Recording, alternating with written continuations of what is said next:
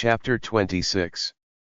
Delman, known as Caliban's master knight and the third of the 5 great swords, was in a very good mood. This was because, on this recent expedition, he had killed Kulkan, one of the 8 chiefs, and rumored to be quite strong among them. Of course, the method he used to kill Kulkan was something that neither Caliban nor the barbarians would ever acknowledge. He had challenged Kulkan to a duel, then, when Kulkan came out alone, Delman used hidden soldiers, various traps and poison to kill him. Even though Caliban and the barbarians were at war, they always respected each other's honor in battle, making Delman's actions outrageously dishonorable. However, instead of feeling guilty for his deceit, Delman smiled with the thought that he no longer had to give up his third position to Deus, one of the newly entered 5 swords. With that thought, he slaughtered all the barbarians who were present at the scene, leaving no one alive. This would have been impossible for him alone, but the numerous soldiers he had stationed outside, so they wouldn't witness the duel, made it achievable. Delman had successfully earned merit, and now all that was left was to return and report his accomplishments. As he made his way back to one of Caliban's forward bases, he saw something that stopped him. He saw it. A man with red hair matching the symbolic power of fire stood with a tense expression. He and his red flame knights were staring at the base, or what used to be the base. The place had become a wasteland. The grey earth was smeared with red blood, ruins lay scattered, and thousands of corpses littered the ground as if they were nothing. However, what drew all their attention wasn't the ruins but the man standing in the middle of it all. Wearing the barbarian's signature leather clothing, he stood proudly at the center of the ruined base. As Delman turned to look at him, the man also turned his gaze towards Delman and started walking toward him. At a glance, it seemed like the man was inviting his own death, as Delman had not only 100 knights but also countless soldiers by his side. No matter how strong this barbarian chieftain was, he couldn't handle such a large force alone. Privacy settings. Yet, despite recognizing the overwhelming odds, Delman's expression was filled with tension. The first reason was the state of the base, now reduced to ruins, and the second was the aura. Although Delman had committed a dishonorable act, he was still a sword master, someone who could cut off a mountain peak with a single slash and claim the lives of dozens of barbarians with one stroke. And as such, he could clearly sense the extraordinary aura emanating from this man. And then, "Are you Delman?" The man's voice echoed, a voice that didn't sound human, and just hearing it for a moment shook Delman to his core. Delman quickly regained his composure and instinctively raised his aura blade as he responded. "Who are you? Then answer me, Delman. Why did you desecrate the sacred and honorable duel? What? Answer me. Why did you sully the great and holy duel, the honorable fight between 2 warriors? Speak." Hearing the barbarian's words, Delman realized that the man was talking about his duel with Kulkan, and he replied, "Ha, this is a battlefield. Isn't it foolish to believe in a duel in such a place?" The barbarian stared at Delman, unfazed, and spoke again. "How dare you speak of the great duel like that?" His voice was filled with clear displeasure. "I already told you, this is a battlefield.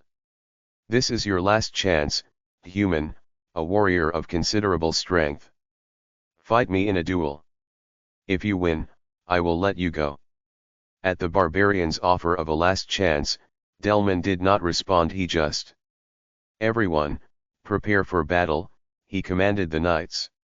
As soon as his order was given, the knights and soldiers swiftly drew their weapons in perfect unison. The knights of the Red Flame, who had fought alongside Delman in numerous battles in the Northern War and led them to victory time and time again, all wore resolute expressions as they drew their swords and deployed their auras. Watching this scene, the barbarian muttered, as if in lamentation and disdain, "Do knights truly possess no honor?"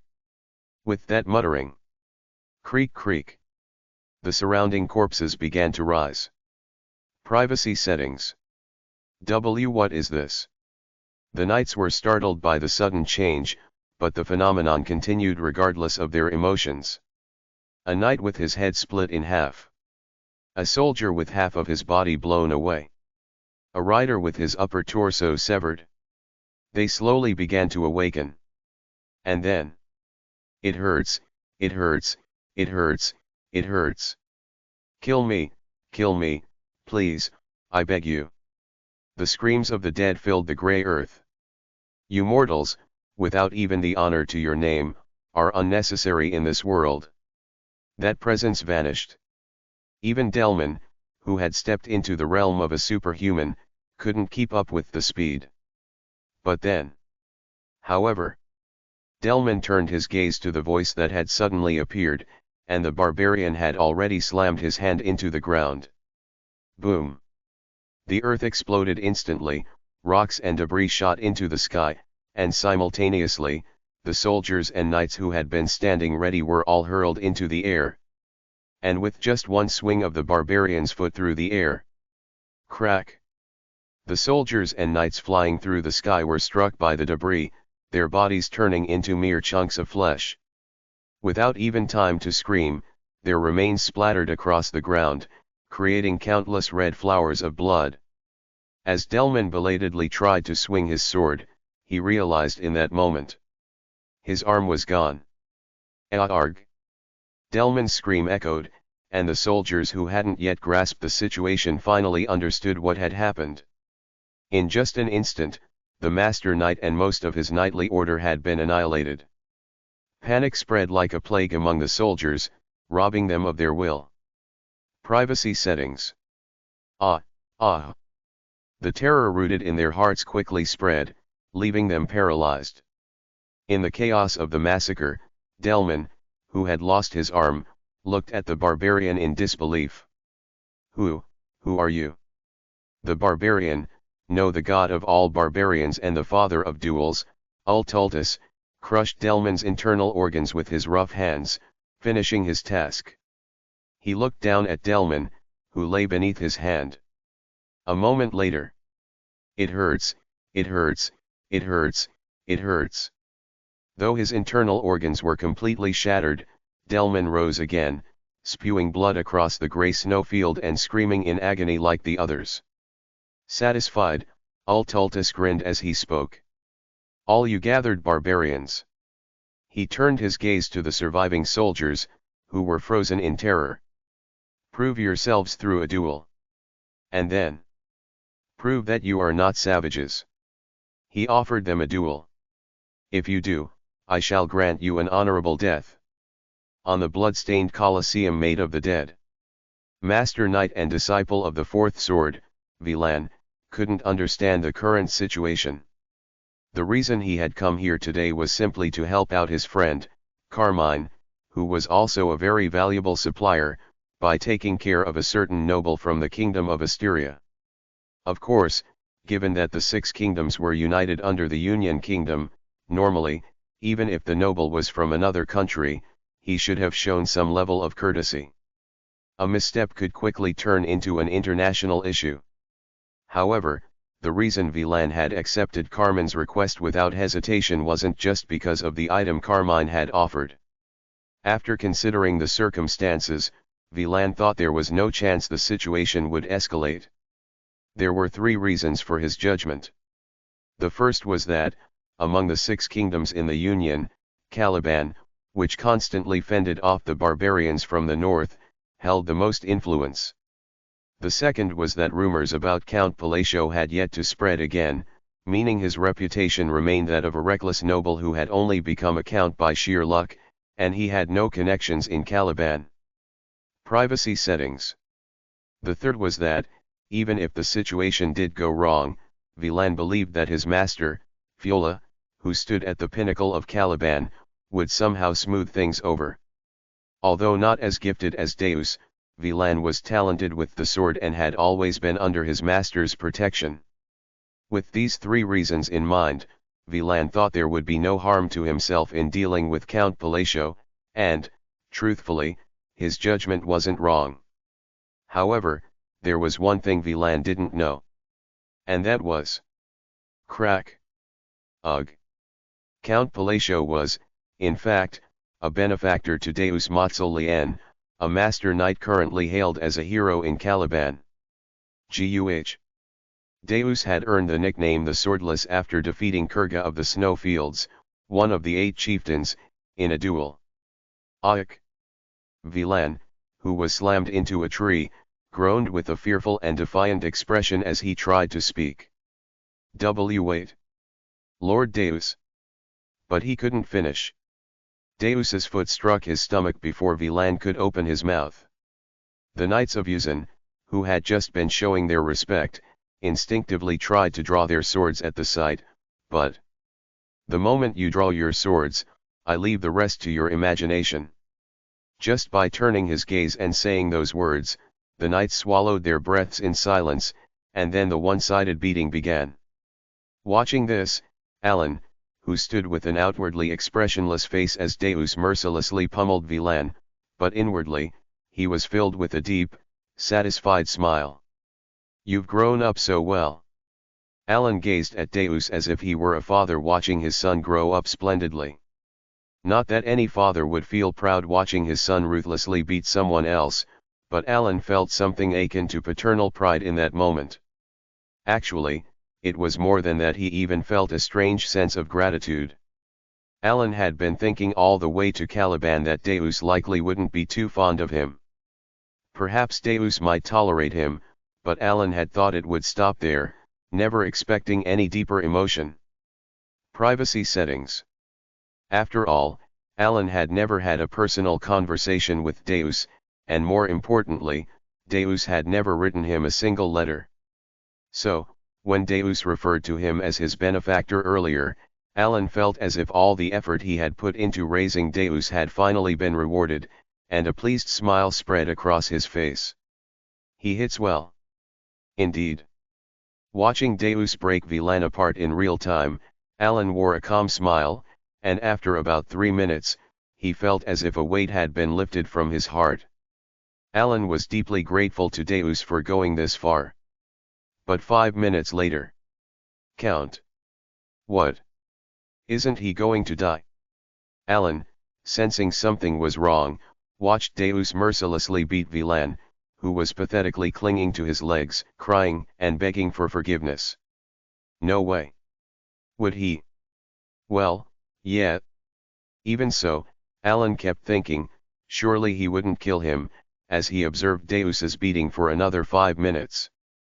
After confirming that Vilan's face was now so disfigured that it no longer resembled the cunning expression it had shown just 10 minutes earlier, Alan broke into a cold sweat and suddenly remembered. The Deus standing before him. Oh! Was one of the 5 great sins.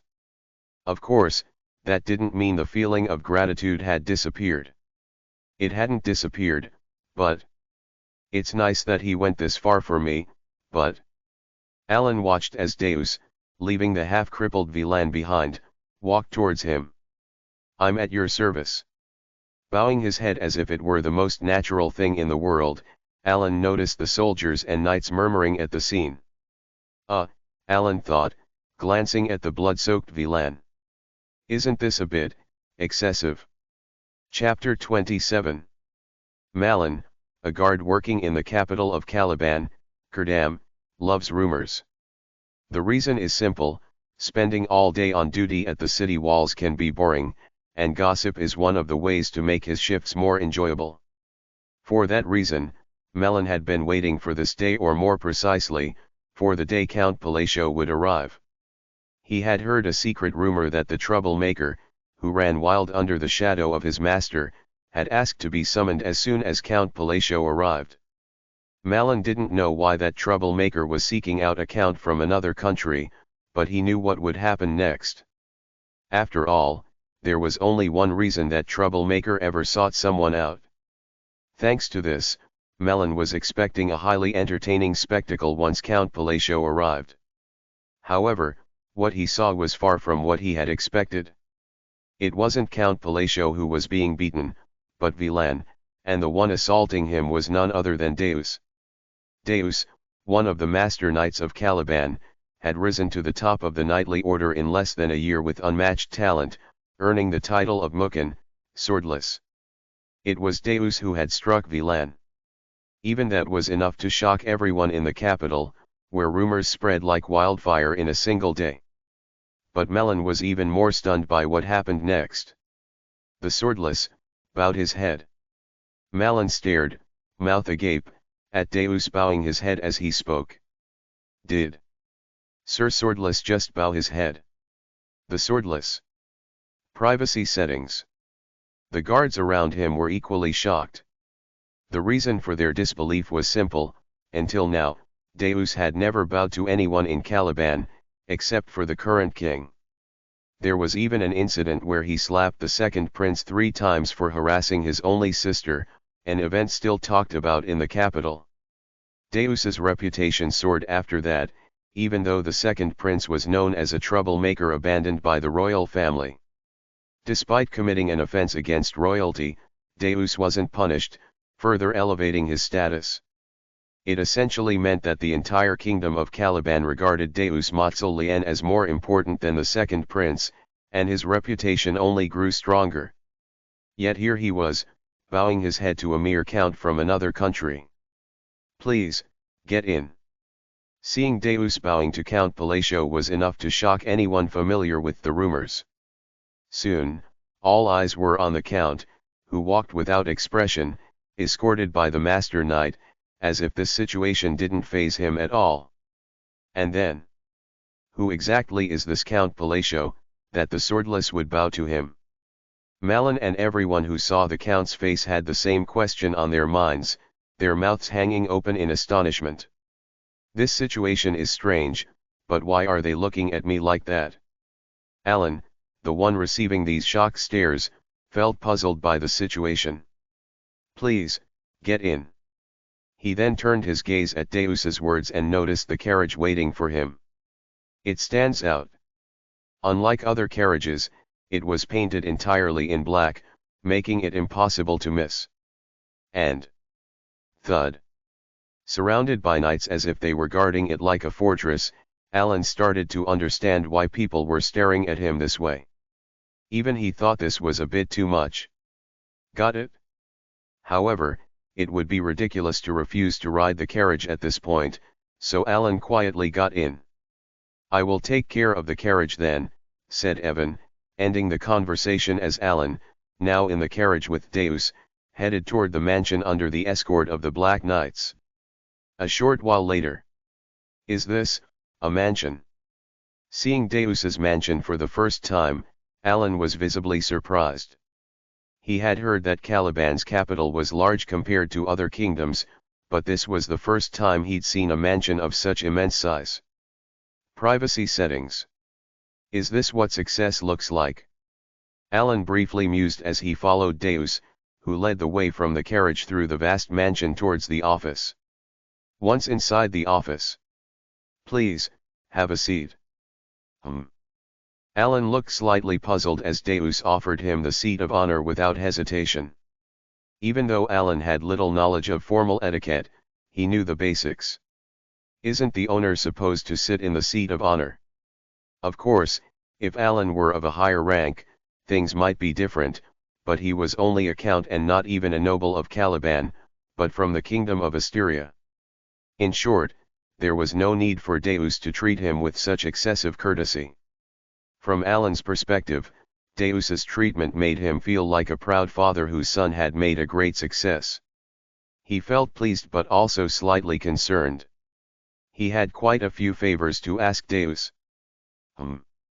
Clearing his throat, Alan sat in the seat of honor, and Deus naturally sat beside him. A heavy silence followed. What should I talk about? Of course, there were many things Alan needed to ask for, but he knew that communication doesn't work that way. First, he needed to make some small talk. But having never spoken to Deus face to face, let alone exchanged letters, Alan felt awkward. Just as he was struggling with the silence. Creak. I'm a bit late. Evan, guided in by the knights, cautiously entered the room, and Alan realized that Evan had brought a gift. Evan, the gift. Understood. At Alan's command, Evan placed the gift on Deus's desk. "This is a gift." At Deus's response, Alan let out a small sigh. He had been wondering how to start the conversation, and now the gift had given him a way in. Privacy settings. "Thank you."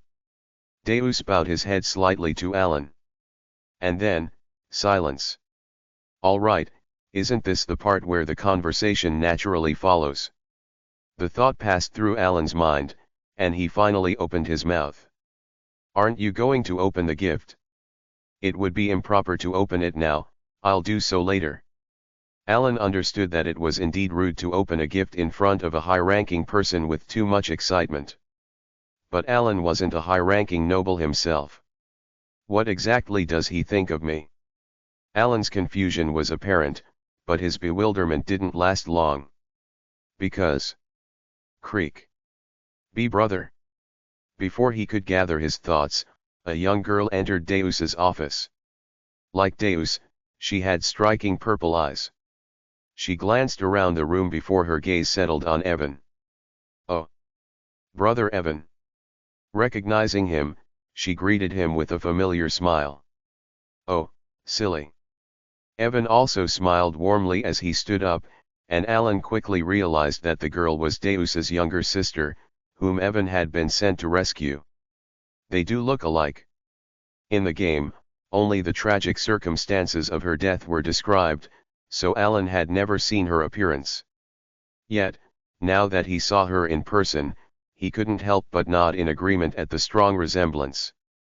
As he turned his gaze to Deus, Alan was startled.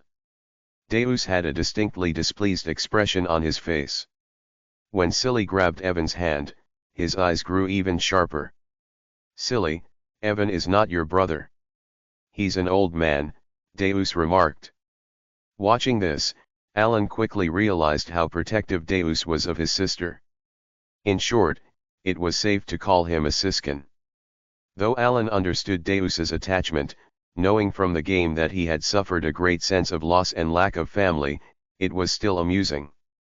As Alan was thinking about this, Silly, who had been playing with Evan moments before, suddenly came over to Alan and spoke cheerfully. "You're Count Palacio, right?" "That's correct. I heard from Evan. You gave the order to save me." Privacy settings. Hearing this, Alan glanced at Deus, then nodded quietly. "I just did my duty. If you died, your brother could have turned into a continental killing machine." "Thank you so much," Silly said, bowing deeply. Seeing her heartfelt gratitude warmed Alan's heart. Even though his actions had been motivated by other intentions, receiving sincere thanks for his good deeds felt rewarding. Alan smiled slightly. After Silly left, the atmosphere relaxed a little. Alan cleared his throat, glancing at Deus, who still wore a subtly hostile expression toward Evan after his sister's departure. "Deus, the reason I've come to see you is that I need a favor." "A favor?" Deus asked, looking slightly confused. "Yes. Is there something strange about that?" Alan responded with equal confusion. "No, nothing. Please, go ahead." Though Deus's words seemed a little odd, Alan paused for a moment. He found it hard to speak now that it was time to make his request. He had two favors to ask of Deus, and both were likely to be somewhat difficult. After hesitating, Alan finally spoke up with the first request. "I need to go to the north. Could you accompany me?" "Of course." Alan blinked, surprised at how easily Deus agreed. "Is it really that simple?" "Yes, I was planning a northern expedition anyway." Hearing this, Alan felt relieved. The first request, at least, turned out to be relatively easy. Taking a deep breath of relief, Alan made his second request. "Could I borrow the Ring of the Arrogant One from the Caliban Royal Treasury?" As he made this request, Alan watched Deus carefully. After all, asking to borrow something from the royal treasury was essentially like indebting oneself to the royal family, and it could be quite a tricky matter for Deus. No matter how powerful Deus was, he was still bound by the political interests of the kingdom of Caliban. However, the ring of the arrogant one was essential for Alan's plan, and he had to ask, even if it put Deus in an awkward position. Of course, I don't want this to cause you any trouble, Alan began, trying to soften the request and offer compensation, but... Understood, Deus interrupted. Privacy settings. What? I will retrieve the ring of the arrogant one right away. Deus bowed slightly as he spoke, leaving Alan bewildered once again. Wait, this is good, but, is it really okay? With a slightly dazed expression, Alan asked, you know where it is, right? I've heard it's in the royal treasury of Caliban. And isn't it a bit difficult to get it? It usually takes about a week by normal means, but if you wish, I can retrieve it immediately. Is there a way to do that? Curious about Deus's bold claim, Alan inquired. Deus paused for a moment, seeming to consider something, then replied. The king might be a bit troublesome, but I can handle about 50 people, so it shouldn't be too difficult. Huh. Evan, who was nearby, was visibly taken aback, and though Alan didn't show it as openly, he was just as baffled by Deus's unwavering determination. Is this his way of showing how far he's willing to go for me? Interpreting Deus's words as a sign of his loyalty, Alan hesitated before saying, no, there's no need to go that far. Understood. I will retrieve the ring as quickly as possible. Deus looked somewhat disappointed as he agreed. Alan, for a brief moment, thought, I just wanted you to borrow it, but he quickly nodded in response. He really cares about me, but isn't this a bit much? And with that thought, Alan spent a day at the mansion while waiting for the ring to be retrieved. I've brought it. What? Alan stared at the precious jewel-encrusted box containing the ring of the arrogant one. And then? What? Count, did you hear? Yesterday, Deus apparently caused a ruckus at the royal palace demanding the treasure. I also heard he slapped the second prince again. At Evan's report, Alan was left utterly speechless. What is going on? Alan began to realize something was off about Deus. Privacy settings. Chapter 28. 3 days had passed since they obtained the ring of the arrogant one and began preparing to leave for the north. By the time the knights and soldiers had finished preparing, the expedition force had already departed for the north. Not long after their departure, Deus Mausolien. A man approached Deus. He had long blue hair and a vertical scar across his face. This was Fiola, one of the master knights of Caliban, known as the Fourth Sword. You laid a hand on my disciple, Fiola said, his expression cold, his eyes betraying a hidden fury. Deus, with an indifferent expression, responded, your disciple acted rudely towards my benefactor. Ha, and that gives you the right to beat someone else's disciple senseless. Do you think it doesn't? Deus replied. Fiola frowned at Deus's words. His anger was clear on his face, and the intense energy he exuded filled the air, causing the knights around them to break out in a cold sweat. However, Deus, who took the full brunt of this power head-on, remained unfazed. You're lucky I didn't kill him, Fiola. Deus's aura turned even more ominous, emitting a terrifying purple energy that pressed down on Fiola. The tension between them was so thick that it seemed like a sword fight would break out the moment someone drew a weapon. But after a moment of silence. Privacy settings. TCH. Fiola was the first to turn away. Clicking his tongue, he glanced at Count Palacio, who was standing behind Deus.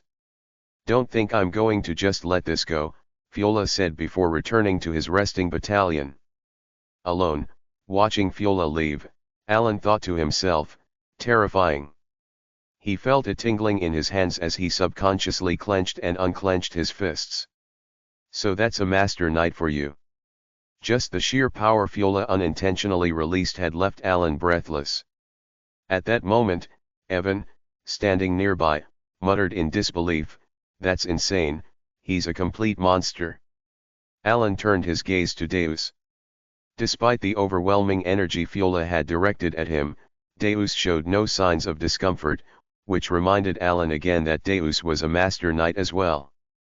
It wasn't that he ever forgot this fact, but Deus had been rather humble towards him recently, so seeing this side of him was a fresh reminder. "Honestly, he's kind of rude to everyone else except me," Alan mused. He recalled rumors from a few days ago about Deus and thought of the time Deus had snapped at Evan, telling him, "Shut up, old man." Rescuing his sister must have been the right move after all, Alan thought to himself. Initially, he hadn't understood why Deus was so obedient to him, but now it was becoming clear. In fact, he didn't even need to guess anymore. Just watching Deus around his sister was answer enough. Maybe in the future, if I call for help while running my estate, he'll come running to save me. Alan grinned at the thought, though deep down he knew Deus wouldn't go that far. He shrugged lightly and returned to his carriage. The expedition to the north continued. 2 weeks and 3 days later, the expedition force crossed the border between Caliban and the north and arrived at their first outpost. There, they received 3 pieces of news. The first was the death of Delman, the third sword, who had gone missing after news came that the eastern outpost of Caliban had fallen and the enemy appeared. The second was that Kiriana, the second sword, who had been leading an advanced expedition to the western outpost, had suffered severe injuries in battle against the enemy. And the final news was undead, you say? The messenger reported that the enemy was approaching the outpost, leading an army of the undead.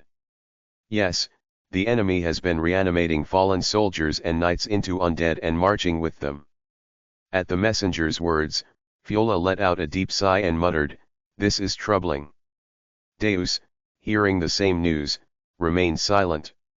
If the messenger's words were true, the situation was clearly unfavorable for Caliban. Privacy settings. The atmosphere in the meeting room was tense. Even the master knights and the nobles leading the soldiers were reluctant to speak. Finally, one of the nobles cautiously suggested, "Perhaps we should retreat." That simple suggestion unleashed a flood of opinions from the other attendees. "Are you serious? You want us to turn our backs and run from the barbarians?" "That's not what I meant. I'm saying we should wait for a better opportunity.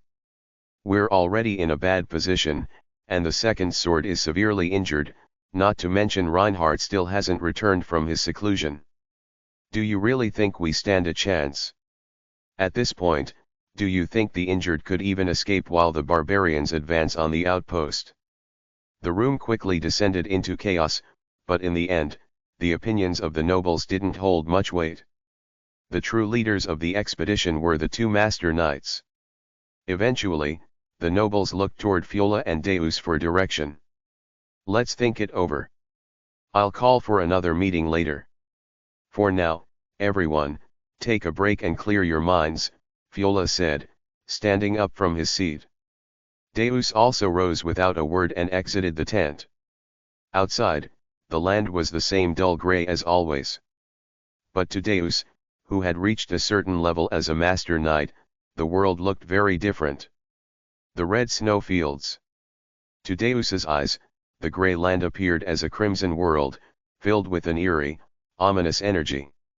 The sky, consumed by this sinister red mana, was both beautiful and terrifying, a sight that even made someone as strong as Deus feel a faint sense of intimidation. He silently observed this strange world. After glancing at Fiola, who was likely seeing the same scene, Deus turned his gaze elsewhere. There, he saw Alan, the great moon. Even though this terrifying world lay before him, Alan showed no signs of fear or awe. Instead, he sat calmly by the fire, eating a sweet potato with a blank expression. Unlike Deus, who couldn't tear his eyes away from the crimson sky, Alan hadn't glanced at the ominous landscape even once. He simply muttered to himself while eating. Diffraction, compression, focal point, annihilation. The great moon mumbled incomprehensible words as if he had seen this world countless times before, words that Deus couldn't begin to understand. Watching him, Deus felt a surge of curiosity about Alan's purpose for being in the north. Of course, Deus had a rough idea that the great moon was here to deal with the enemy, but that didn't quell all of his questions. After all, from Deus's perspective, the great moon didn't seem particularly powerful, neither now nor in the past. Maybe he just can't see what I'm seeing. Deus glanced back up at the red sky. This scene was one that only those who had reached a certain level of enlightenment could see. The eerie landscape was enough to make him frown instinctively. But what if it was simply that the great moon couldn't see the scene? If that were the case, his behavior might be somewhat understandable. Just as Deus was pondering this. Privacy settings. Ugh, seriously, back off. A loud, high-pitched voice suddenly caught Deus's attention. Turning to the source, he saw a knight facing off against a mage. Please, just a little more help. You know how dire the situation is, the knight pleaded. I know that. But no matter how hard I try, I can't do anything more. I have to leave. Even so, just one more time. No. I told you, it's impossible, you idiots. The mage screamed hysterically, while the knights continued to press her. Deus easily recognized the knights by their armor. They were members of Silver Shade, the knight order serving the second sword of Caliban, Kiriana. Opposite them stood Penia, the deputy tower master of the Blue Tower. Ugh, dragged out here for research when I have so much work to do, why won't they just leave me alone? Penia complained. But shouldn't saving lives come first, the knight insisted. I'm telling you, I've done everything I can. There's nothing more I can do. I'm not refusing out of laziness, I've already done all I can. Watching the tantrum of Penia, the young prodigy of the magic world who had reached the 6th rank at a young age, Deus felt a moment of confusion but quickly understood. He remembered that the Caliban outpost was working in collaboration with mages from the Blue Tower to research the barbarians' rituals. Deputy Tower Master, huh? She's strong, Deus thought, noting the remarkable energy emanating from her. As Penia continued pushing the knights aside in frustration, she noticed Deus standing in her path. She scowled and was about to speak. What are you? But froze before she could finish. Deus raised an eyebrow, confused by her sudden silence. But then he realized that she wasn't looking at him, but at someone behind him. Why? Penia's trembling voice broke the tense air, and terror filled her eyes as if she had seen something that shouldn't exist. Her body suddenly shook, and Deus instinctively followed her gaze. Standing there was Alan, who had just been munching on a sweet potato a moment ago. Now, he was staring back at Deus and Penia with a puzzled expression. A brief moment passed, and then... It's been a while, Deputy Tower Master, Alan greeted calmly. Why yes, hello. Penia stammered, suddenly acting like a scared kitten, her head lowered, all traces of her previous hysteria gone. How have you been? Alan asked. I've been well. Watching Penia, whom Deus had previously regarded as a powerful figure, now cowering like a stray cat, he couldn't help but be baffled. Privacy settings. Was I simply ignorant all this time? Deus thought, quietly reflecting on his understanding of the situation. Chapter 29. Most of the members of the Eclipse Order, led by Deus Motzelian, supported Alan. However, they acted that way solely because Alan was considered Deus's benefactor. In reality, their feelings toward Alan were close to indifference. To the Knights of the Eclipse, Alan wasn't particularly special, aside from being Deus's benefactor. Even if there were emotions involved, it was only due to the jealousy some young knights felt when they saw how Deus treated Alan. Other than that, there were hardly any feelings toward him at all. In short, the knights didn't hold particularly positive sentiments toward Alan. But at least for this moment. Vice Tower Master, may I ask you a favor? Yes, yes. What kind of favor? The knights could only stare blankly, mouths agape. Could you make a potion of Levition? Remedions, potion. Yes. Can you do it? Ah, yes, of course. Absolutely. Not only the Knights of Eclipse but even the Silver Knights, who were just recently berated by Peenia, were shocked.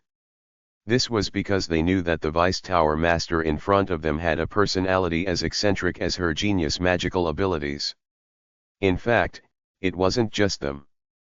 Any knight who had ever gone on an expedition to the north would have heard stories of the hysteric Peenia. Privacy settings. When heading north, wizards from the Blue Tower, who were often summoned at the same time, would always complain about Peenia's unbearable personality, so it was impossible not to know. Thus, the knights, aware of Peenia's notorious character, were even more astonished. Just to check, do you happen to have or know how to make the elixir of exceptionality? I don't have it, but I think I could make it. Could you also make that for me? Well, it takes a lot of time, and I have other things to do. I really need it. I'll do it. I promise I will. The knights couldn't believe what they were seeing. Peenia, the Vice Tower Master of the Blue Tower and a 6th-ranked wizard, was obediently following the Count of Palatios' orders. No, more than obediently, she was contorting herself to avoid upsetting him in any way. The knights found it utterly unbelievable. And of course. What the hell? The same went for the wizards who had been dispatched from the Blue Tower with Peenia, enduring her constant scolding and shedding tears of blood from the torment. What is this? Am I seeing things? Has the Vice Tower Master completely lost it? The wizards, who looked on as if they were witnessing the end of the world, gasped in disbelief. She refused to make that last time because it was too difficult and spent weeks complaining, but now she's willing to make it. Am I seeing this wrong? Did someone cast an illusion spell as a joke? Are you stupid? If someone had cast an illusion spell, they'd have to cast silence on the Vice Tower Master as well, and who has that kind of spare magic power? They were so shocked that they even subtly tried to dispel any lingering magic, thinking perhaps another wizard was playing a trick. And then, thank you. No, it's something I should do. How much payment will you need? Payment, you mean? It's only natural to pay for the favor I've asked. Just tell me, and I'll have it sent to the magic tower later. Privacy settings. Oh, well. However, if it's a bit expensive, the payment might be delayed. The finances haven't been great lately. Just give me 1 gold coin. 1 gold coin? Isn't that too cheap? No, it's fine. Yes, it's totally fine. Well then, I won't refuse such a generous offer. As they watched Peenia, who was smiling and accepting just 1 gold coin for 2 potions that normally cost hundreds of gold coins to make, both the knights and the wizards wore blank expressions. They soon all turned their gazes toward Alan. The knights' faces were filled with amazement, while a look of reverence appeared on the wizards' faces.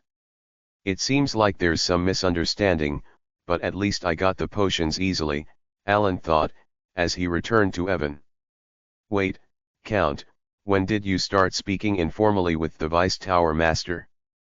I'm a noble, so I just spoke informally. No way. Excuse me? But, as far as I know, the Vice Tower Master is treated as a quasi-noble, and it's standard etiquette to speak formally to each other. Is that so? Yes. Realizing that he had been somewhat rude to Peenia, Alan let out a quiet sigh. With this, I've gathered all the cards I need to play. Not long after, Alan obtained the Levition's potion and the elixir of exceptionality from Peenia. A few hours later, He heard Deus's words. Retreat. Yes. Deus began explaining the current situation, and Alan nodded slightly as he listened. It's true, they don't seem capable of fighting. Alan recalled the many injured soldiers and the expressions of terror on their faces when he had arrived at the forward base. The knights looked relatively fine, but their expressions weren't good either. The only people walking around with calm expressions were the wizards, who were here to investigate the ritual, not to fight. As for the wizards, they already fled. Alan glanced around. Unlike earlier, when the area was bustling with wizards, there were none to be seen since Penia had delivered the potions. Realizing that the wizards had already hit the escape button after sensing the danger at the forward base, Alan heard Deus's question. Privacy settings. What do you intend to do? Without hesitation, Alan replied. I will stay here. The reason Alan had brought so many items to Caliban, including borrowing the ring of the arrogant one from the royal family, was to deal with the outer god. Without dealing with the outer god, the future he foresaw would be nothing but a disaster. As Alan was reviewing the plans in his mind. Why? Suddenly, a terrible scream came from the distance. He immediately stood up and rushed outside the tent. There, he saw a wizard screaming wildly, along with other wizards fleeing frantically toward the forward base. And then, behind them, the undead were approaching. It's the undead. Ah! The soldiers screamed, as if recalling a recent nightmare, and gathered at the entrance with their swords drawn.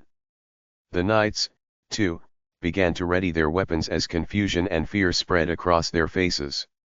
Despite the sudden chaos, Alan quickly grasped what had happened. A raid. Realizing that the outer god had moved even faster than the fleeing wizards anticipated, Alan's thoughts came to a halt as everyone, draw your swords. With Fiola's urgent shout from the barracks, the battle began. The undead who charge in blindly without any tactics or strategy are far inferior in combat strength compared to a well-trained army. Even if the necromancers of this continent were to raise the undead through necromancy, they could never overcome well-trained soldiers. However, please, save me. Aik. This unit of undead was fundamentally different from those controlled by ordinary necromancers. Die. Just die. Please. The soldiers thrust their spears into the undead. Some aimed for the heart, others the head, and some targeted the legs. The soldiers' spears pierced various parts of the undead bodies. If these were corpses raised by a necromancer, the damage inflicted would have been so severe that they should have already ceased to function. Privacy settings. But, even with spears lodged in their bodies, the undead continued to advance. The sight of them walking forward with spears still embedded was more than enough to instill terror in the soldiers. Squelch. Grrk. A soldier instantly died, his throat pierced by the sword of an undead. The situation became even more dire as the undead immediately attacked the soldier next to him. The seed of fear planted in the soldier's instincts was more than ready to bloom. Their formation crumbled, and in an instant, the battlefield descended into chaos. This, in turn, increased the number of deaths, which only led to more undead rising from the fallen, creating the worst kind of vicious cycle. Yet, despite the grim situation, the soldiers gritted their teeth, their bloodshot eyes wide open as they continued to fight. Why? Because they still had hope. The knights, wielding aura-infused weapons, were quickly cutting down the overwhelming numbers of undead, reducing them by the thousands. The wizards, who had joined the battle later, were eliminating the undead even faster than the knights. Among them, the magic unleashed by Penia was particularly astounding. Icicle. Crack. Crash crash crash. Her magic was nothing short of extraordinary. Hundreds of undead advancing toward the soldiers were instantly frozen and shattered into pieces, a truly magnificent spectacle. However, even more than Penia, the figures that filled the soldiers with hope were the two master knights present, Fiola and Deus. Of the two, Deus's presence was especially overwhelming. SSSHT. Dozens of undead surrounded him. Some were soldiers with large wounds on their heads, others were knights with gaping holes in their chests. But in an instant, the hundreds of undead around Deus suddenly halted, as if time itself had stopped. And then, swish! With a single light horizontal sweep of Deus's sword, all the frozen undead were precisely cut in half. One strike. Hundreds of bodies. An overwhelming display of superhuman strength that brought hope to the eyes of the soldiers and knights. But just then, boom! With a deafening explosion, the outer god descended in the middle of the battlefield. Privacy settings. For a moment, the movements of the undead halted, and the eyes of the soldiers shifted toward the new arrival. The sheer overwhelming presence of the outer god filled the battlefield, and even Deus and Fiola couldn't hide the tension that appeared in their eyes. As the ashen dust cleared, revealing the figure of a man, everyone held their breath. Though he wore the clothing of the barbarians, his form had transcended anything that could still be called human. His massive physique and blue skin indicated that this being had long left the bounds of humanity. And then, barbarian, do not defile the sins of those who do not know honor. With that, the voice of Ulthultus echoed, and the undead began to rise again. The bodies that had been shattered into pieces by Peneus started to mend, fusing together like slime and regenerating their physical forms. The corpses that had been severed by Deus's sword also began to reform. In that moment, SSSHT. Fiola, who had been silent until just moments before, suddenly appeared right in front of the outer god. His sharp instinct led him to realize that the tide of the battle had shifted the moment the undead resurrected, and they could no longer secure victory. As one of the fastest master knights of Caliban, possessing the power of divine speed, he struck before Ulthultus could even react. Thunk! Fiola's sudden strike pierced Ulthultus's heart.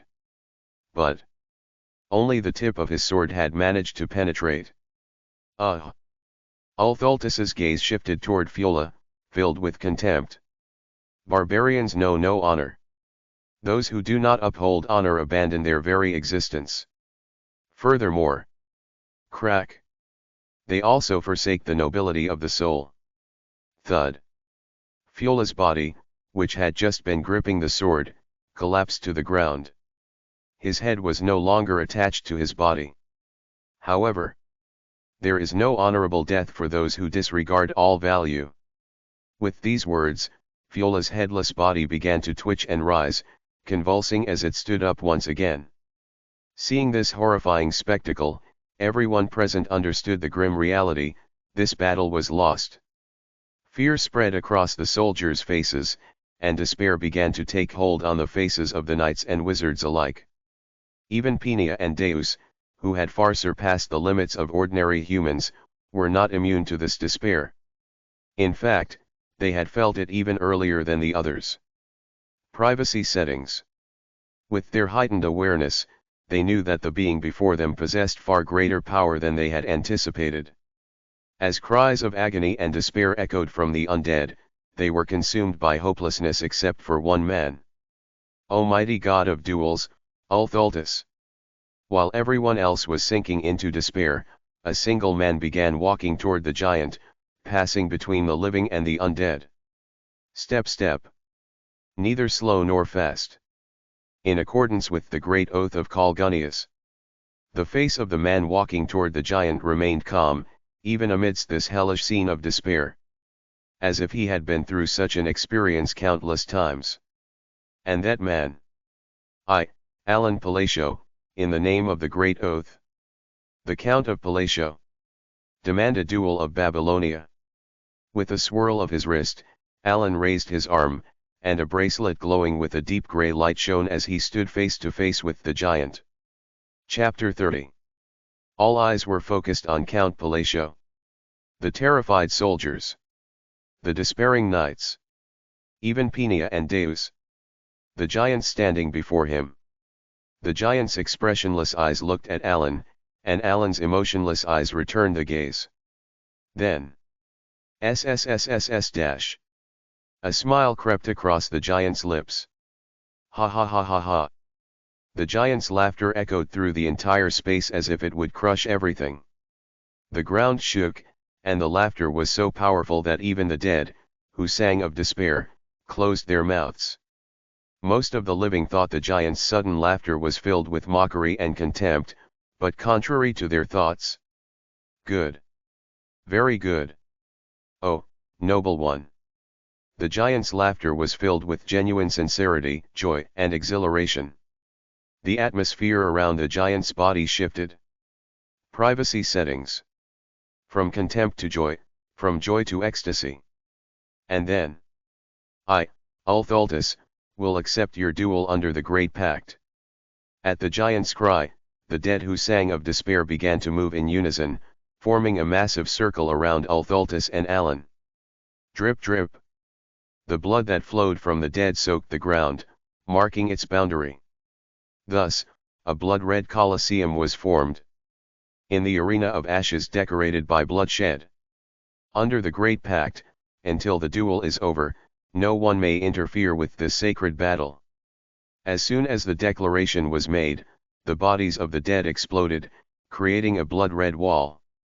With that, a thick smile appeared on Ulthultus's face. It was a clear expression of delight. However, in contrast, Alan's face remained utterly emotionless. But I want to go home. Behind his impassive face, Alan was trembling with desperate fear. No matter how many times he reminded himself, the reason Alan came to the north was to kill the outer god Ulthultus standing before him. For that, Alan had prepared everything he needed to face the god ever since hearing of the god's awakening. Now all that remained was to carry it out. Yet, despite being fully prepared, Alan's mind was filled with fear from the overwhelming pressure emanating from the god, far beyond his imagination. Stay calm. Even though he had taken the elixir of exceptionality, which was supposed to stabilize his mental state, Alan barely managed to soothe his restless heart, but unlike his emotionless face, his heart began to pound uncontrollably. It wasn't just the instinctive pressure the god exuded. There was one thing that differed from his expectations. Why has the manifestation process advanced so much already? All outer gods, once they descend, take time to adapt to reality and eventually complete the process of becoming a wise god. Ulthultus should have been no different. And yet, despite this, Ulthultus's manifestation had progressed faster than expected. Though there should have been about a month remaining, the outer god before him was already close to becoming a complete wise god. It was clear to see. This rapid progress in manifestation was a factor Alan had not anticipated. Privacy settings. The closer a god gets to becoming a wise god, the stronger they become. But more curious still. O noble one who bloomed amid savagery, why do you know of our pact, though you are not of this era? As Alan swallowed dryly, recalling that point, Ulthultus questioned him. However, Alan no longer had the luxury to respond leisurely to his words. Can I do this? Countless doubts and confusion filled his mind. Ulthultus, who had become far stronger than expected, was shaking the resolve that Alan had barely maintained with potions, but he soon shook off the negativity. From the moment he had reached this point, Alan knew there was only one path left for him to walk. As Alan sorted through his confusion and fell into silence, Ulthultus, still in high spirits, smiled broadly and spoke. If you don't wish to speak, so be it. You have the right. Then, let us begin the sacred duel. As the giant's smile deepened, he raised his arm. The duel of Babylonia. Ulthultus began to step toward Alan. With each step, the ground, stained with ash and blood, echoed with noise and left footprints, yet Alan made no move. He simply stood there, waiting for the being before him. And then. Thud. Even when Ulthultus reached him with a massive sound and raised his fist, Alan remained silent, merely watching. From a distance, curious voices of the living began to rise, but Alan maintained his silence, observing the giant's actions. The reason was simple. The rules. To flee or move in this situation would violate the rules of the great Babylonian duel, which had existed in the forgotten age of gods. There were only two rules in the Babylonian duel. 1. The attacker and defender take turns, and the defender cannot move. 2. The one who requested the duel must yield the first attack. This turn-based style of duel meant that if Alan moved even a single step, the significance would be lost. Moreover, doing so would strip him of the chance to deal with the outer god before him. Without the restrictions of the duel, there would be no way for him to kill this god, who could effortlessly slaughter even master knights in a single strike. Privacy settings. In other words, this duel was the only means for Alan to impose restrictions that would allow him to win. Fixation. Thus, the only thing Alan could do in this moment was defend. Muttering under his breath, a sphere appeared before Alan. Condensation.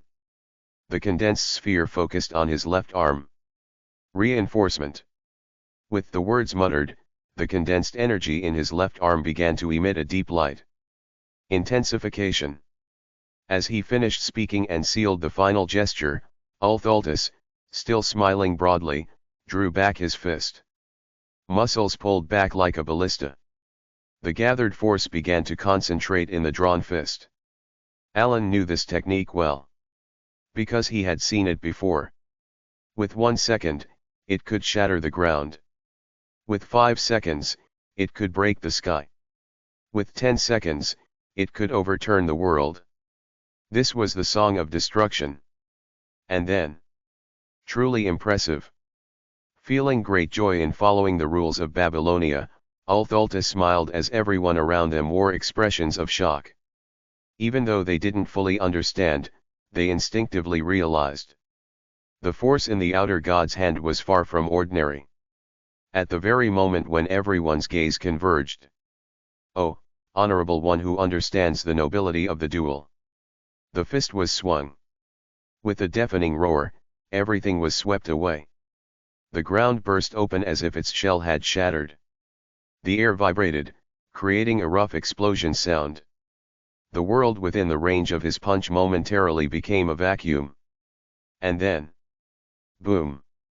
Privacy settings. Following the delayed, ear-splitting explosion, gray dust scattered in all directions. This is unbelievable. They could see it. The world, utterly obliterated, with nothing left where Ulthultus's fist had struck. A massive cone-shaped crater formed in the ground, and the gray sky cracked open, allowing a purple sunset to cast its light over the land. Overwhelming power. As the living, who had been staring blankly at Ulthultus standing against the sunset, began to feel a mixture of despair and awe. The Count, he's still alive. What? What do you mean? Everyone's gaze shifted toward the conical space at the murmuring of one knight. And then, unbelievable. Along with the knight's low curse, they all saw it. Count Palatio, drenched in blood, was standing up. The count's condition was far from normal. His right arm hung limply, unable to exert any strength, and the blood pouring from his body seemed to signal that his death was drawing near. Yet, despite such circumstances, Alan stood firm, staring straight at the giant without a trace of emotion. As the lotus-shaped pendant around the count's neck turned to ashes and vanished. The conditions have all been met. The count's voice echoed. I invoke the oath. The ring of the arrogant one is an item that, like the oath he originally acquired, grants power in exchange for a price. The difference in the game is that the item you obtain varies depending on whether the protagonist's class is a mage or another profession. There are two other differences. One is that unlike the oath he originally used, the ring offers 4 oaths at once. The other is that, unlike the original oath, the ring's activation condition is that the wearer must be in a near-death state. Thus, All the conditions were met. He had intentionally drawn the outer god into a duel with restrictions. Privacy settings. He had blocked out most of the pain with the potion of Leviathan. He had used the one-time artifact he acquired before stopping at Caliban, the Pendant of Reincarnation, which ensured survival no matter how grievously injured to withstand the god's attack. He had obsessively reinforced only his left hand, holding onto the recovery potion, to force it into his mouth. And with that, he fulfilled the conditions for the oath. I shall perform it. In the frozen moment of time, Alan, having completed the oath, looked ahead. Before him stood the giant, filled with great joy, arms spread wide, unmoving. As if waiting for Alan's attack, the giant did not move an inch. Alan staggered, stretching out his unscathed left hand. It took so long to prepare the potion of Leviathan, and without it, I wouldn't have even been able to stand. A reflection uttered amidst the dull pain. Even after taking the pain-suppressing potion of Leviathan and forcing the highest-grade recovery potion into his mouth, Alan's body was still broken. Unless it was an elixir, his body couldn't be instantly healed. But for now, being able to lift his left hand was enough. The giant, who revered duels, had reached the pinnacle of savagery and gained honor, would neither interfere with nor avoid Alan's attack. No matter how long it took to prepare that attack. As Alan watched the magical aura spiral upward from his raised hand, twisting into a vortex, he recalled the oath he had just made and smiled faintly behind his expressionless face. The nature of the oath, requiring a great sacrifice in exchange for greater power, had made his restrictions even more severe than originally planned. Ulthultus had grown stronger due to his rapid manifestation, exceeding Alan's expectations. However, now, Alan was certain. This strike would reach the outer god. Crack. As the spiral of electricity began to twist with a bizarre sound, Alan muttered under his breath and recalled the 4 oaths. Refraction. The first oath. To twist the laws of the world when using magic on this frozen earth. Point. Privacy settings. The second oath. To twist the laws of the world when using magic in a near-death state. Condensation. The third oath. To twist the laws of the world when facing a god with magic. Annihilation. The fourth oath. To twist the laws of the world when facing the great dual god Ulthultus with magic. Alan looked ahead. Before him, a massive line of red lightning had formed. Thin and long. Illuminated by the purple light of the setting sun, it gleamed a deep crimson. The grey magic flowing from the bracelet on his left hand enveloped the red line of lightning like smoke. In the eyes of the knights and soldiers, Alan's figure stood against the backdrop of the sunset. In the eyes of Deus and Penia, 2 eyes appeared behind Alan, etched into the sunset. With that line of silence. As Alan murmured, a blinding white flash shot toward the smiling giant. Boom. The grey land briefly regained the appearance of a pure white snow field. Chapter 31. The dazzling flash that had reclaimed the snowy white expanse, capturing everyone's gaze, lasted only for a fleeting moment. As the brief instant passed, the snow field, leaving behind only dust and a snowstorm, returned once again to its ashen state. All fell silent. A silence so profound that even the smallest breath felt forbidden. Only the faint sound of crumbling gravel and dust filled the space, as the living gazed upon Alan with varied expressions. The soldier's eyes were filled with awe.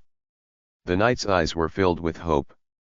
However, Alan, the one receiving these gazes of awe and hope, merely maintained a blank expression. To be more precise. Please, please, please. He was praying fervently. He sincerely wished that with this strike, the outer god would be annihilated. But, with a low murmur of regret from someone nearby, Alan realized that his prayer had not reached the heavens. A giant stood there, arms raised triumphantly, facing the sunset with an expression of joy. A massive hole pierced through his chest. Impressive. A low voice. The sight of the giant, smiling brightly despite his heart being pierced, filled both the soldiers and knights with a reverence that transcended fear. But for Alan, it was a feeling of endless despair. It's over. His attack had indeed succeeded in delivering a direct hit to Ulthultus. However, the problem was that it had only destroyed the heart, rather than obliterating the entire body. Privacy settings. Was my firepower insufficient? Objectively speaking, for someone who had only recently reached the third tier of magic, the fact that he could even muster this level of firepower was due to various factors. Among them, the constraints played a significant role. The use of Babylonian phrases and beastly power were clear restrictions, but this time, the constraints he had placed were even more limited. In fact, designating a species or a specific enemy in a constraint amplifies the pure power of magic by over 100% and 200%, respectively, even in games. Additionally, the time spent on incantation, which normally would be impossible for an offensive spell, had extended to dozens of seconds, allowing him to produce this level of firepower only because the opponent could not avoid the attack. By preparing auxiliary magic that sets the coordinates during the spell's initiation, allowing for an even higher level of firepower, he had finally been able to unleash such a powerful spell. In short, the magic from a moment ago was Alan's strongest and only trump card at this point in time. Thus, with this attack having failed, Alan's defeat was inevitable. His attack had indeed destroyed the outer god's heart, but destroying just the heart wouldn't make the outer god vanish. As if to prove this, Ulthultus stood proudly in the same spot, still smiling broadly. His body was covered in burn marks, and there was a gaping hole in his chest, but that majestic smile remained. "Ah, I see. So you were still holding on to your will." Muttering words that only Alan could hear, the giant spoke in cryptic tones, causing Alan to drop the hands that had been clasped together in a seal. Even at this moment, the effects of the highest grade potion continued to restore his body. Though his body was still uncomfortable, it had recovered enough for him to move around, but that meant little. Alan, who had exhausted all the magic in his bracelet due to the recent spell, no longer had the strength to continue fighting. Because of this, his expressionless face concealed a gloomy mood as he raised his gaze with some doubt at Ulthultus' next words. At that moment, he saw it. Ulthultus' body was slowly beginning to disappear. Reflecting the light of the setting sun, the giant started vanishing from his feet upwards, and Alan wore a bewildered expression. Is he disintegrating? The thought flickered briefly in his mind, but Alan quickly shook his head. He had never seen an outer god's dissolution happen in such a manner. The moment of confusion passed. Impressive, noble one. I never imagined you would even carry rank within you. Though Alan was confused by the outer god's words, he continued to listen. Boom. With a great smile, Ulthultus sat down heavily, propping his chin on his hand before speaking again. Noble one, though we exchanged blows but once, it was truly magnificent. Indeed, the black one and the blue one have chosen well. Privacy settings. Alan, perplexed by the sudden voice in his head and the mysterious words, felt a surge of questions. Of course, his face remained expressionless, showing no sign of his inner thoughts, so Ulthultus continued speaking. Since I have lost the duel, I shall give you a gift. I shall also bestow you with authority. With a grin. Remember us, the ones who retain the mystery and legacy of the forgotten great god.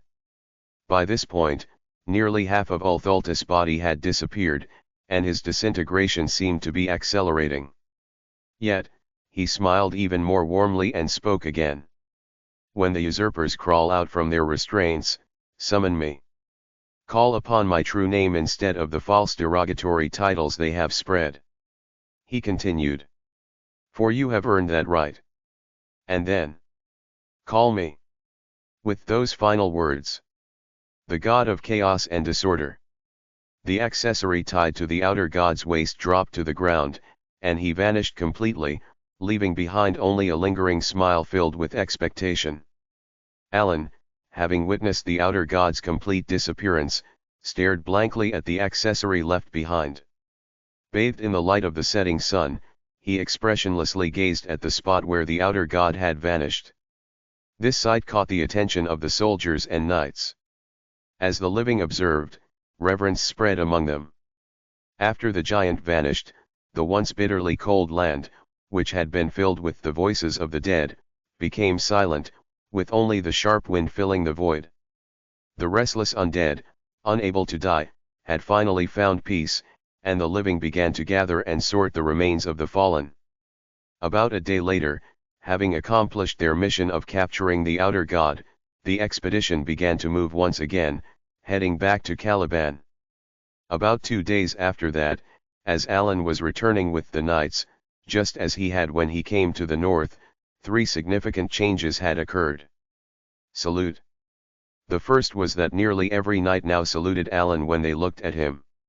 While the relationship between wizards and knights had never been particularly bad, there was still a degree of rivalry.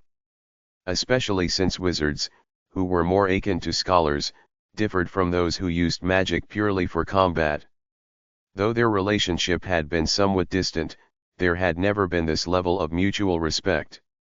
However, despite all this, whenever Alan simply walked outside the carriage or tent, he would receive salutes from everyone around, regardless of which group the soldiers or knights belonged to. This was the first significant change that had occurred to Alan. Privacy settings. The second. Vice Tower Master. Yes, yes. I just have something I want to ask. Whatever it is, please ask. Penia's misunderstanding had somehow become strangely more intense. Alan, seeing her trembling like a leaf the moment he spoke to her, wore a troubled expression and spoke. I think you're misunderstanding something. I'm not misunderstanding at all. You're a second-tier mage, aren't you? Penia exaggerated, her voice shaking as her eyes trembled slightly, looking pitiful. But apart from that, Alan started to feel slightly disheartened. I'm a 3rd tier. Oh, that's right. You're a 3rd-tier mage. I must have been mistaken. Penia nodded furiously at Alan's calm, though somewhat indignant, voice. But why does the Vice Tower Master of the Blue Tower speak so respectfully to someone who's just 3rd tier? Oh, is that so? Maybe I should start speaking informally. Penia, who now spoke like a broken doll, tried to use informal speech, causing Alan to sigh. Just do whatever is comfortable for you. Ah, understood. Thank you. Penia immediately returned to polite speech, bowing her head gratefully. As Alan received her thanks for allowing her to continue using honorifics, he felt like some kind of cruel mastermind and soon spoke. By any chance, do you know anything about the black one and the blue one? No? I don't know anything. Really? Yes, really, I know nothing at all.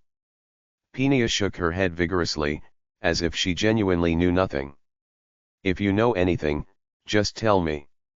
I really don't know. I've never seen anything black or blue. Her quick response left Alan speechless, wondering if she had even thought about it. Realizing he wouldn't get any useful information from her, he nodded. Well then, I'll be off. As she practically ran away, her mouth curved into a strange smile, as if escaping from the conversation brought her immense joy. Watching Penia run off, Alan felt oddly hurt.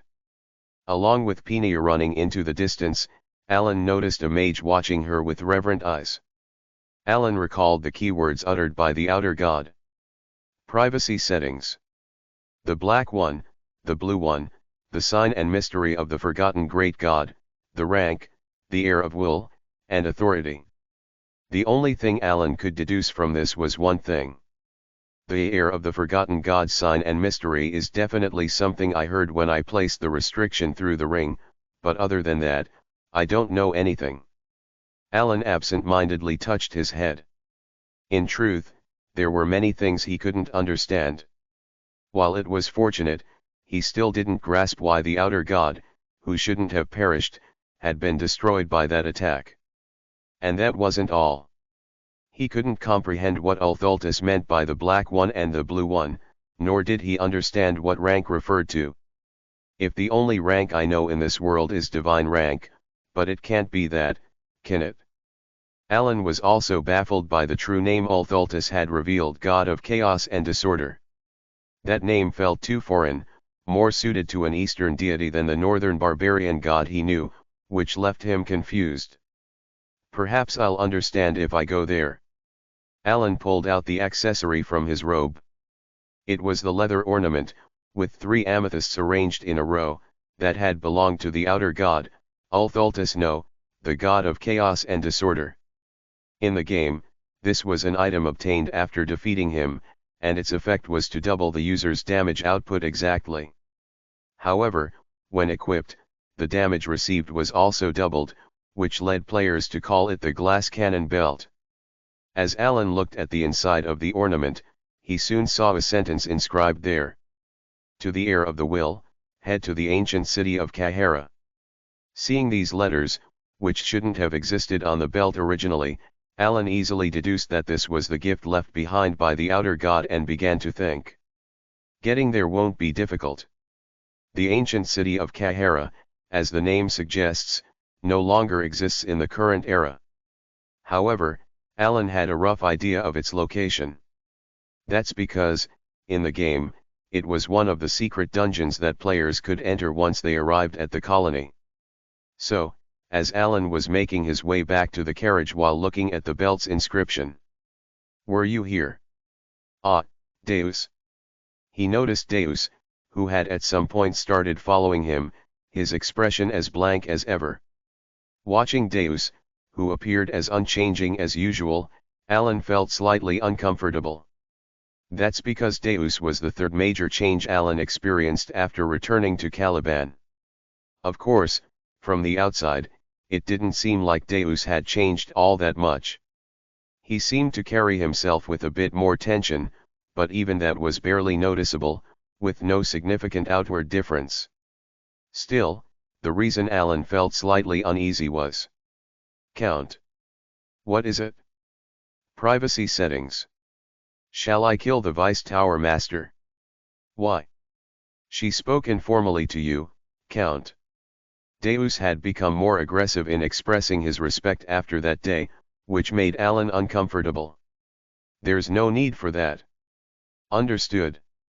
Though it wasn't obvious, Deus appeared somewhat disappointed by Alan's response, leaving Alan with a strange expression. "Well then, Count. What now? Shall I make an example out of a couple of wizards?" "What's wrong with you?"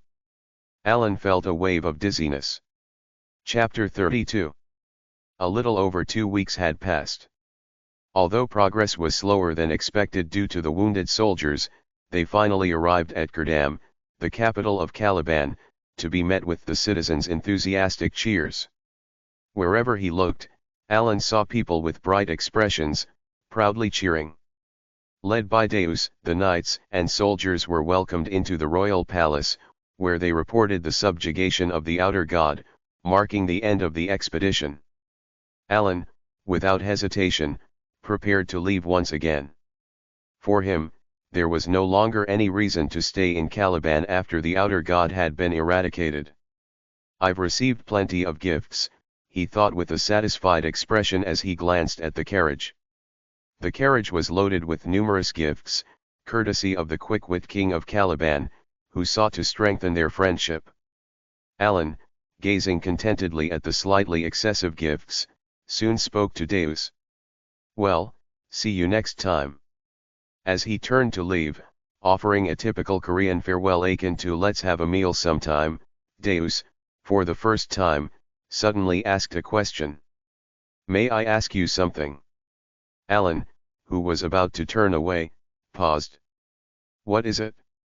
Having spent about a month with Deus, from the northern expedition to their return to the capital, Alan had never heard such a direct question from him before. Usually, Deus only expressed his deepening respect without much inquiry. Alan patiently waited for him to speak. After a moment of silence, Deus finally asked, "Can I become stronger too?" Alan was briefly taken aback by the unexpected question, especially since Deus was already quite strong. Alan pondered what could have prompted such a question, then reached a conclusion. Privacy settings. Perhaps it's because the magic I used in battle against the outer god left a strong impression, increasing his respect for me. After concluding his thoughts, Alan spoke. Of course, you can become stronger. Really? Yes, as long as you put in the effort, you can achieve anything you desire. Is that true? Yes, it's true, Alan replied, puzzled by Deus's sudden eagerness. He wasn't lying. In fact, Deus, like the rest of the five sins, already had extraordinary innate abilities even before the descent of the gods. In Deus's case, even without using his unique abilities, he could become a sword master with sheer skill. Given that he'd reached this level in just 1 year, it was only a matter of time before he became even stronger. Reflecting on these facts made Alan feel a tinge of envy for the sheer talent standing before him. Ah, it would have been nice if I could have been reborn with a more talented body, Alan thought briefly before continuing. So don't worry, he added. Understood, Deus replied. Then, I'll be on my way. Wait, may I ask you one more thing? What is it now? Alan asked, hesitating mid-turn. Why do you always ask instead of command? Alan, momentarily confused by the question, tried to piece together what Deus might be getting at. Does he think there's some hidden motive behind my support? Though there was indeed a reason preventing the descent of the five sins, Alan's financial and material support for them had been primarily out of goodwill, aside from the larger threat of the five sins. While there was some tension related to the five sins, his actions were still rooted in genuine goodwill. However, Deus's suspicion seemed to undermine the sincerity of his intentions, which made Alan feel slightly wronged. Who would issue orders to family? Alan replied, hoping to convey his sincerity with his parting words. With that, he said his final farewell to Deus and departed for Asteria in his carriage. That night, Deus sat in the office of the mansion, staring blankly at the moon hanging in the sky, maintaining a silent vigil. Ha! A quiet sigh escaped him. But the reason for his sigh was not the various tasks on his desk or the work he had to handle in the future. Instead, it was because he had come face to face with his own ignorance during the recent expedition. Privacy settings. Deus had always believed he was strong enough. His innate ability, passed down through his lineage, was so powerful that even Yusha had praised it. Moreover, his talent with the sword, a gift bestowed upon him by the Great Moon, surpassed even Caliban's greatest sword master, Reinhardt. Deus was fully aware of this. In fact, he couldn't not know. The countless praises and reverence he received as he swiftly rose to become a master knight made it impossible for him to be unaware of his own strength. Thus, he had vaguely assumed that the strength he possessed was enough to exact revenge on the Black Ones. Even if that strength was slightly lacking, he believed his talent with the sword would eventually be sufficient to elevate him to that level. At least, until he encountered the outer god. To Deus, the very presence of the outer god and its overwhelming strength was a profound shock. Merely standing before it, he felt his throat tighten, as if gripped by fear. It made him realize, in the most painful way, that he was just a frog in a well, ignorant of the vast world beyond. This realization hit him even harder when he witnessed the power of the Great Moon. He couldn't help but recall that moment. The image of the Great Moon using magic against the outer god, with the sunset as a backdrop. And the two eyes that appeared behind him. Of course, Deus had no idea what those eyes were. All he could discern was that each eye represented a different entity, and the Great Moon was utilizing their power. However, Deus instinctively understood one crucial thing just from looking at those eyes, that was something that shouldn't be perceived, and even the mere attempt to understand it was forbidden. Though it was the first time he'd seen it, this understanding was imprinted in his mind as naturally as if it had always been there. Just like the fact that the sun rises in the east and sets in the west, or that all life born eventually dies, the notion that this knowledge should not be pursued became an undeniable truth in his mind. Reflecting on this, Deus suddenly felt a sense of shame. Unlike Penia, who only saw Alan's strength, Deus hadn't even realized the true power of the great moon. In fact, Deus had thought the great moon was weak. In his eyes, the only thing he could sense from the great moon was a faint amount of magic power. But that was merely Deus's ignorance. While Deus had frozen in place, unable to resist the outer god, the great moon had stood calmly in front of it and battled it head-on, eventually annihilating it. Deus had followed the great moon, determined to repay a favor, but instead of repaying that debt, he had only ended up receiving more help. Just like before. No, this can't go on. Deus once again recalled the thought that had crossed his mind repeatedly since returning to Caliban after defeating the outer god. However, despite having the same thought dozens of times, it had never developed into something more. That was because of doubt about himself.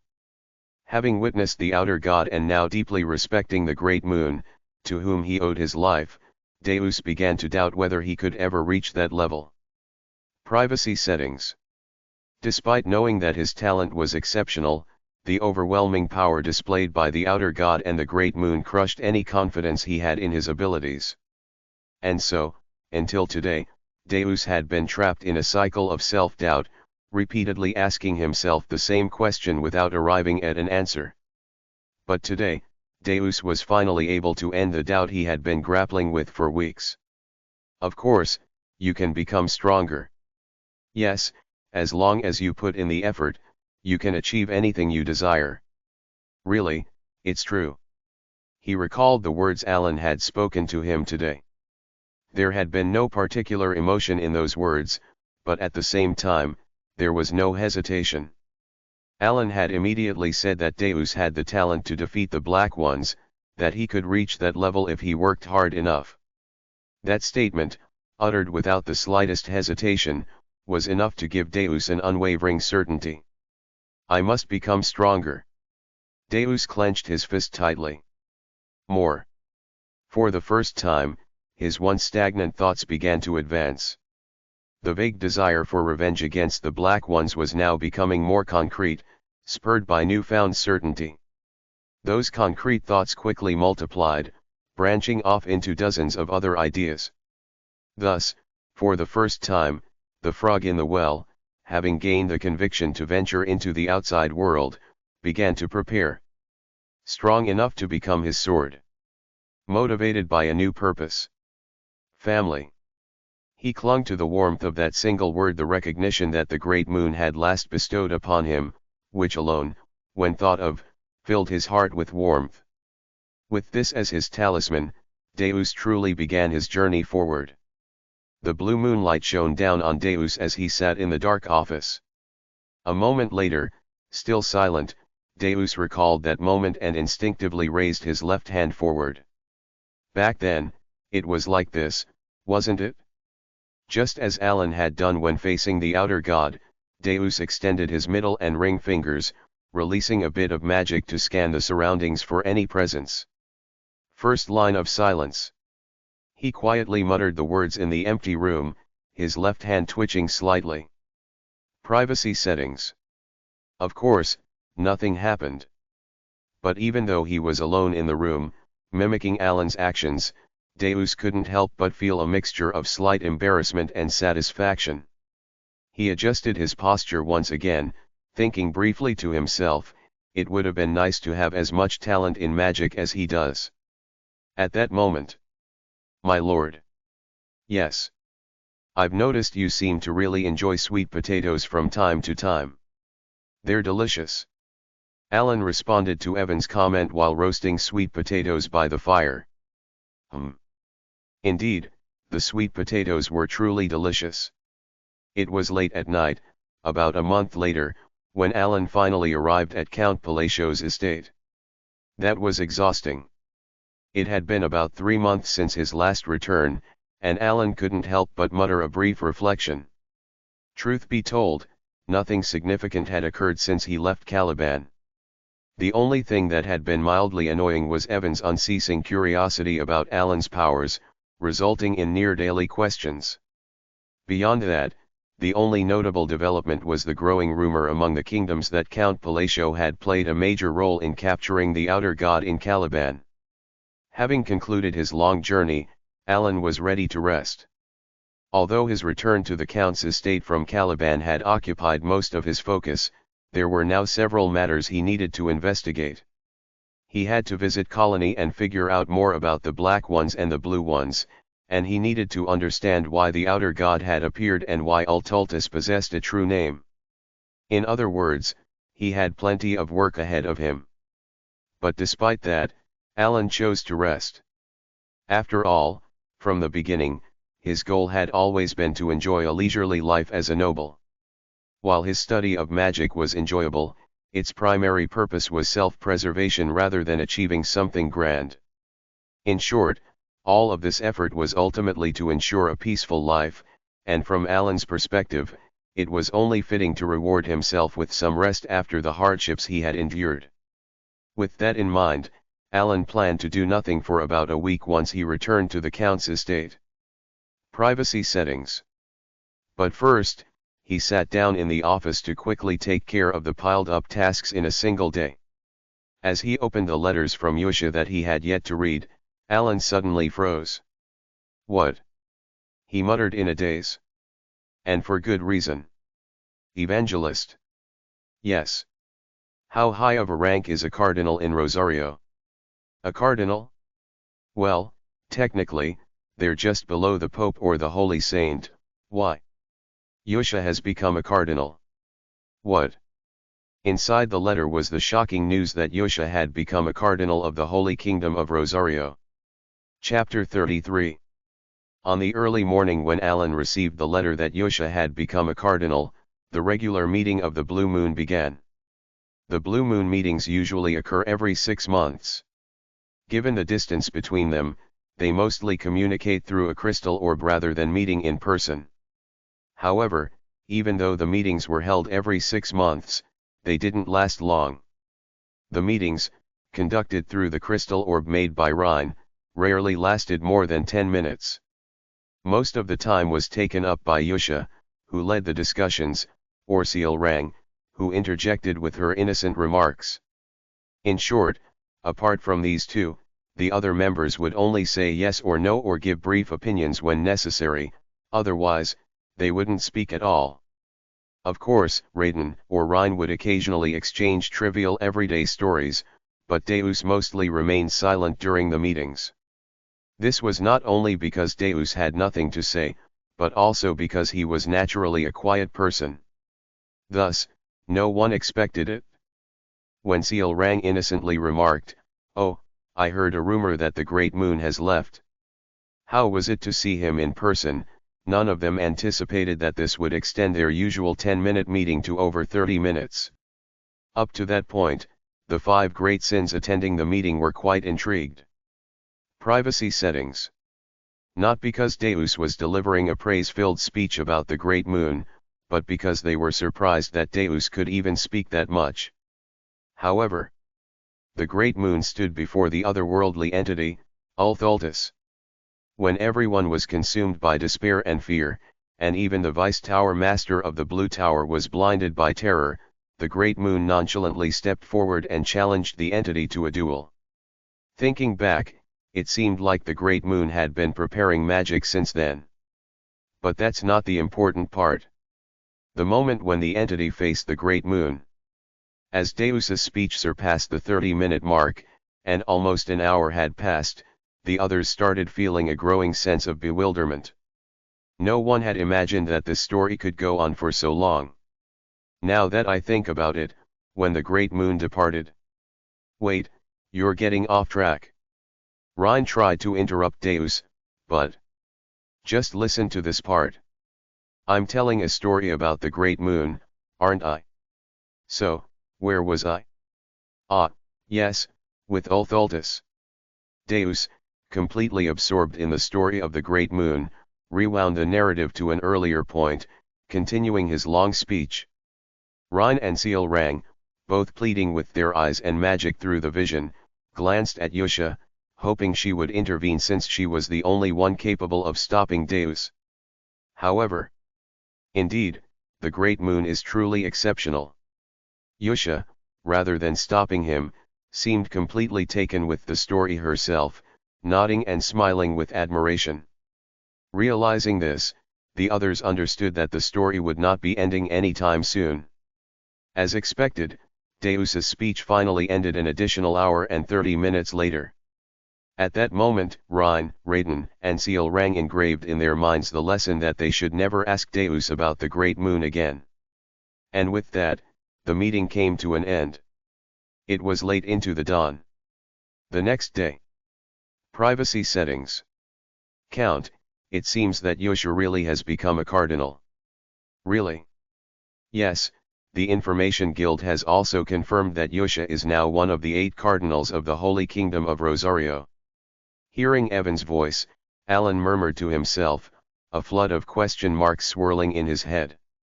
Evangelist. Yes, my lord.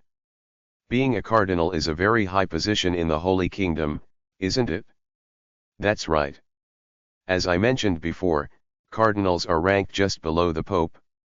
And they also have the authority to declare an outcall, which is quite significant. An outcall. To put it simply, they have the legal right to declare a holy war. Of course, there are some conditions that need to be met. At Evan's words, Alan let out a small gasp and, after a moment of silence, spoke again. Evangelist. Yes, my lord. Is it possible to become a cardinal that easily? Are you seriously asking that? Looking at Alan with an expression that clearly questioned what kind of absurd question this was, Evan replied. I was just wondering, that's all. Of course, it's not something that comes easily. Aside from saints chosen directly by God, there are only 8 cardinals in the entire Holy Kingdom. Do you really think it would be easy? Alan nodded but tilted his head slightly in confusion. How on earth did she manage it? It was Alan who had sent Yusha to the Holy Kingdom, knowing she had the talent of a devout believer. However, he never imagined that Yusha would become a cardinal of the Holy Kingdom in less than 2 years. He knew very well that the position of cardinal wasn't something one could achieve through piety alone. Thus, although Alan was perplexed by Yusha's current situation, he quickly dismissed the thought.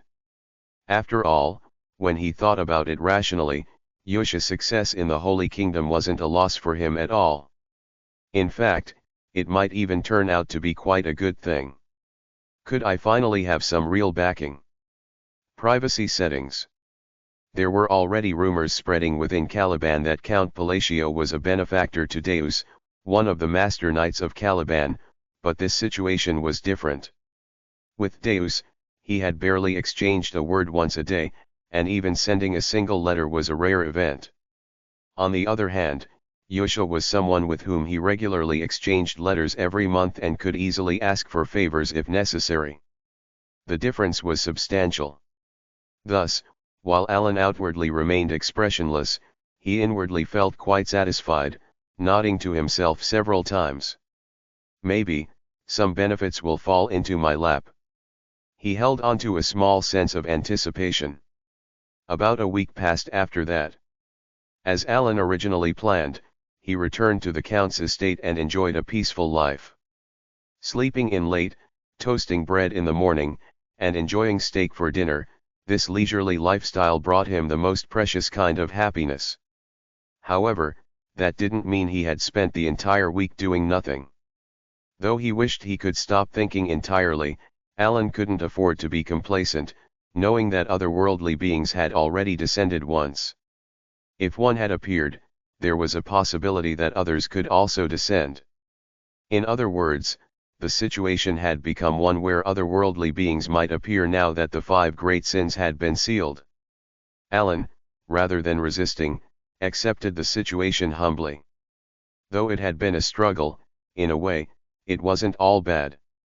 If the butterfly effect of him saving the 5 great sins had led to this, then having a few otherworldly beings show up was far better than the alternative of not stopping them and letting them destroy the kingdoms. At least the otherworldly beings would give some warning when they appeared, whereas the 5 great sins would descend like a bomb, leaving people no choice but to pray. In any case, fully aware that otherworldly beings could show up again, Alan spent the past week gathering information and studying magic. Alan let out a long sigh as he looked down at the ground. Unlike the solid parts of the training field, there was sticky mud dirtying his shoes. Did I finally succeed? Just as Alan realized that the magic he had been researching since returning from Caliban had finally worked. Count, It's oddly cold in here, isn't it? Hearing Evan's bewildered voice as he entered the training field, Alan naturally turned his gaze toward him and spoke. Privacy settings.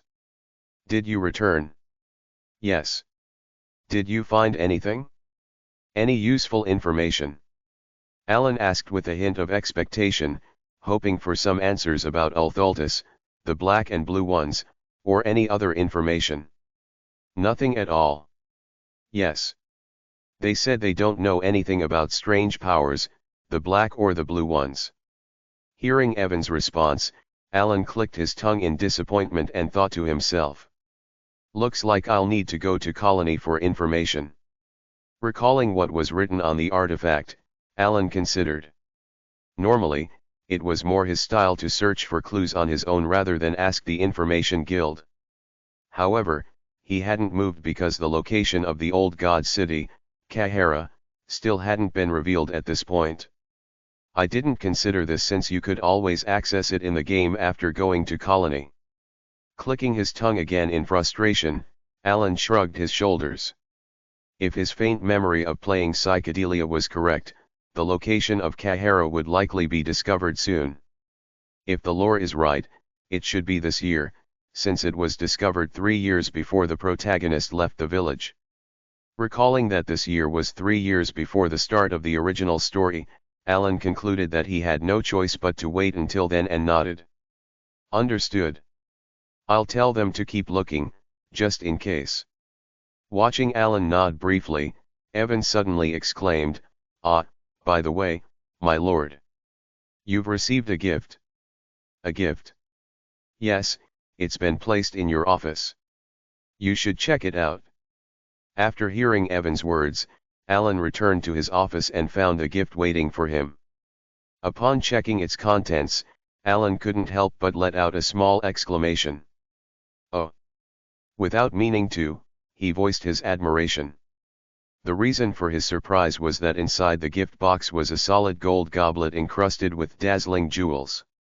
If I sold just this one, I could easily buy a mansion or two, Evan muttered in shock, staring at the goblet. Alan, still processing the surprise, checked the name of the sender on the wrapping. The recipient's name was written in large, unmistakable letters, Baron Pirima. Privacy settings. Why would he send this to me? Naturally, Alan didn't know who Baron Pirima was, so he tilted his head in confusion. However, perhaps the rumors have finally spread. Evan suggested. Rumors? Yes.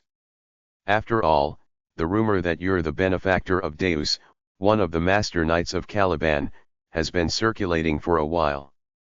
A gift this grand just for a connection? Alan asked, bewildered. But shortly after, he realized the truth. It's true. Upon checking the letter that came with the gift, Alan mumbled in surprise. The letter contained a brief introduction from Baron Pirima and flattering words praising Alan as Deus's benefactor.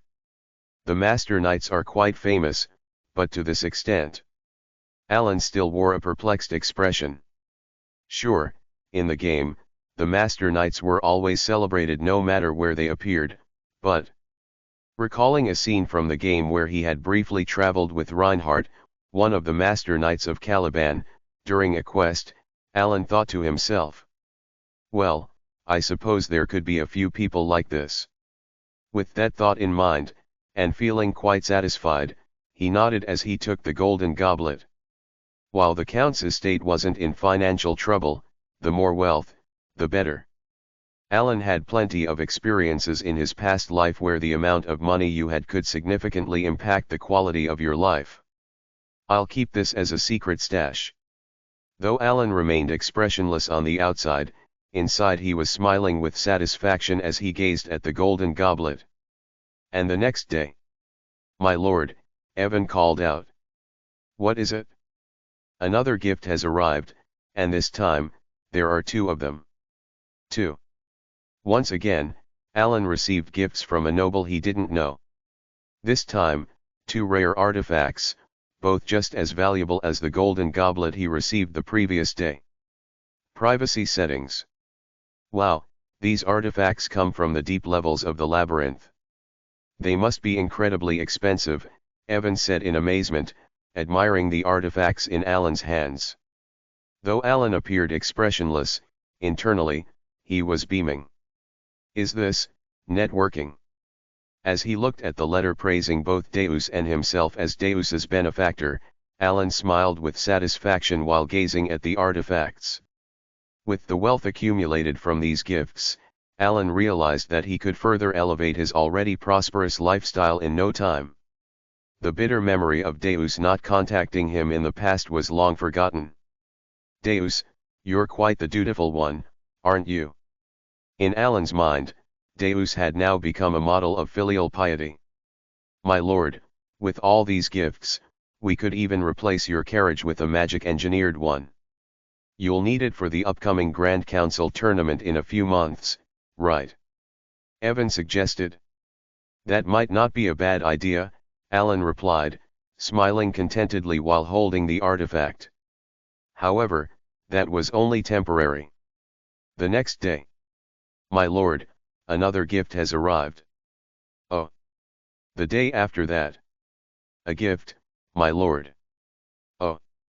3 days later, "My lord, a gift has arrived." Another week later, "My lord, yet another gift." And then, exactly 1 month later, "My lord, another gift has arrived." Alan began to feel that something strange was going on. Chapter 34. In the northern lands, where the harsh cold and grey earth stretch endlessly, lies the place where a battle was recently fought between an outer god and the Count of Asteria.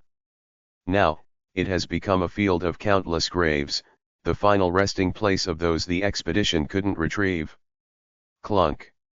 Clad in a black sacred robe, with ominous black accessories jangling at his waist and hands. Though his face was hidden beneath a hood, he seemed to scan his surroundings. He twisted his mouth, as if he didn't understand the situation. However, soon after, as he continued to glance around, a faint, amused smile crept onto his face. "Interesting." His voice, strangely cheerful, was ill-suited for the grey landscape. It echoed, layered with multiple tones, making it unclear whether the speaker was a man or a woman. As he slowly surveyed the area, his gaze finally landed on the ground. It was the very place where the outer god had vanished, and where, through a rightful duel, Alan had landed his blow. Silently staring at the spot, he muttered, "Let's see how far this will go. Shall we watch?" With those cryptic words, he turned without hesitation, as if there was no more business to be done here. And so, the grey land, home only to graves, was left utterly desolate once more. Privacy settings. 5 months had passed since gifts had been arriving endlessly at the Palacio County, and now the time had shifted from spring to the clear, warm days of summer. Though the breeze was warm, it was still more aptly described as pleasant than hot. At this time, when the flood of gifts accompanying Alan's magical studies was beginning to slow down, 2 major tasks arose for him. The first was the reappearance of the forgotten city of Kahara. After continuously seeking information from the guild, Alan had quickly obtained word that the lost city had been discovered in the desert. Though the guild's report only mentioned that explorers had found a hidden city, Alan, based on his prior knowledge, easily identified it as the forgotten city of Kahara. In other words, all that remained was to depart from the colony, and he could finally acquire the information he had sought. However, instead of heading to the desert city, Alan was currently traveling in the opposite direction, towards the capital of Asteria, Tyria. The reason for this was his second task, the Grand Assembly, held every 3 years, which nobles were obligated to attend. "Are we there yet?" "We should be arriving soon," replied Evan, who was riding in the carriage with Alan, looking up at the sunny sky. "I hope we're not close. But if we push the pace any further, it'll be difficult." Alan nodded at Evan's words. The carriage, now speeding along an unpaved road, was moving unusually fast for such a vehicle. "I don't want the attention from arriving late." Calculating time poorly, Alan found himself in danger of arriving late to the Grand Assembly. Behind his expressionless face, he sighed deeply. He was tempted to abandon everything and turn the carriage back toward the colony, but unfortunately, that wasn't an option. Like the social gatherings he'd attended previously, the Grand Assembly was a mandatory event for all Astrian nobles, held once every 3 years. Why do such rules even exist? While Alan had looked through documents for a way to avoid attending, he knew the reason such regulations were in place. Is this a communist country? Oh, it's a monarchy, so maybe it is. Yet, knowing the reason for the rule didn't change his mind. He had no interest in joining Asteria's political factions, not before and certainly not now. Joining a political faction was essentially making enemies within the kingdom, something Alan had no desire for. Of course, making enemies could bring benefits, but none of those were things Alan wanted. Money, for instance, had become abundant due to his ever-grateful servant, Deus. There was a time when receiving too many gifts felt burdensome, but now, things are quite comfortable. In any case, Alan saw no benefit to joining a faction given his current dreams, so he had stayed away from them from the start. Evangelist. There, you can see the capital now. Privacy settings. As if waiting for Alan's words, Evan quickly responded. Alan shifted his gaze outside the carriage and saw the capital of Asteria, Tyria, coming into view. Oh! Tyria's level of development was impressive, better than any other kingdom Alan had seen so far. Though he had only visited about 5 estates and one other capital, Caliban, the difference in development, aside from the size of the land, was not significant. As he gazed absent-mindedly at the view of the capital. There it is. Seeing the building for the Grand Assembly in the distance, Alan couldn't help but feel the same nervous anticipation as a university student running 10 minutes late for a lecture. His face tensed with anxiety at the thought. However, as soon as he entered the assembly hall, Alan tilted his head in confusion. Despite the fact that the meeting should have already started, a large number of nobles were still outside, casually socializing instead of entering the hall. What's going on? Alan briefly wondered but quickly dismissed the thought. Instead, he felt relieved that he wouldn't have to endure the cold stares of arriving late. He hurriedly stepped down from the carriage, eager to get inside. Soon after. Phew. Evan, who had driven the carriage to the assembly in such a tight time frame, sighed with relief as he watched Alan. Alan, walking toward the Grand Assembly at a slightly hurried pace, seemed to be in a rush. However, to others, it might have simply appeared that his strides were naturally long. But Evan, who had been by Alan's side for over 7 years and approaching 8, could tell that Alan was in more of a hurry than he let on. Well, that's about the only thing I can figure out about him. Despite having spent many years with Alan, there were still many things Evan didn't know about him, which left him feeling a bit frustrated. Huh. Evan soon wore a puzzled expression. The nobles, who had been chatting amongst themselves just moments before, began following Alan into the assembly hall as he walked briskly ahead of them. Of course, this wasn't entirely unusual. It was possible that they had simply lost track of time while talking and only now realized they were running late. However, that wasn't the reason for Evan's confusion. Wait, are they all following the count? The nobles scattered near the Grand Assembly building weren't standing together, they had been spread out all over the place, from the stairs to the entrance. In other words, the nobles who realized they were late only needed to head for the entrance. Privacy settings. But no way, is this really happening? Alan, too absorbed in his own thoughts about not wanting to be late and feeling relieved he didn't have to deal with the anxiety of a tardy university student, didn't seem to notice. But all the nobles were now walking in behind him. Clunk. When Alan finally reached the top of the stairs and entered the assembly, it looked as though he was leading all the nobles inside. Evan, watching from behind, could only stare in bewilderment. Meanwhile, as Alan entered the assembly hall, feeling relieved, he finally took in the view of the interior for the first time. It resembled the round shape of a parliamentary building he had seen on TV in his previous world. The only noticeable difference was that the seats were divided into 3 distinct sections, likely to separate the factions from one another. The left must be the royalists, and the right the nobles faction. Alan glanced at the nobles seated on the left and right sides, before noticing the numerous empty seats in the middle. It seems like this is where the unaffiliated nobles sit, but are there really this many unaffiliated nobles? Alan's face showed confusion, but only for a moment. Realizing that eyes were gradually turning towards him, he instinctively moved to sit in the furthest seat at the back. However, as he turned his head in response to the gazes he felt from behind, he was startled. For there, staring directly at him, were the nobles. They were all looking at him with expressions that seemed to ask, "What are you doing right now? Wait, weren't all of you just outside?" With a bewildered expression, Alan started to move forward, intending to sit in a seat somewhere in the middle. Ah! Seeing the nobles still wearing those expressions of "What exactly are you doing?" Alan finally realized why the nobles had been waiting outside the assembly hall despite the passage of time. Could it be because they didn't want to sit at the front? It was an almost ridiculous thought, something that had made sense back when he was a university student.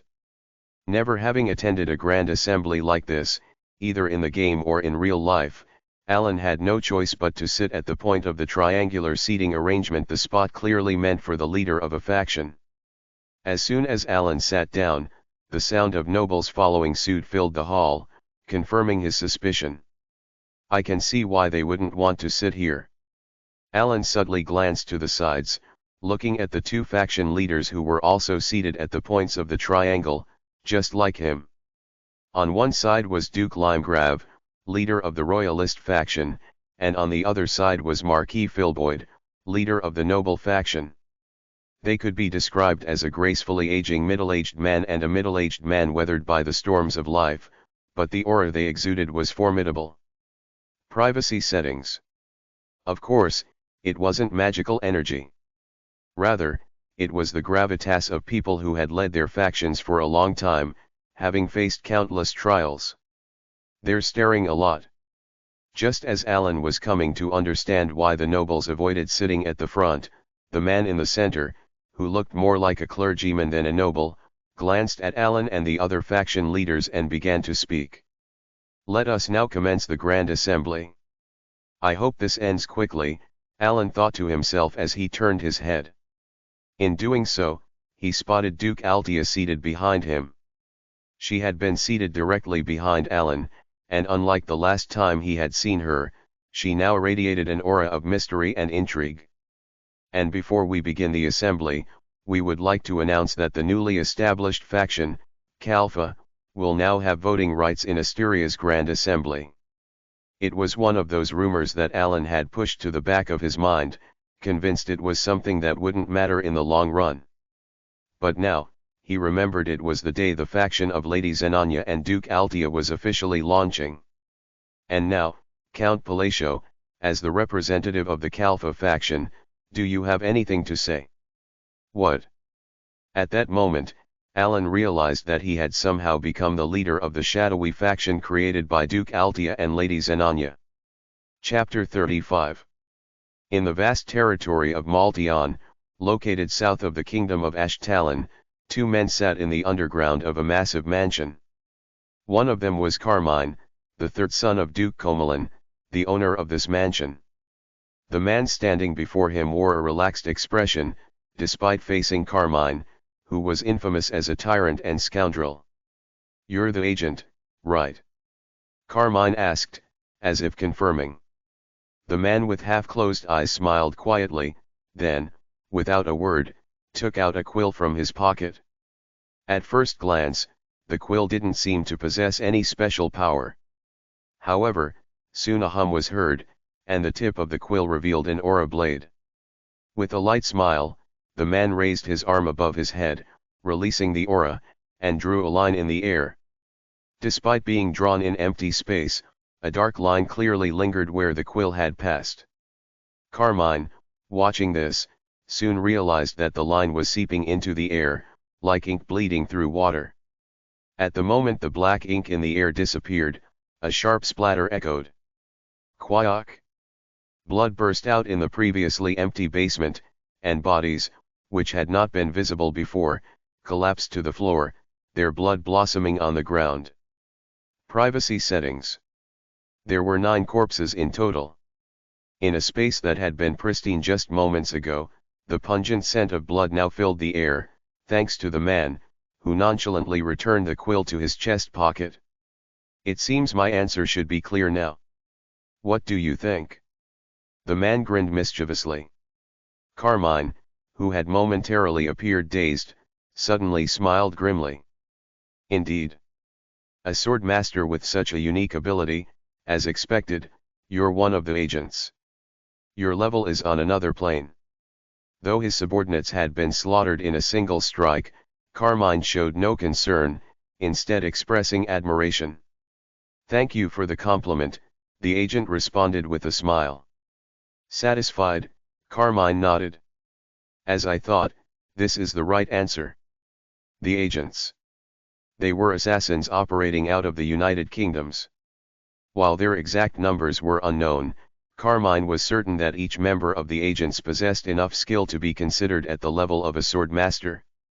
Their service fees were exorbitant, and they were selective in accepting contracts, but once a job was taken, it had never failed.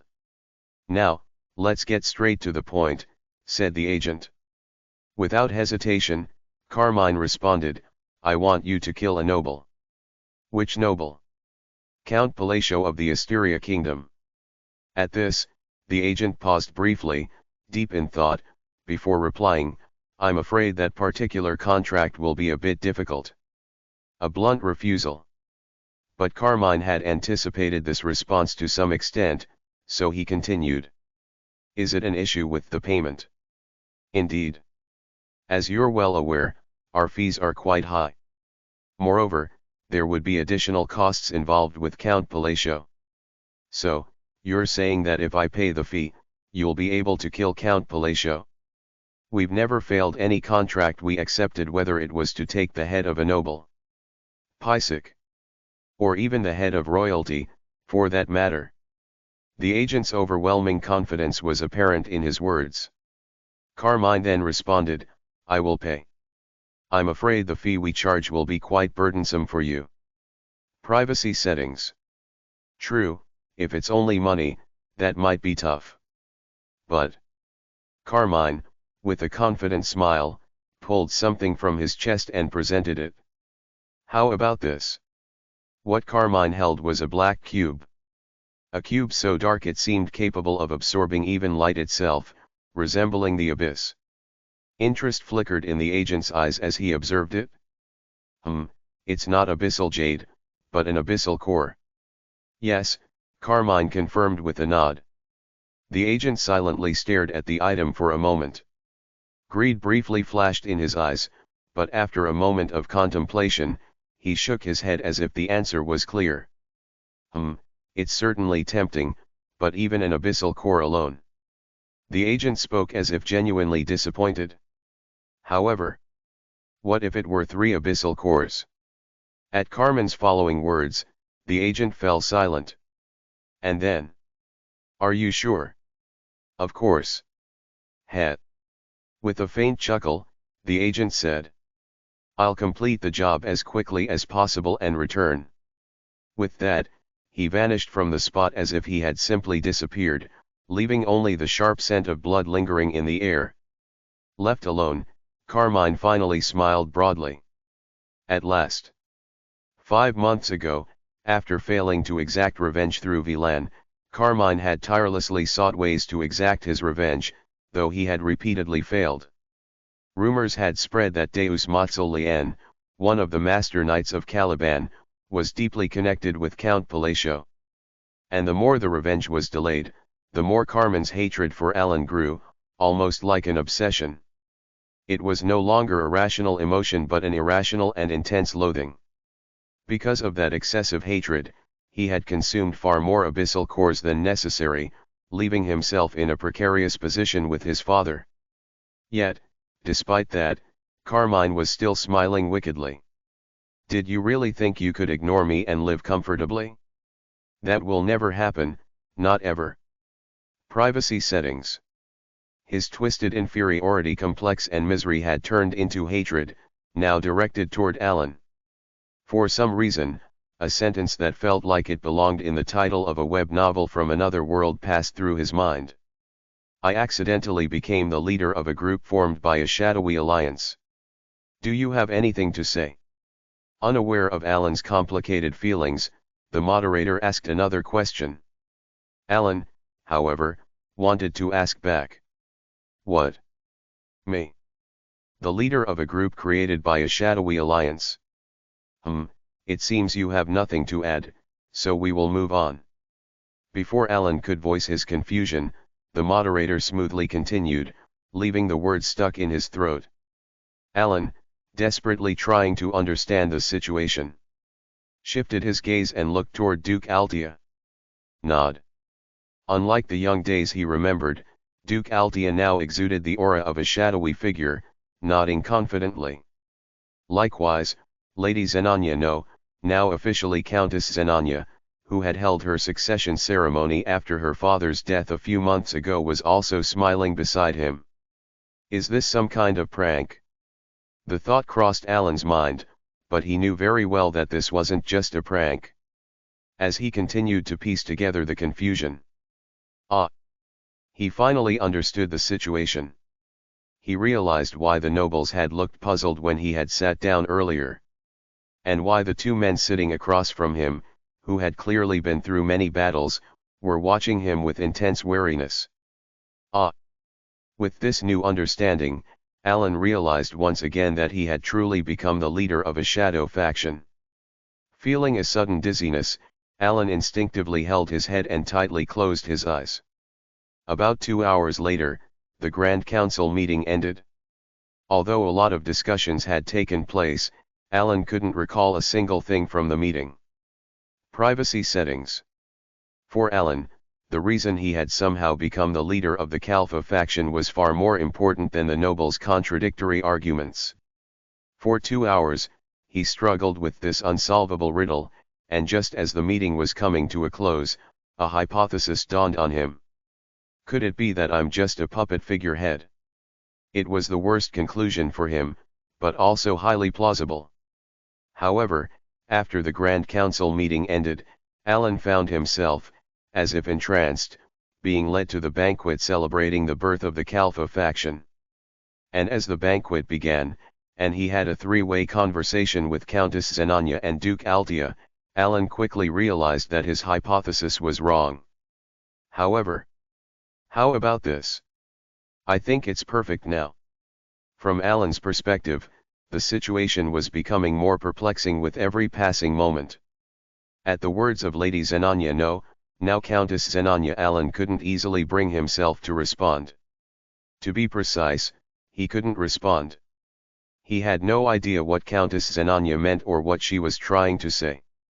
It seems like it's been crafted just the way Count Palacio wanted.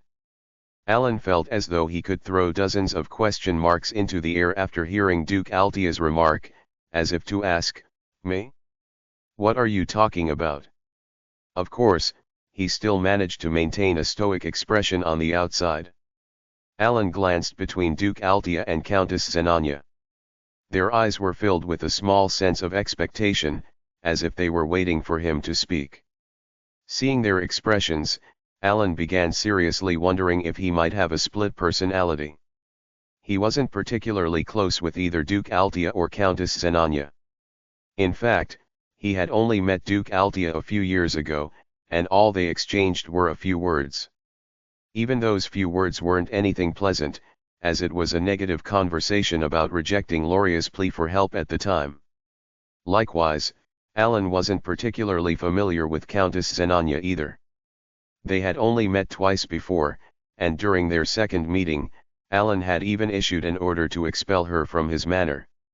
Realizing that he had been silent for too long, Alan finally opened his mouth to speak. "I see." In truth, he wanted to ask what in the world was going on, but Alan was perceptive enough to read the situation.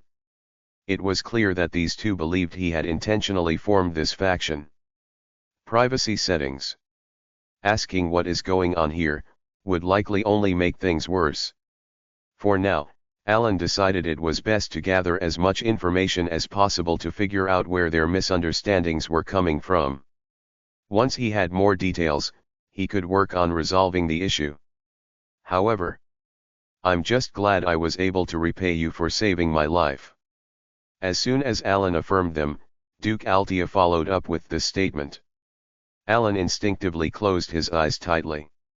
What in the world is going on? He screamed inwardly. Chapter 36. In the midst of a situation so confusing it made his head spin, Alan managed to gather 3 pieces of information from the naturally unfolding conversation. The first was that the alliance between Count Zenanya and Duke Altia had apparently been orchestrated by Alan. The second was that this faction, called Kalfa, had been formed due to a letter Alan had sent to Count Zenanya. And third, the gifts he had been receiving were actually from nobles who wanted to join this faction, and the gifts were part of their process of seeking permission from the faction leader.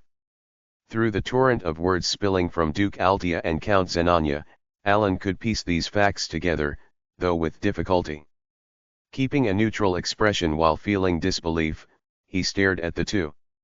Even though he had some grasp of the situation, there was still much he didn't understand. No, to be more precise, there were countless things he wanted to question. If Alan weren't some kind of Jekyll and Hyde-like split personality, he hadn't ordered or commanded anything through Count Zenanya. In other words, he'd never told them to form an alliance. Really, he swore he hadn't. "No, all I did was send a letter to express my dislike for other nobles." How did things escalate to this point? Alan's head spun as he looked at the two, trying to grasp what was going on. Privacy settings.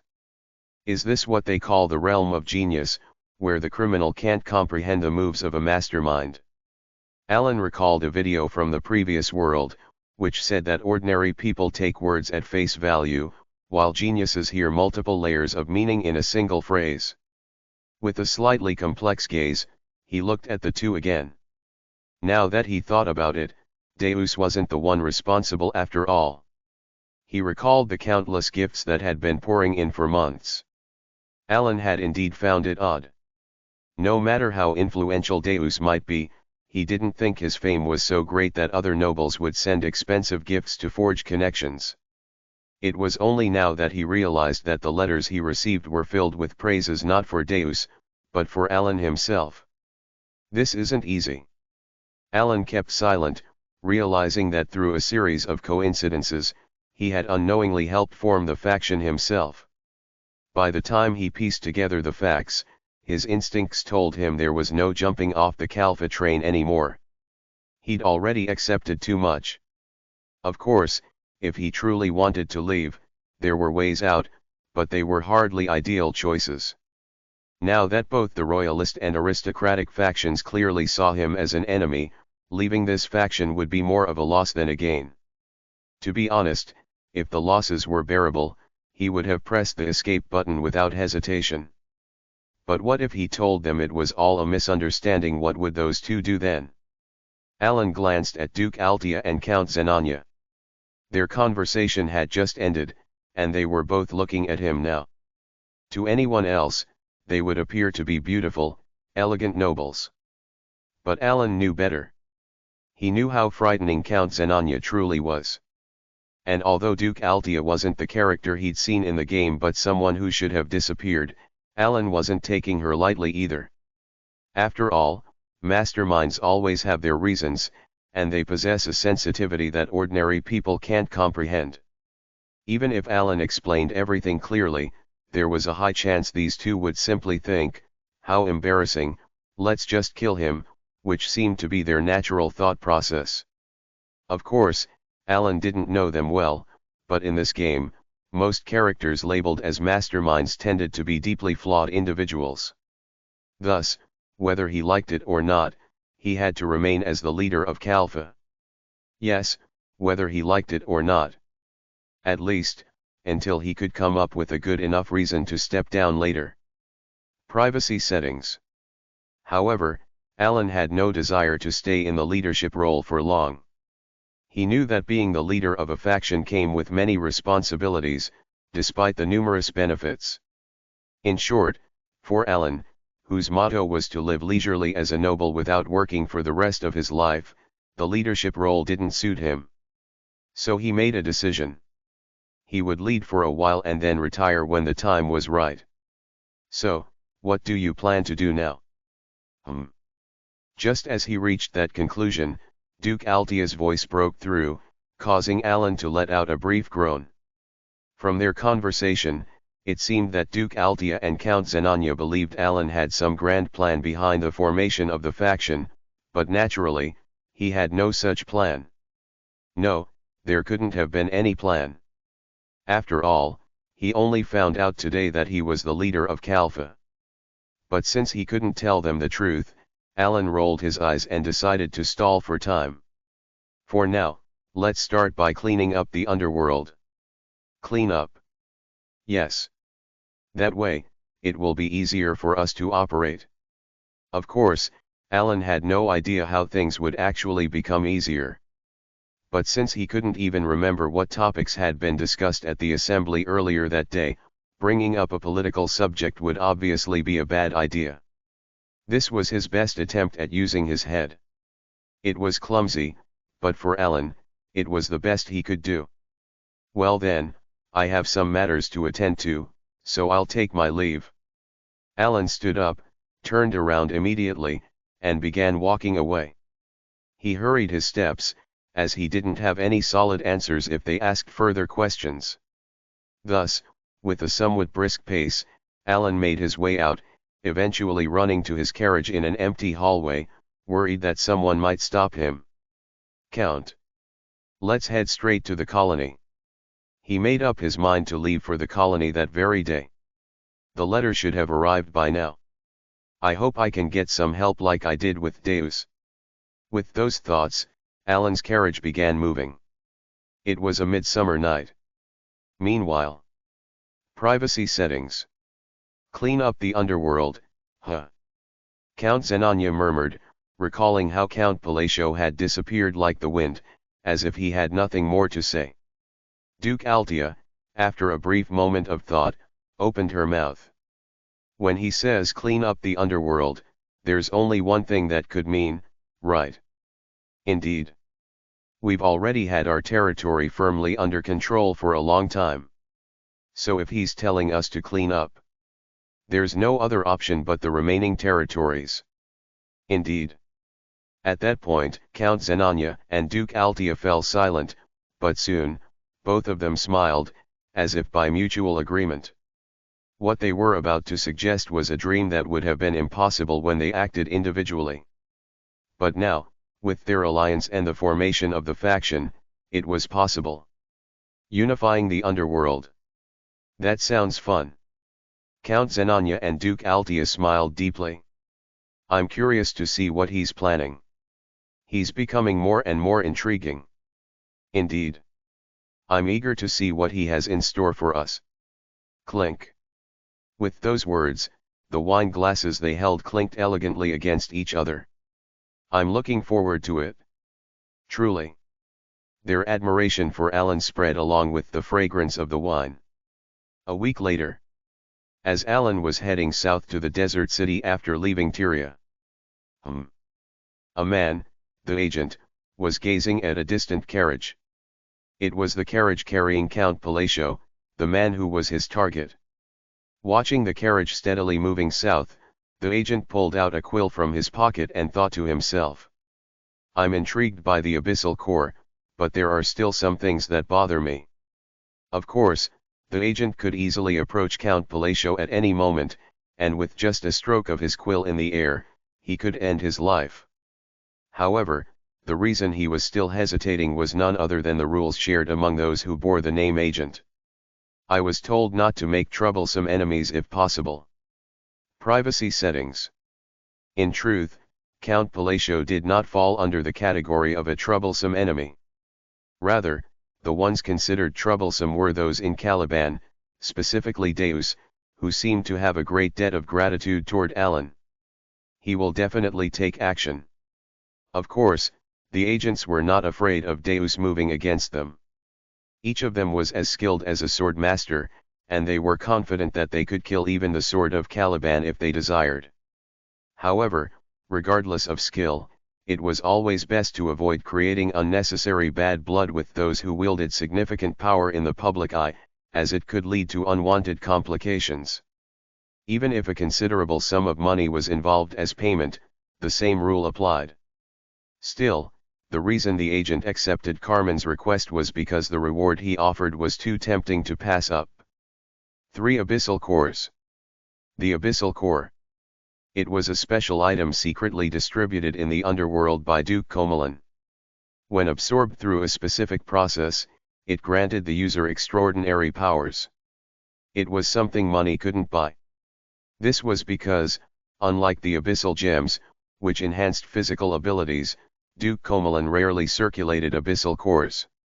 Thus, Abyssal Cores were sold for exorbitant prices on the black market. However, the agent didn't take the job just to sell them. How powerful would I become if I used it? The agent's lips twisted into a characteristic sinister smile, thrilled at the mere thought. Quickly shaking off those idle thoughts, the agent focused on the fast-approaching carriage. He picked up his quill. And then, sorry, but it's just business. With a quiet mutter, the agent's hand began to draw a horizontal stroke with the quill. The agent suddenly noticed something. His right hand, which had just been holding the quill and emitting black ink into the air, was gone. For a moment, the agent wore an expression of confusion, unable to comprehend the situation. But soon, as unbearable pain surged through him, he tried to scream. Guh! Before he could, an even sharper pain hit him, and his body, which had been floating in the air just moments before, was hurled into the forest. Privacy settings. The next thing he saw as he slammed into a tree, clutching his severed right arm, was a boy with black hair and blue eyes. He looked young, not even an adult yet, with a youthful appearance. The agent quickly deduced that the person who had cut off his hand was none other than the boy standing before him, and he tried to speak.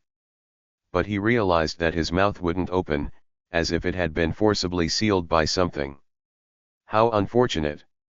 The boy, still wearing a bright smile, spoke in a voice that didn't match the situation, cheerful and lively. And then, as the agent stared at the boy's face, crack. His neck twisted 2 full turns, and he met his death. The agent died with a bewildered expression, as if he hadn't realized how he had died.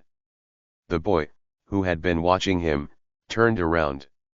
If only your target wasn't the Count, no, if only it wasn't him, you wouldn't have died by my hand. With that, the boy disappeared, leaving only the agent's corpse behind in the forest. A corpse with its neck twisted twice. Chapter 37. 2 weeks and 3 days had passed since Alan left Tyria, the capital of the Kingdom of Asteria. He was currently crossing the southern desert, a necessary passage before reaching Colony. Whew! Alan glanced at the scorching sun, feeling as if just breathing in and out was enough to sear his lungs. It's filthy hot. At Evan's voice, who was blankly staring at the sky, Alan nodded in agreement, albeit with difficulty. No matter how well made the carriage was, it couldn't block out the heat. If only I had an ice crystal stone. Evan was lamenting about an artifact so expensive that even purchasing one required the cost of several mansions. His tongue hung out like a dog's, which looked quite ridiculous, but Alan couldn't bring himself to laugh. The desert was, quite frankly, unbelievably scorching. I should have already arrived by now, if only I'd moved a little faster. With a soft sigh, thoughts flickered through Alan's mind. In reality, Alan had arrived at the edge of the desert just over a week after heading toward Colony. If he had entered the desert immediately back then, he could have already reached Colony. Privacy settings. But there were two reasons why Alan had been lingering in the desert. One was because he made a brief stop in another territory to prepare a gift for the seal rang in Colony. Even if it's our first meeting, and they don't help, I should at least bring a gift. As a result, even though he should have already arrived in Colony, Alan was now still traversing the desert under the scorching sun. In retrospect, it didn't matter whether he left early or late, as the distance to cross the desert was the same. But as he felt the burning sun, Alan couldn't help but feel somewhat unfair. Whew! How much time had passed since those unreasonable thoughts stirred in him? We're camping here.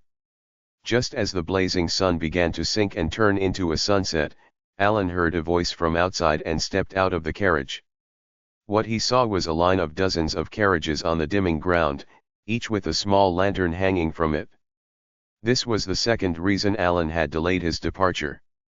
I've been seeing this for 5 days straight, but it still gives a sense of security the more I see it. At Evan's remark, Alan nodded. He had been traveling with a caravan to cross the desert. He knew far too well that crossing such a vast desert alone was a terrible idea. By the way, Count. While watching the merchants starting to set up camp as per the caravan leader's command, Evan spoke up. What is it? Are you not going to practice magic? Though trying to act indifferent, Evan couldn't hide the hint of anticipation in his expression. Alan, who was momentarily puzzled, soon realized what Evan was getting at and replied. I plan to, but it will be different from the magic I've been studying so far. Ah! Evan looked a little disappointed, but Alan had no intention of giving in.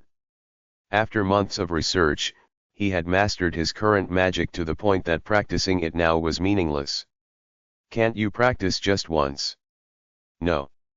Ugh. Privacy settings. Evan sighed in regret at Alan's firm refusal. But his disappointment was short-lived. Whoa, that's just, completely flat. You'd think it was a bug. As the sun finally disappeared and the weather turned chilly, Alan lit a campfire and followed Evan's gaze. Evan was looking at 5 people. One was a man dressed in quite luxurious clothes, and another was a woman with fiery red hair that seemed to symbolize flames. Behind them stood mercenaries, each holding their respective weapons. The caravan leader and the mage from the Red Tower. Not a day goes by without seeing them. Alan knew them well. In fact, it was impossible not to know. The man groveling before the red-haired mage and mercenaries was none other than the leader of the golden-haired caravan, and the mage had been picking fights with Alan at every opportunity lately. Look at him, offering food without fail every day. Does he have no pride? Evan shook his head, watching the caravan leader diligently rub his hands together and present high-quality wine and food once again. However, both Evan and Alan understood why the caravan leader was acting so submissive toward the mage. From the caravan leader's perspective, it was a great advantage to be on friendly terms with a mage from the Magic Tower, especially since the mage in question was the daughter of the Red Tower Master. Although she had not yet ascended to the position of Vice Tower Master, she was already ranked at the 4th level at the young age of 23. In the world of trade, where connections were as important as business acumen, it made sense for the caravan leader to treat her with utmost reverence. While Alan himself was also in a position where important connections naturally gravitated toward him, it seemed that the caravan leader, unaware of Alan's recent rise as a faction leader, had decided not to bother building a relationship with him. More precisely, it was likely that the caravan leader had wanted to befriend both sides but, due to the mage's ongoing conflict with Alan, chose to focus all efforts on her. As Alan absent-mindedly watched the caravan leader bowing, he soon realized that the mage had noticed him staring. What are you looking at? The sharp-eyed woman, Lion Aguilera's, quickly caught on and approached to pick a fight with him. Just happened to glance over. Do you enjoy spying on others? Lion started provoking him without hesitation, her voice tinged with contempt and scorn. Privacy settings. I don't have that kind of hobby. Is that so? My mistake. I thought someone who eagerly spreads rumors might also enjoy peeping. Despite Alan's neutral response, Lion continued to provoke him. He let out a sigh. How tiresome. Alan wasn't entirely sure why she constantly picked fights with him. However, he could guess a few reasons, one of which was the rumors. Word had spread, primarily among the mages of the Blue Tower and Caliban, that Alan had played a significant role in dealing with foreign threats using magic. Though Alan had never spoken a word about it, Lion seemed convinced that he had personally spread the rumors. Another reason she antagonized him was, I've said it several times, I didn't spread the rumors. You're as evasive as the Blue Tower. It seemed that Lion harbored a strong hatred for the Blue Tower. Behind his expressionless face, Alan stifled a laugh. Even if Alan seemed suspicious to her, picking fights so openly wasn't exactly irrational behavior, even in this world. But Alan merely listened to her provocations because they felt too childish to elicit any real reaction from him. That, however, was only part of the reason. The real reason he tolerated her was her status. Unlike Peenia, Lion held no formal position in the Red Tower. However, being the daughter of the Red Tower Master was a far more intimidating title than any official rank. Although the Red Tower Master had dramatically died after single-handedly charging at one of the 5 great sins who destroyed the Red Tower, he was not a minor character, even in the game. In other words, the Red Tower Master's fiery temperament had driven him to embrace death itself. In simpler terms, he was considered a madman. Seeing the caliber of mercenaries around Lion, despite her not being particularly strong for a 4th-rank mage, it was clear how much her father valued her. Well, it's not like I'll be seeing her again once I finish crossing the desert. Alan decided to brush off her provocations for now. Humph. Noticing that Alan was only half-heartedly responding, Lion scowled and turned sharply, heading back to her carriage. Alan shook his head as he watched her leave. Privacy settings. The next day, Rad, the leader of the golden-haired caravan, who traveled across various kingdoms except for the Empire, where over 30 wagons couldn't pass, smiled as the sun beat down on him.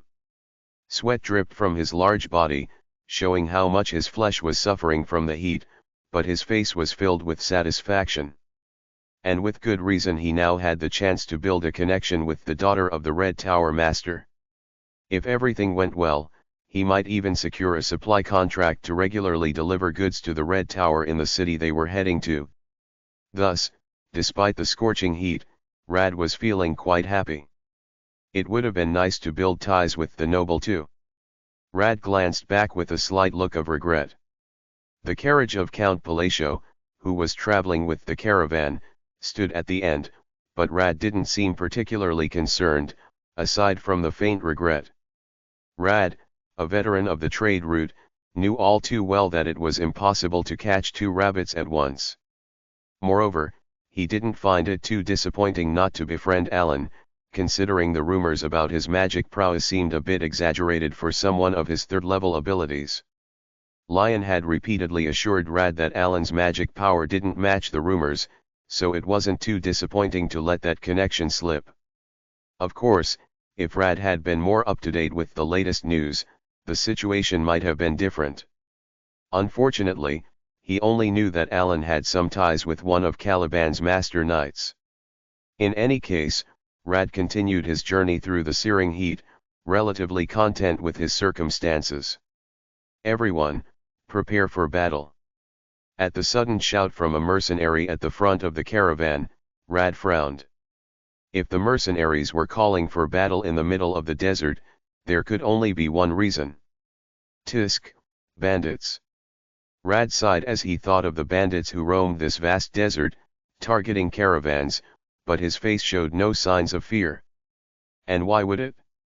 The golden-haired caravan had dozens of mercenaries that Rad had hired, along with over 10 B-ranked mercenaries tasked with guarding the daughter of the Red Tower Master. In other words, Rad was confident that no ordinary group of bandits could harm the caravan. However, the moment he saw the massive flag in the distance, Rad's face turned pale with fear, and his eyes widened in horror. Privacy settings. The banner approaching through the cloud of dust was one that no merchant should ever encounter. Bloodsand. The name of the infamous bandit group came to Rad's mind, and his face quickly filled with terror. Even from a distance, it was clear there were dozens of them, and each member of the Bloodsand bandits was said to be as strong as a knight. Swoosh. Before Rad's thoughts could finish, one of the bandits at the front swung a chain sickle toward a mercenary, instantly taking his life. And with that, the battle began. No, it was more of a massacre. The bandits, who clearly had no intention of negotiating, slaughtered the mercenaries protecting the wagons in mere moments. Just like that. Incredible, isn't it? In less than 2 minutes, most of the mercenaries had been killed by the Bloodsand bandits, and a man stepped forward.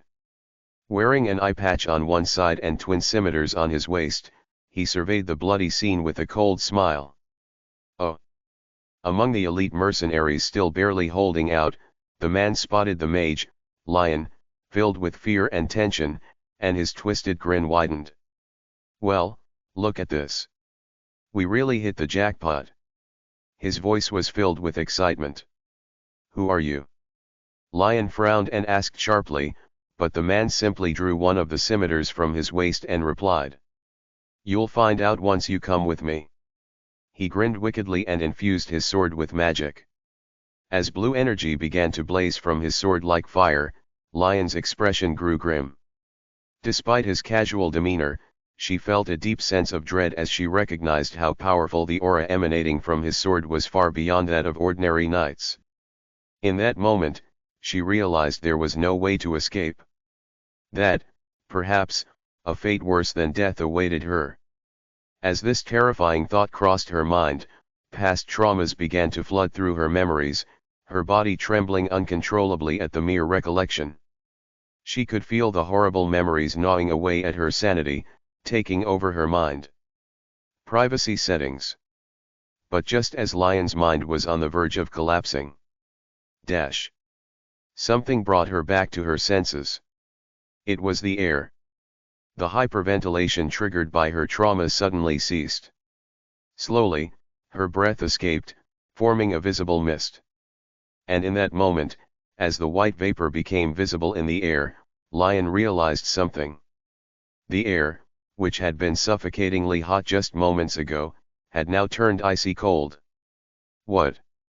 As Lion stood there, dumbfounded, she noticed that the twisted grin on the man's face had also morphed into a look of confusion. Not only had the once hot ground grown cold, but frost had begun to form on the sand. And then... step.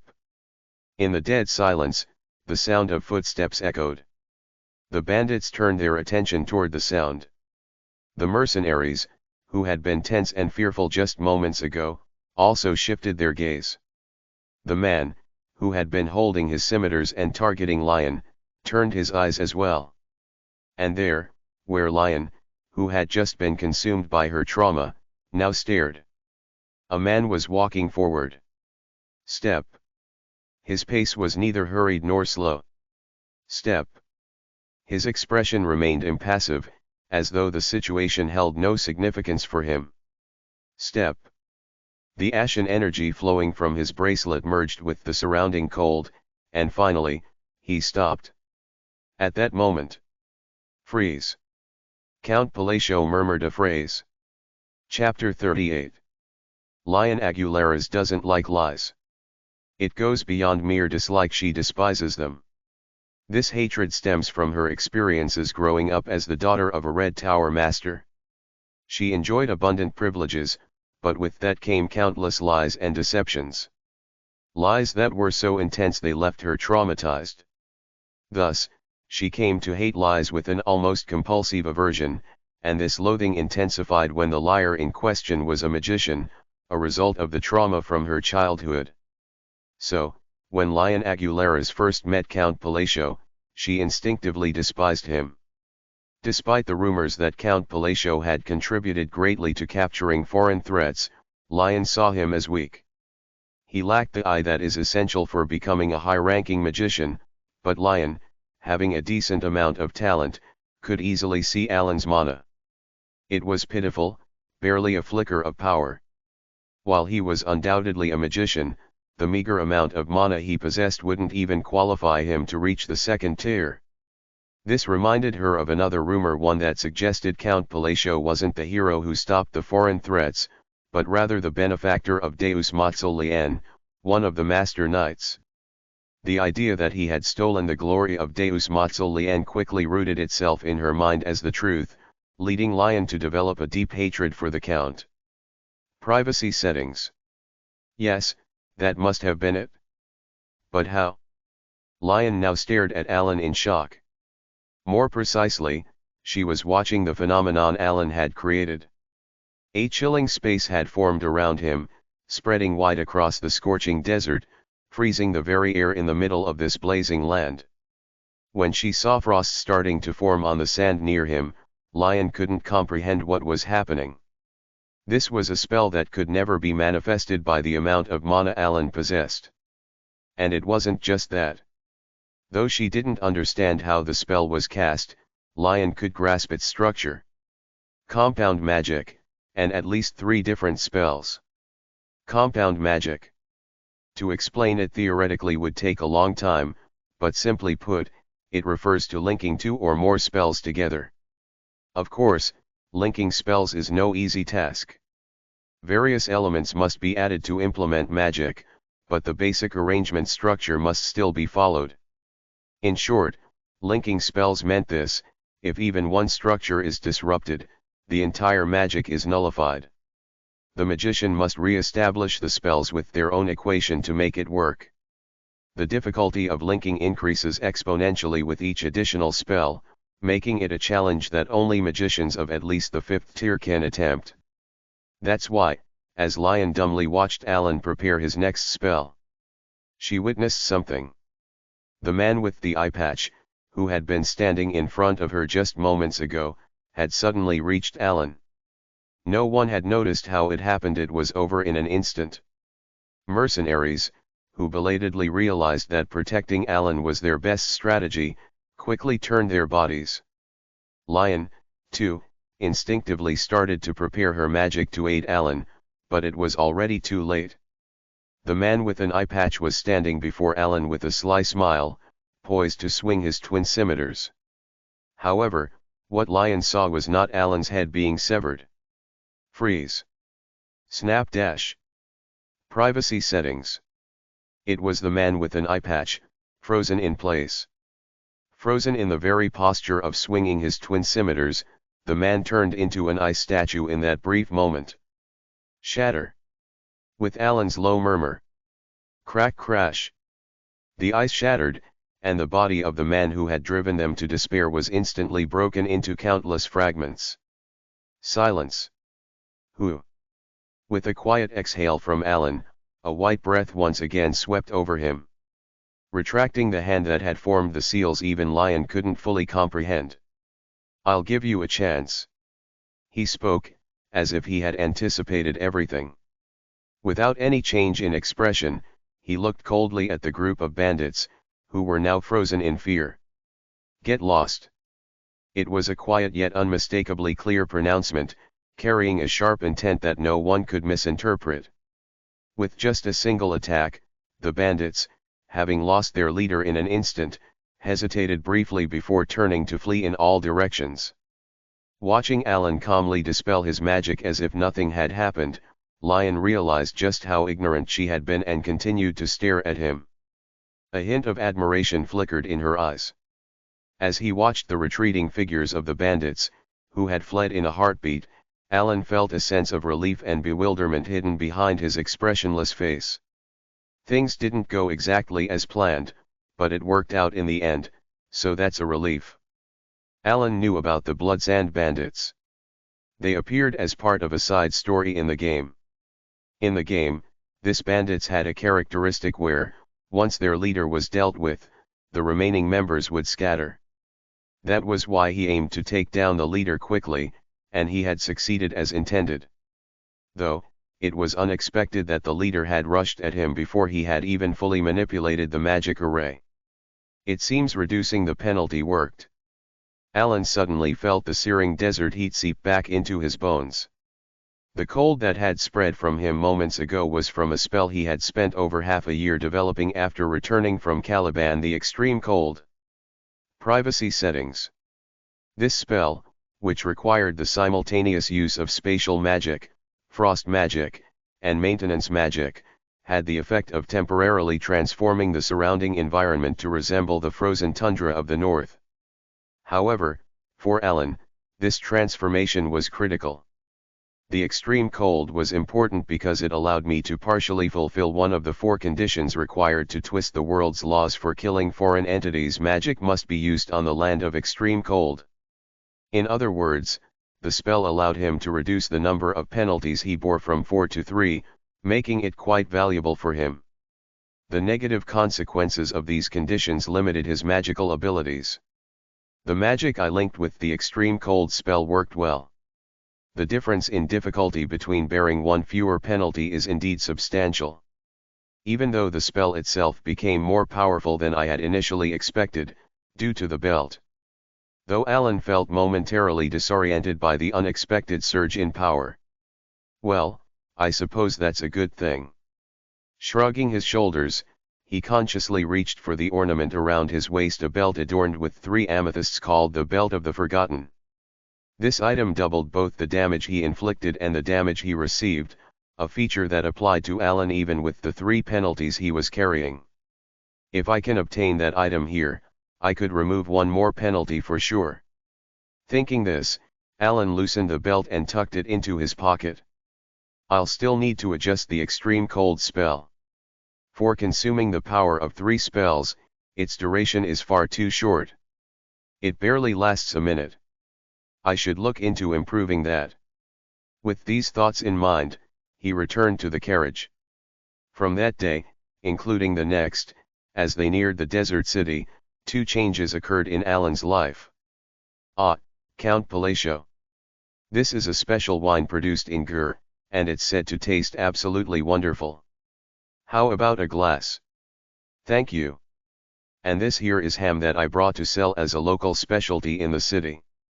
Would you like to try it? It's incredibly delicious. The first change was the attitude of Rad, the head of the golden-haired caravan, which had shifted 180 degrees. In the span of just one night, Rad had presented Alan with even more lavish gifts than he had offered Lion over the past few days, acting as if he would give him anything, even his liver and heart. If there's anything else you desire, please don't hesitate to let me know. Rad fawned over Alan so much that it seemed his hands would wear out from all the groveling, before disappearing after bowing deeply. That man's attitude changed 180 no, 360 degrees. Wouldn't 360 degrees mean he stayed the same?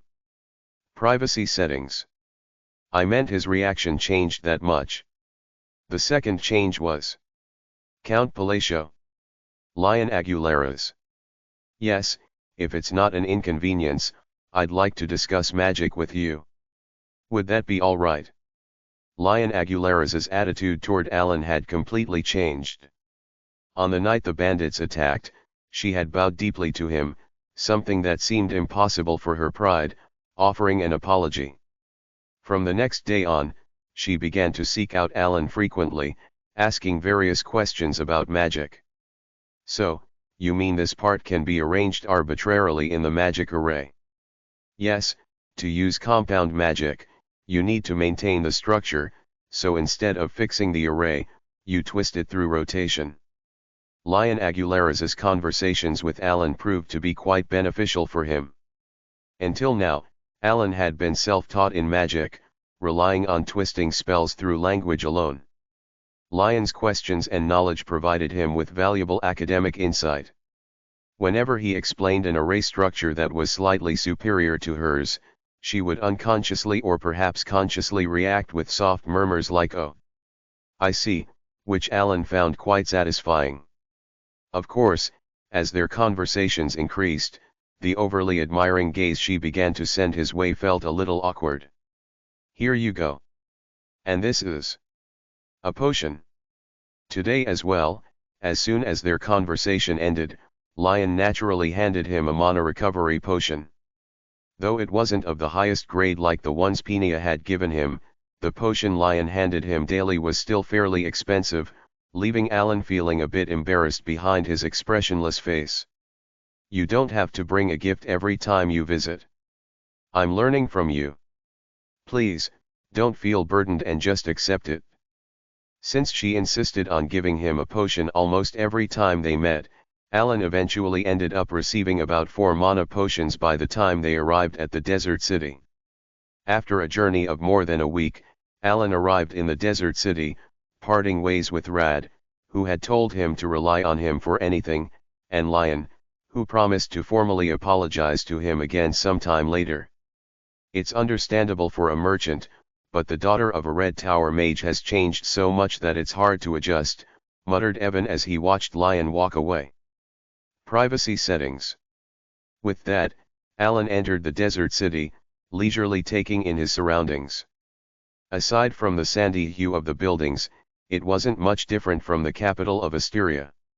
However, one structure stood out: the gigantic Colosseum that could even be seen from the south gate, which seemed to symbolize the colony itself and exuded an overwhelming presence. It looks like it could hold more than 100,000 people. Gazing at the massive Colosseum visible even beyond countless other buildings, Alan shared his thoughts and began walking with Evan toward where Seal Rang was. After about 20 minutes. Well, noble lord, care to have a chat with us? Alan was confronted.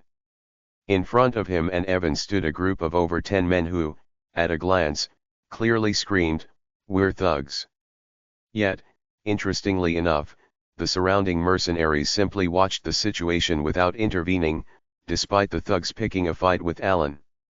Some even seemed entertained, as if this was a common occurrence, while others pretended not to notice the situation at all. It was a very strange atmosphere. If things go well, we could even introduce you to our boss, Malian. How about that? The thug's words immediately made Alan understand the odd situation. These guys must be Malian's men.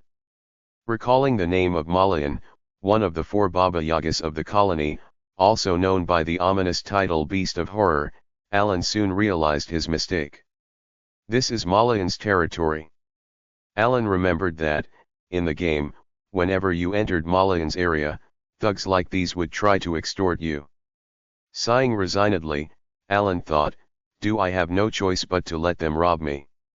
He knew that fighting here would be a bad move. Dealing with the thugs blocking his way would be easy, but doing so would put him at odds with one of the 4 Baba Yagas. This would create unnecessary restrictions for Alan, who needed to operate in the colony for the next few days. Just as he began to reach into his pocket. Thud. Hey, Are you sighing with us right in front of you? The thug who had been smirking a twisted smile just moments ago lightly tapped Alan's forehead. It was as if he was mocking a child, grinning crookedly. Evan, standing beside Alan, instinctively furrowed his brow and reached for his sword, but... Privacy settings. Boom. The thug who had tapped Alan's forehead was suddenly slammed to the side, crashing into a nearby building. It had happened in an instant. Both Evan and Alan wore bewildered expressions as they looked at the thug, who had been thrown across the street, while the other thugs who had been smirking just moments ago had their expressions freeze in shock. Hey! And then? What do you think you're doing to my master? Crackle. Huh? Why don't you tell me? Accompanied by lightning. Explain what you just did. The faces of the thugs who had been laughing earlier quickly transformed into ones of fear and panic. Go on, explain yourself. Golden eyes gleamed with fury. Chapter 39. A-class fighter Balam. Among fighters ranging from F-class to A-class, he was considered one of the top in terms of combat ability. It was just an ordinary day for him, relaxing with a drink at a pub he often visited, as there was no scheduled duel. Until a nobleman appeared before his eyes. The nobleman, dressed opulently without trying to conceal his wealth, was strolling through the city for the first time. Unsurprisingly, he got caught by Adigo and his gang. Adigo, an A-class fighter of a higher rank. Even then, it still felt like just another ordinary day. Balam had seen Adigo extort money or goods from merchants or nobles who wandered into the colony several times before. Look at those fancy clothes. Jackpot. We'll make some good money off this one. The fighters beside Balam chatted casually as they watched the nobleman surrounded by Adigo's gang. None of the fighters in the pub or nearby shops had any intention of helping the nobleman. Even though there was another A-class fighter present, they simply watched Adigo robbing the noble with lazy, indifferent eyes, taking no action. It was only natural. There was nothing to gain from helping that nobleman. Even if the noble offered immediate payment in return for assistance, none of the fighters would step forward. No one was foolish enough to cross Adigo's gang, or more precisely, the monster Malayan, who backed Adigo. Privacy settings. The fighters knew that Adigo's arrogance came from his belief in Malayan, the monstrous Baba Yaga, so they all quietly drank their beer, using the situation before them as mere entertainment. Then, when Adigo lightly smacked the nobleman's head. Boom! Something extraordinary happened. Start talking. A sudden appearance. One of the 4 Baba Yagas in the colony. Hey! The atmosphere cracked with electricity as Seal rang, the golden flash, appeared. Lightning, her signature, crackled around her body. Which bastard? Adigo, who had been knocked into the wall, stood up confidently but was left confused by Seal Rang's sudden entrance. Seal Rang. Mumbling in disbelief, it was as if he couldn't comprehend the situation, though he recognized the person standing before him. However, what did you do to my master? At Seal Rang's following words, Adigo's expression shifted from confusion to terror. Urgh! Before he could react, Seal Rang grabbed Adigo's head and slammed it to the ground. Crack! The fighters could hear the chilling sound reverberating in their ears. But it didn't end there. Seal Rang, with a cold expression, grabbed Adigo's leg and flung him aside. Crash! Adigo was hurled into the pub. As he scrambled to get back up, he tried to speak. Wait, I didn't know. Crack! Seal Rang grabbed his head again and smashed it into the counter. For real. Over and over. Ayak. Over and over. If you keep doing this, my boss will. Privacy settings. Over and over. Please spare. Crack. Silence. All the fighters watched, their mouths shut, staring at the wreckage of the pub. Even the owner, who should have been angry about the damage, stood there trembling, holding his breath in terror. A customer, seated at a shattered table, remained frozen, holding a heavy mug of beer. And then, thud. Seal rang, covered in blood, finally released Adigo's head without a trace of interest. At that moment, all the fighters present shuddered in awe. Her speed was beyond their perception, and the way she effortlessly handled an A-class fighter like a mere underling left them in reverence. As Seal rang, who hadn't even broken a sweat, glanced at the trembling thugs surrounding Alan. Boom! Crackle! In the blink of an eye, she had sent them all flying. They crashed into walls and windows, convulsing before going limp. The fighters, who had witnessed Seal Rang show no mercy and crush every opponent without emotion in the Colosseum, shuddered as they watched the Golden Flash, who had become a Baba Yaga, once again. Master! You're here? You should have told me. Before anyone realized it, Seal Rang, who was now smiling brightly and playfully wagging her golden tail, wrapped her arm around Alan's. Everyone around her froze for a moment. I've been waiting so long for Master to arrive. I prepared a lot of things, so let's go quickly. Regardless of the fighters' confusion, Seal Rang, still wagging her tail and grinning, pulled Alan along and started moving somewhere. As Seal Rang and the nobleman disappeared into the distance, the fighters watching were left with a bewildering question. Who is that guy? Who could make that mad dog? They were left wondering who the nobleman was, the one Seal Rang referred to as her master. However, Alan, who was being dragged by the blood-covered Seal Rang, was just as bewildered as the fighters. Despite feeling grateful and oddly proud, he couldn't help but wonder.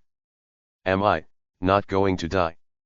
Since Alan arrived at the colony well into the afternoon, by the time Seal Rang led him to a particular building, the sun was already setting. This is it.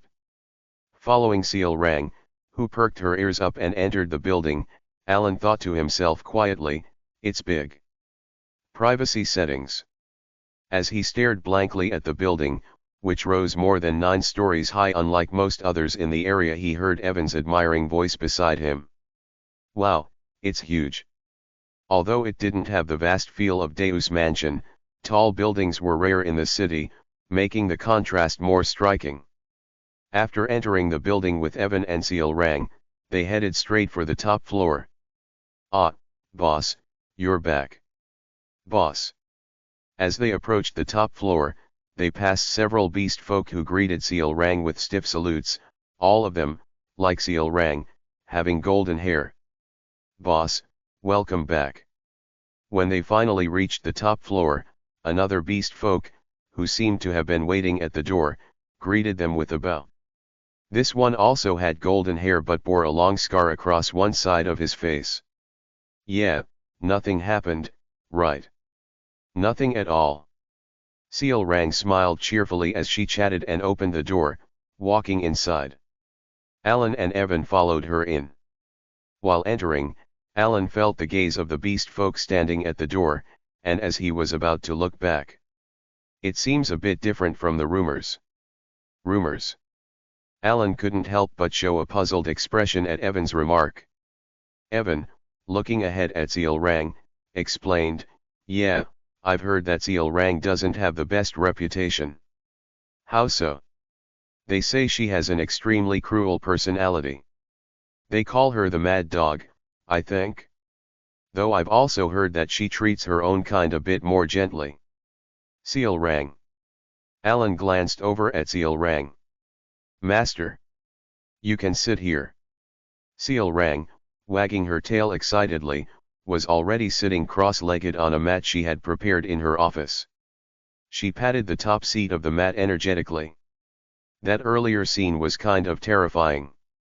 Alan briefly recalled the earlier violent outburst from Seal Rang, but seeing her now grinning so brightly, he just shrugged and sat down. With that, the real conversation with Seal Rang began. In truth, Alan had been somewhat worried about how he would carry on a conversation with Seal Rang.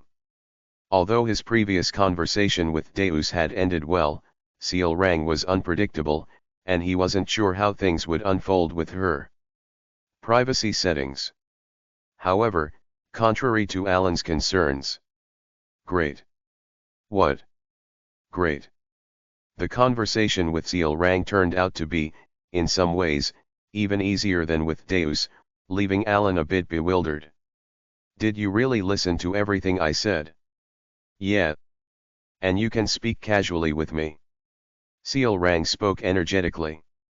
Even now, she couldn't seem to sit still. While still cross-legged, she casually placed her hands on the ground and began to do a handstand. Watching her with a blank expression, Alan commented, "Still, don't you have a lot to think about? I've heard you're running a guild as well." During their brief conversation, Alan learned that, aside from becoming a Baba Yaga in the colony, Seal Rang had also gathered others of their kind and formed a guild, prompting him to ask. Seal Rang, now in an odd handstand position, seemed to ponder for a moment. "It's fine." "Really?" "Yes. Even if we're not family, you're my master."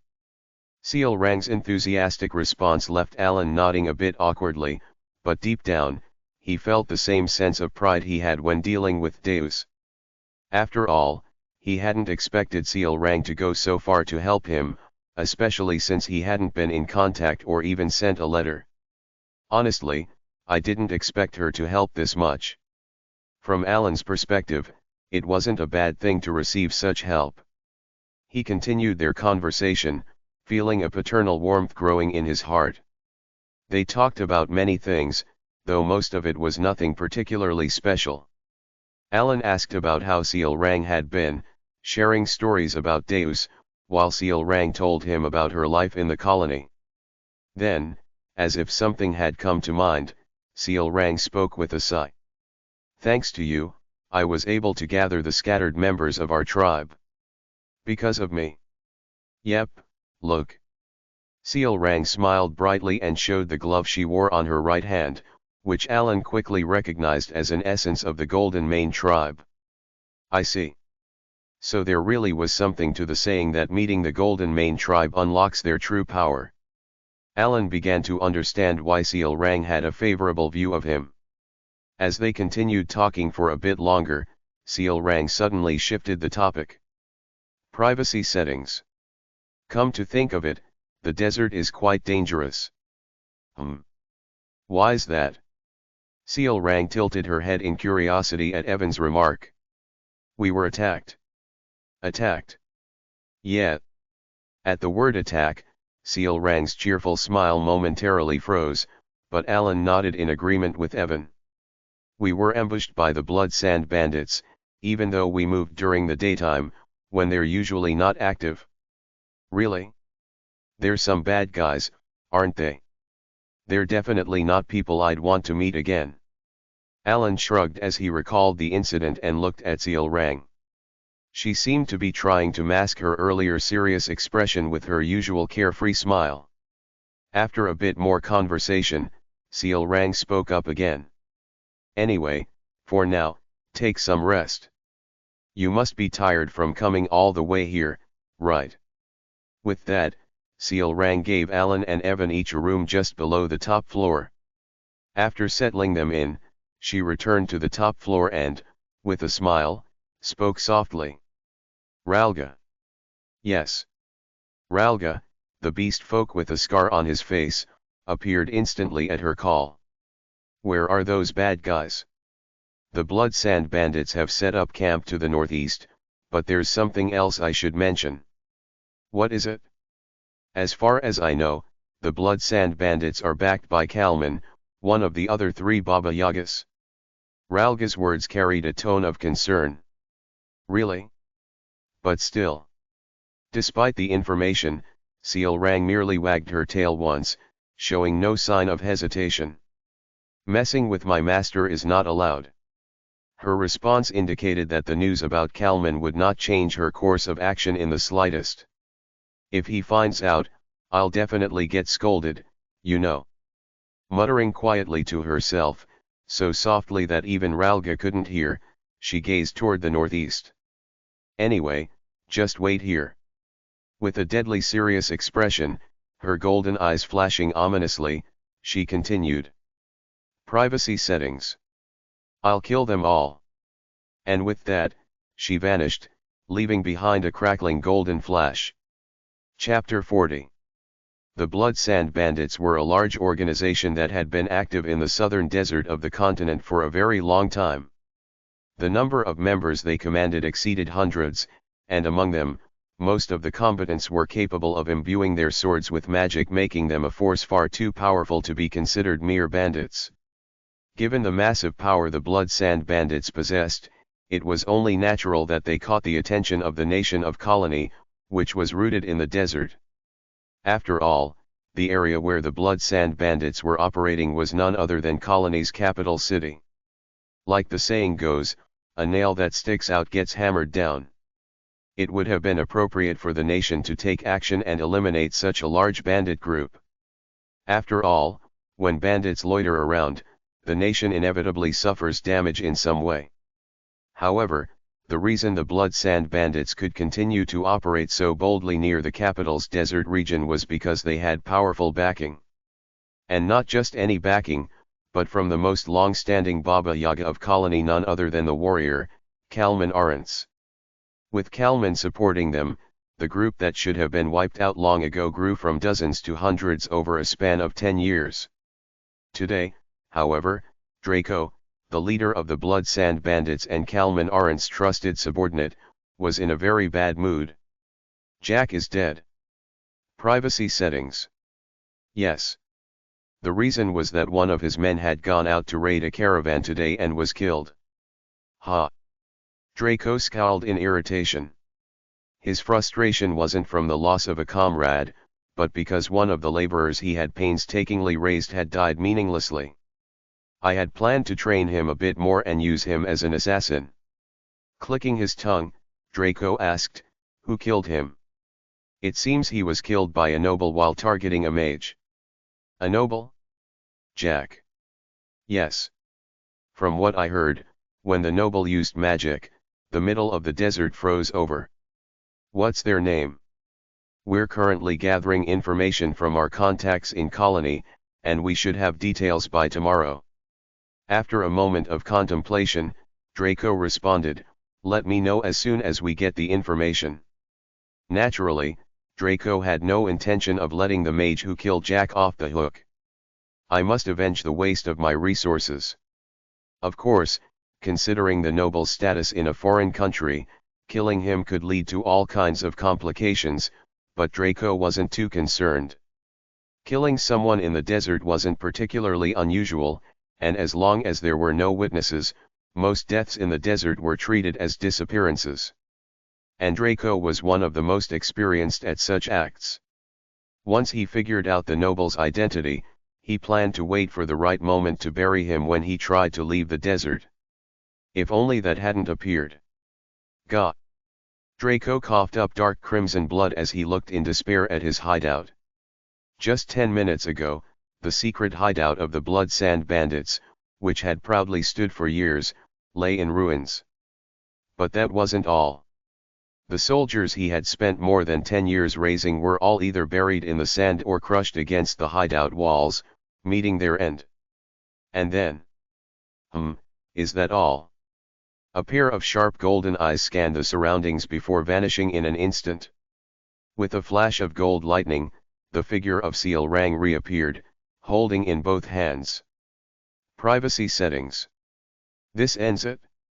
The heads of the bandits. The two heads retained expressions of tense anticipation, as if they were still unaware of what had happened, lying in ambush near the destroyed hideout for a surprise attack. Thud.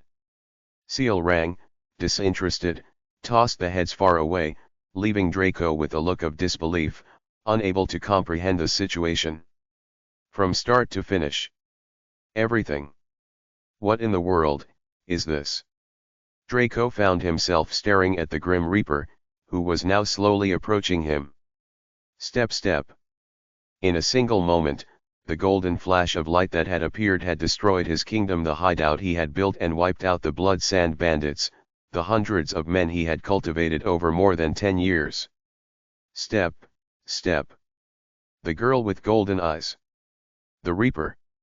As soon as those sharp, golden eyes fixed on Draco, he felt a shiver of primal fear run through his entire body.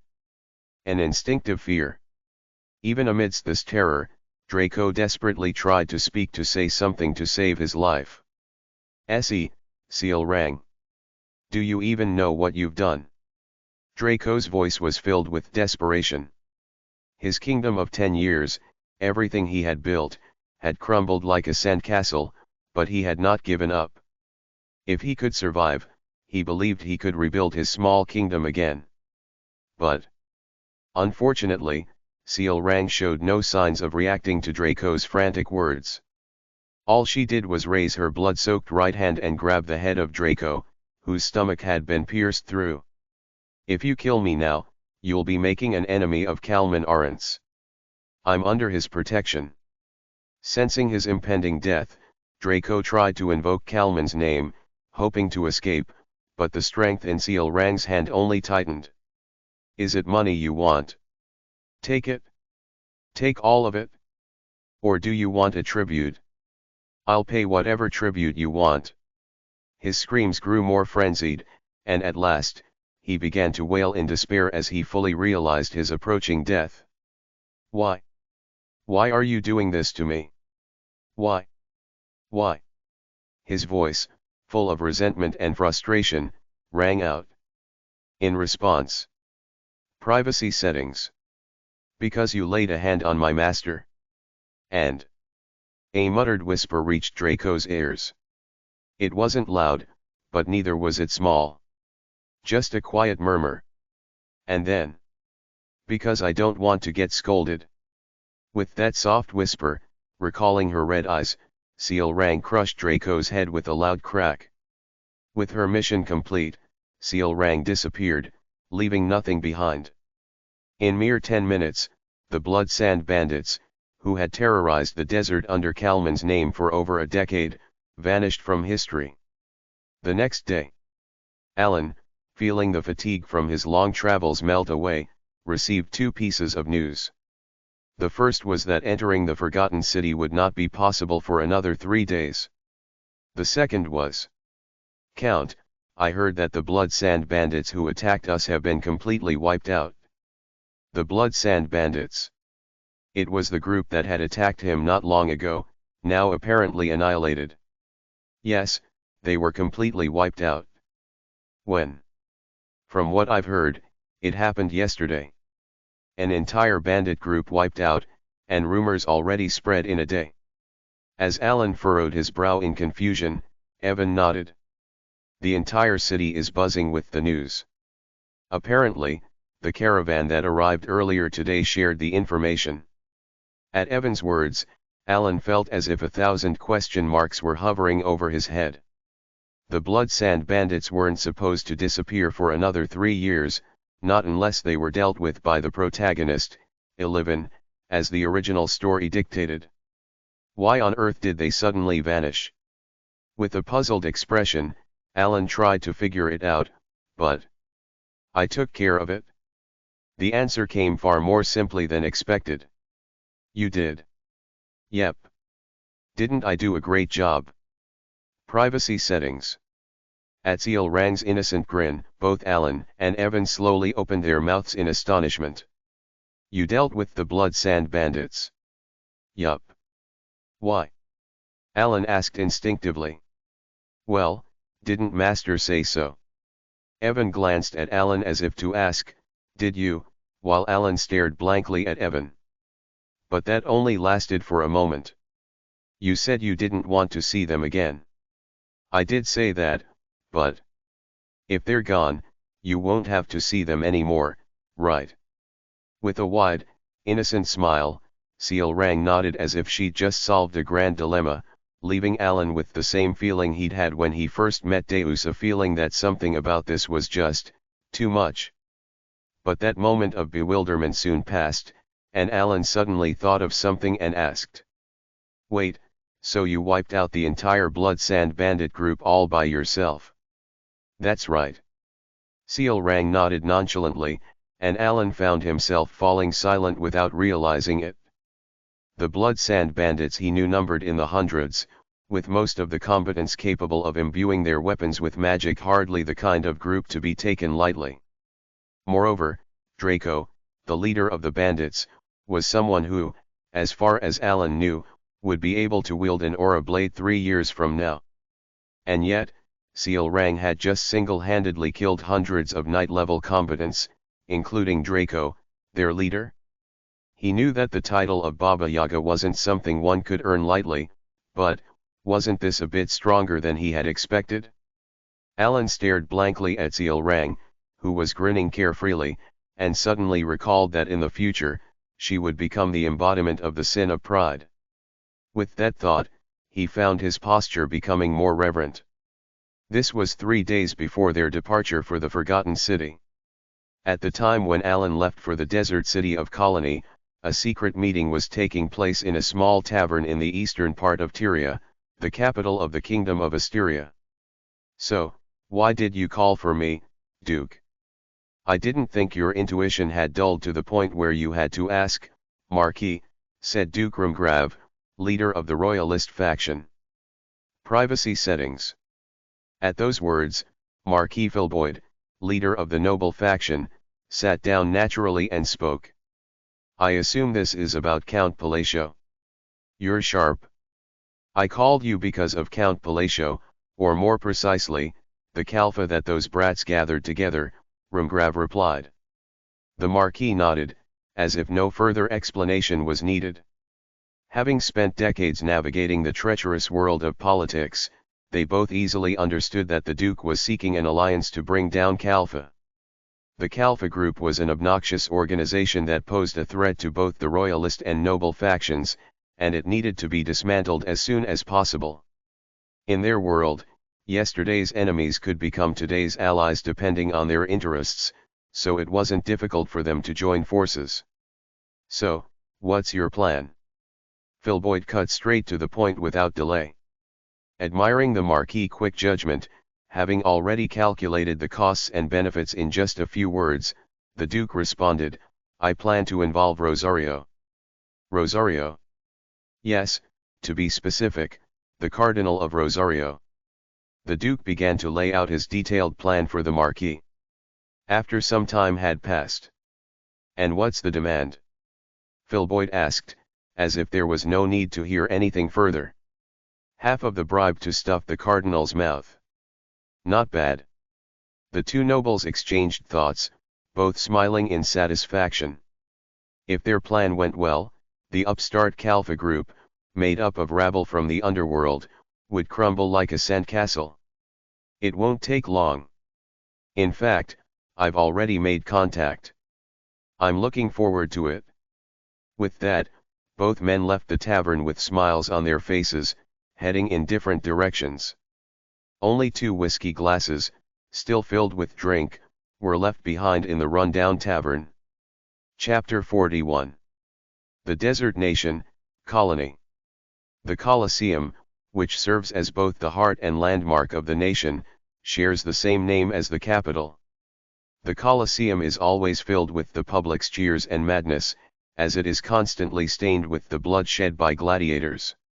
Even when a gladiator gets stabbed or loses their life, everything that happens in this Colosseum is merely entertainment for the masses.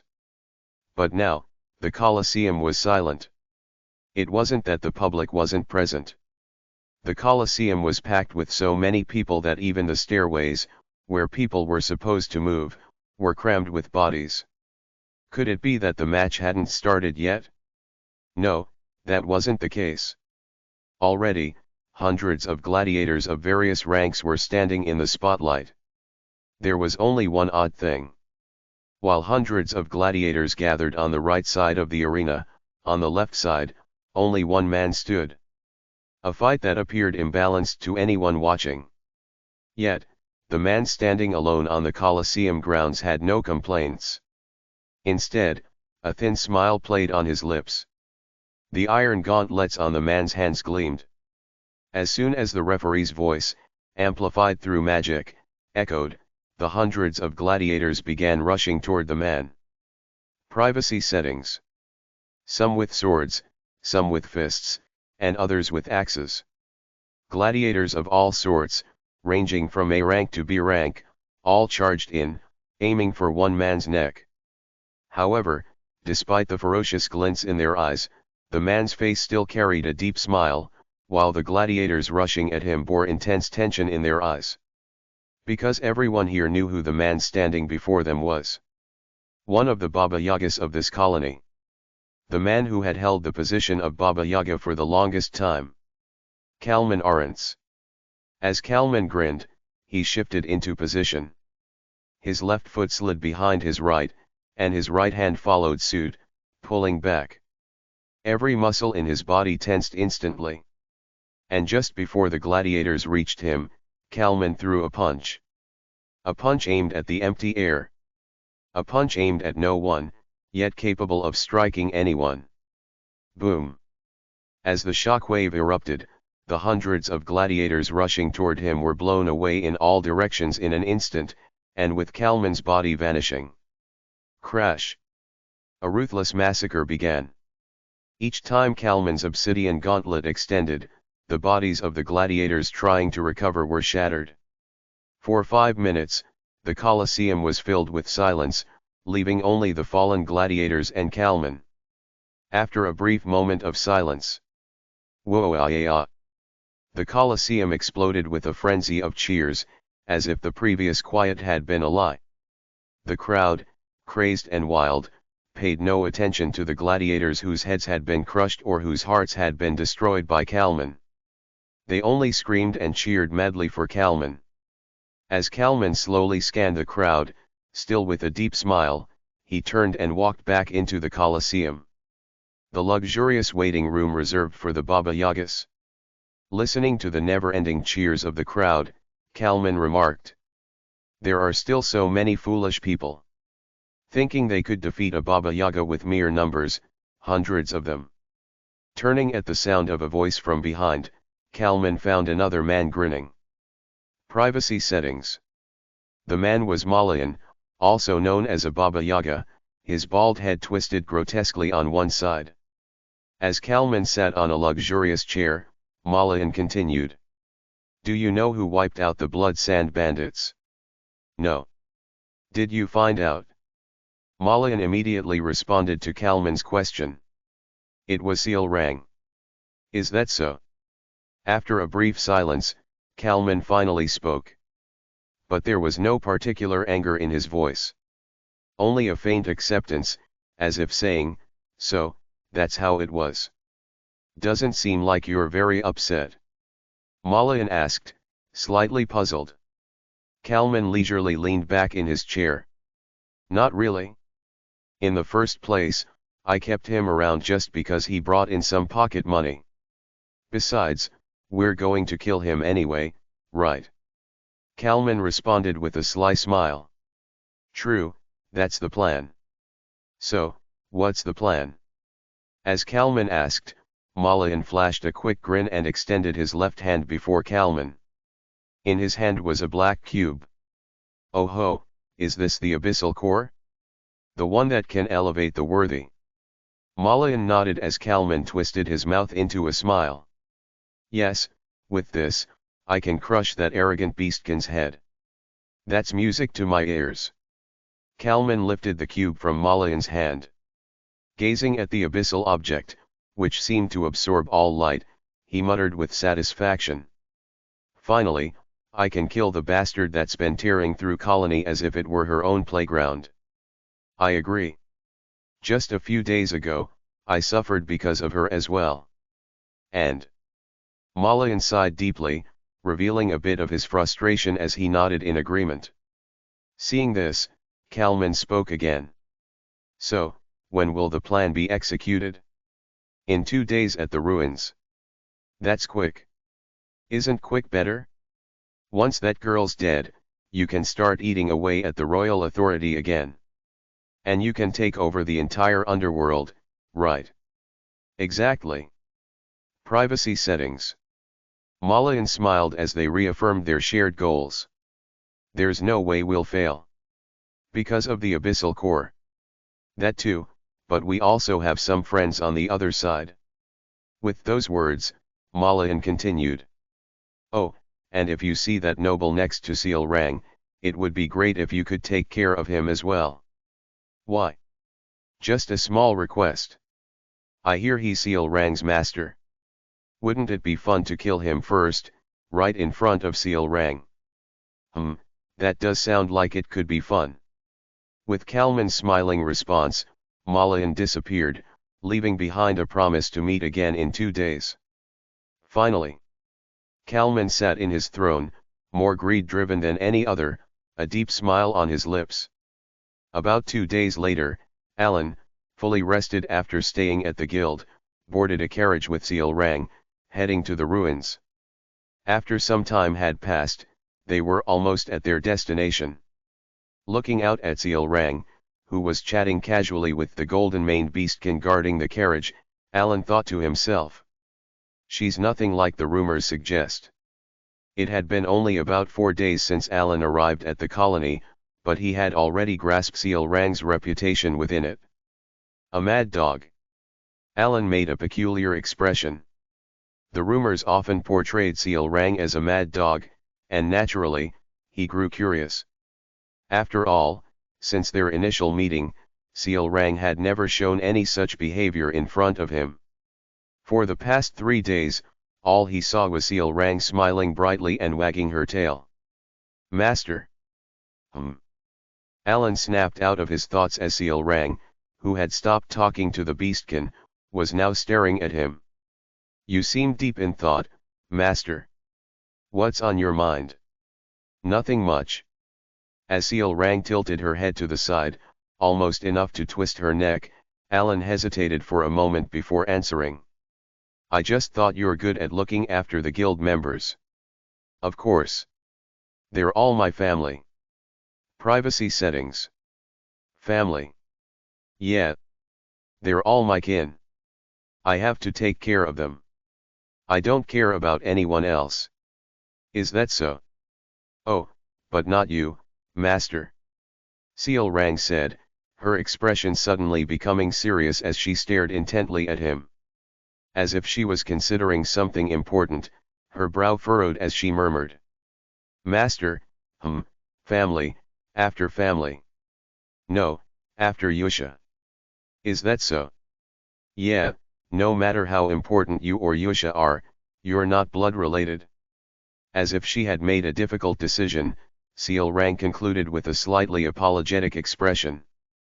But Alan simply shrugged and thought to himself. Higher than I expected. Despite his expressionless face, Alan was pleased. Considering that he had barely spoken to Seal Rang, let alone exchanged letters, the fact that he was being treated as the third most important person in her life was quite satisfying. Does that mean if something dangerous happens later, I could probably ask for help once? As Alan finished his thoughts with a bit of relief, the coachman suddenly called out. We've arrived.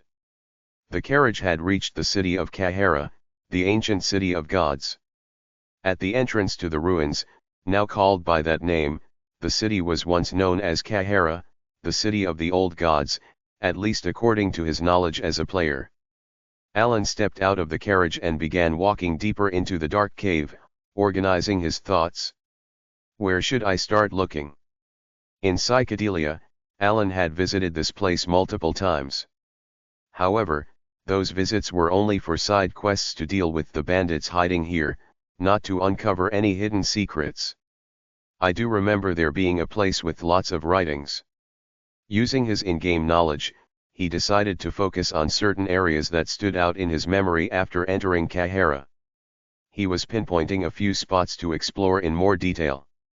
After walking for some time, when Seal Rang's expression started showing signs of boredom, Alan noticed a group walking ahead, much further in front than his party. Before long, he recognized who they were. Privacy settings. Ah, Count Palacio.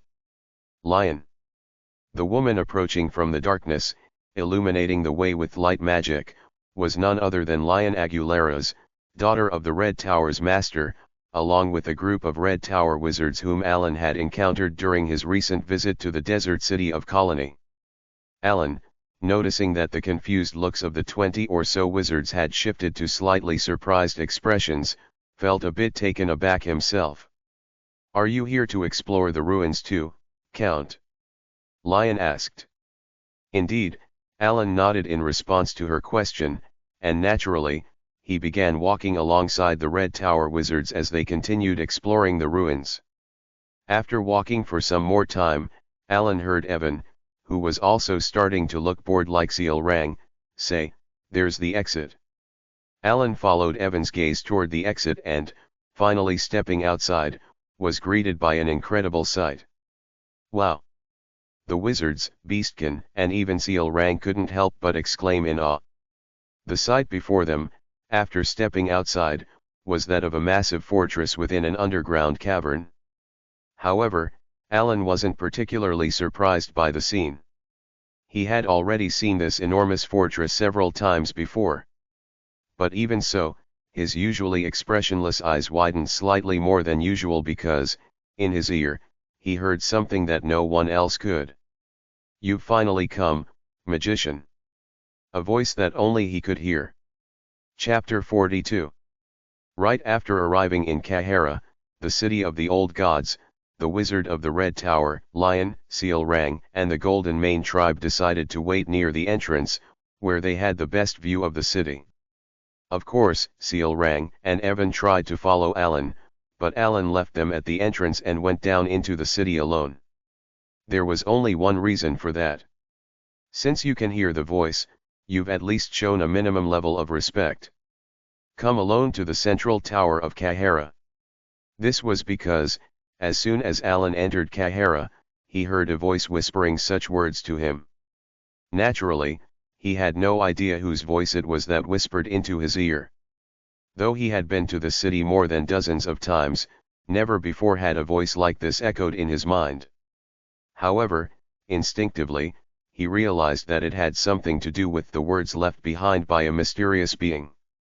Without hesitation, he moved forward and finally arrived at the center of Kahara. It was less of a forgotten city and more fitting to describe it as a fortress, given how tall the tower was, especially for an underground structure. Staring at the tower blankly, Alan soon walked inside. Upon entering, what greeted him was a spiral staircase leading upward. Without a word, Alan began to climb the stairs. Flare. Privacy settings. As he ascended the staircase, the lights began to ignite one by one, as if to illuminate his path. Though it was a situation he had never seen in the game, which made him hesitate momentarily, that was all. Following the lights, Alan continued his steps, and eventually, when he reached the top of the long staircase, he found a massive room. Rat-a-tat-tat. Along with the activation of a magic circle, he saw the previously empty room fill with enormous bookshelves. The bookshelves rose from the ground and soon covered the entire tower. At that moment, except for the sky and ground, there was no clear distinction between front and back. You've arrived. In fact, not all members of the Golden Mane tribe had an unusual affection for other bloodlines. Of course, compared to other beast folk, the Golden Manes had a relatively high species-wide affinity for each other. Though it meant little now, the Golden Mane tribe had once stood at the top of the beast folk hierarchy 500 years ago. But even so, their affection wasn't deeper than what they had for their own families. They merely had a slightly higher affinity for one another than for other species, and that was it. In the end, they were still strangers to each other. Nevertheless, the reason why Seal Rang was so obsessed with her kin and cherished the Golden Mane tribe so deeply was because of her past. Her happiness lay in the past. She had enjoyed the days spent living with her kin, found fulfillment in helping her father wrap up the day, and was happy to sit at the table in the evening, eating meals with her family. The life she led in a community where only the Golden Mane tribe lived, where everyone was bound under the concept of kin, still remained a source of happiness for Seal Rang.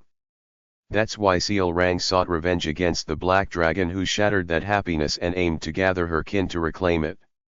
Her respect for the Great Moon also stemmed from that. She believed that the essence of the Golden Mane tribe, which Alan had given her, could bring her both revenge and happiness once again. And for her. Crunch dash. Huh. The death of one of the Golden Mane tribe was enough to drive her reason into a raging fury. Privacy settings. Right before her eyes, the body of her kin, who had been speaking just moments ago, crumbled so pitifully. And at the same time, what appeared before her was. Humph, is this all? It was none other than Malayan. Nothing much. Malayan of Baba Yaga. With his hideous face twisted in grotesque pleasure, he threw aside the corpse of the Golden Mane tribe. At the same time, dozens of black-robed figures appeared behind him. What the? Prepare for battle. At his command, the wizards of the Red Tower and the mercenaries he had hired raised their staffs with tense expressions. The previously relaxed faces of the Golden Mane tribe quickly turned to those of panic and fear. And then? What do you think you're doing? Malayan, staring directly at Seal Rang, who was making an unmistakably menacing expression, twisted his lips into a sneer and spoke. Are beast folk truly this dumb? You're asking me that question, in this situation? His voice was full of mockery, clear to anyone who heard it.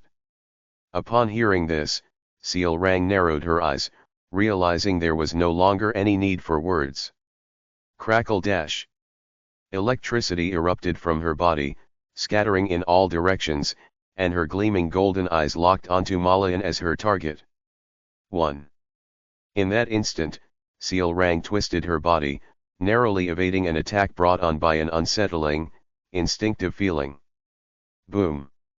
The ground exploded with a deafening sound, as if a massive meteor had crashed into it, leaving a gaping crater. Wow, you dodged that. You're not just any ordinary opponent, huh? Soon, a man who had completely demolished the entrance, Kalman Arance, casually walked out of the dust with a deep grin. Seeing Kalman stand next to Malayan as if they had planned it, Seal Rang let out a bitter laugh. The events that had just transpired allowed her to grasp the situation. Seal Rang clenched her fist tightly. Crackle dash. Electricity sparked to life in response to her will. Her stance made it clear that no more conversation was necessary. Privacy settings. Wait. What is the meaning of this? We are wizards of the Red Tower. And you all are from Baba Yaga, aren't you? Unlike Seal Rang, one of the wizards of the Red Tower desperately shouted in an attempt to escape the situation. As Malayan turned his gaze toward them, the wizard added. Red Tower wizards, huh? I suppose it could cause some trouble if we mess with you. His words hung in the air. That's right. If any harm comes to us now. But. The wizard tried to continue, but Malayan immediately interrupted, not allowing him even a moment's respite. That would only be a problem if any of you made it out alive, wouldn't it? With a twisted smile, Malayan's words made the wizard's face go completely rigid. The wizard wasn't foolish enough to misunderstand his meaning. And so. Tisk, if only you hadn't made such a fuss, none of this would have been necessary. Why did you have to make things difficult for everyone? Now that I think about it, where's that noble we're supposed to take care of? He should have been with you, right? Well, we can deal with that after we kill this one first. Kalman casually responded to Malayan's words and said. Now, let's see. Black, sinister energy swirled around him, terrifying to anyone who saw it. Shall we run a little experiment? Boom dash. With that, the battle began, as Kalman hurled his fist toward Seal Rang. Alan, realizing that the voice that had echoed in his mind was now coming from directly in front of him, lifted his head. There, sitting at a desk, was a figure. It was impossible to define its appearance. To be exact, it seemed as though something was constantly disrupting any attempt to describe its form. It looked human, beast-like, and monstrous all at once. As Alan stared blankly at the figure, whose shadow seemed to shift infinitely, it spoke. "Do not stare too long. You won't be able to perceive my existence no matter how hard you try." With those words, Alan snapped out of his daze, remained silent for a moment, then asked, "Who are you?" Privacy settings. If you cannot even comprehend my form, what makes you think you can comprehend my name? Did you know I was coming? How could I? Do you have any idea how long I've been trapped here? Yet, you spoke as if you did know. Not at all. Perhaps you were mistaken. Alan suddenly felt the urge to flick the head of the formless figure sitting before him, but he held back and spoke instead. "I came here following the words of Ulthultus, or rather, of the mysterious entity." "I had a hunch that might be the case." The figure responded in a slightly intrigued tone and continued. "Did that being tell you its true name? Well, it seems reasonable enough to think you're worth testing." Alan fell silent for a moment as he watched the figure nod as if this conclusion was quite logical, then spoke again. "Testing what, exactly?" "Testing your chance. I mean, an opportunity for you." "An opportunity?" As Alan muttered to himself, the figure elaborated. "You seem to have many questions. Unfortunately, I cannot provide you with any answers right now. You lack the qualifications." "And what is that supposed to mean?" Curious about a setting he had never encountered in the game, Alan asked further. "To clarify in advance, it's not my judgment you should be concerned with. Rather, it's this world's standards that determine your worth." After saying this, the figure seemed to ponder something for a moment before continuing. "You probably don't understand and have many questions. So I'll explain it simply." It soon spoke again. "Before long, another outsider will descend into this world. Deal with that being and return to me. And if I do, then you will have met the minimum requirements, the requirements to see me properly and have your questions answered. So you're saying I can't learn anything right now? Well, I can at least give you one hint." The figure, whose form was still too ambiguous to define, looked directly at Alan and smiled. "Privacy settings. Once you leave the tower, go and read the text at the easternmost end of this fortress. That should give you a general idea of the situation." "The text at the eastern end," Alan murmured, and the figure dragged out its response before speaking again. "Good, I've made my decision. In fact, my explanation ends here, but since you've come all this way, I'll share something interesting with you." Without giving Alan a chance to ask, the figure continued. "In this world, beyond the use of incantations, there is a concept known as Sully, the natural order. Have you heard of it?" "Sully? Yes, and beyond that is self-manifestation, but that's still far beyond your reach." After murmuring to itself for a moment, the figure resumed explaining to Alan. "Sully is the foundation for what those in this world call magic, though the fools who wield it barely understand its basics. I can see that you're better than they are, but you're still using it incorrectly." The figure continued speaking as if it found the current situation amusing. "The magic manifested through incantations follows the natural order. It's not something you can just throw together haphazardly. Only by following the natural order, carefully constructing the incantation, and invoking the proper name can true magic be performed." The figure raised a finger and added, "But even with this explanation, I doubt you'll understand. So, as a gift, I'll teach you the Sully, the natural order." It concluded by saying, "This is what true magic is." Chapter 43. The grotesque beast Malayan fully recognized Seal Rang's strength. The presence she had shown in the colony until now was even more intense than that of Kalman Arance, who had been active as a Baba Yaga for an extended period.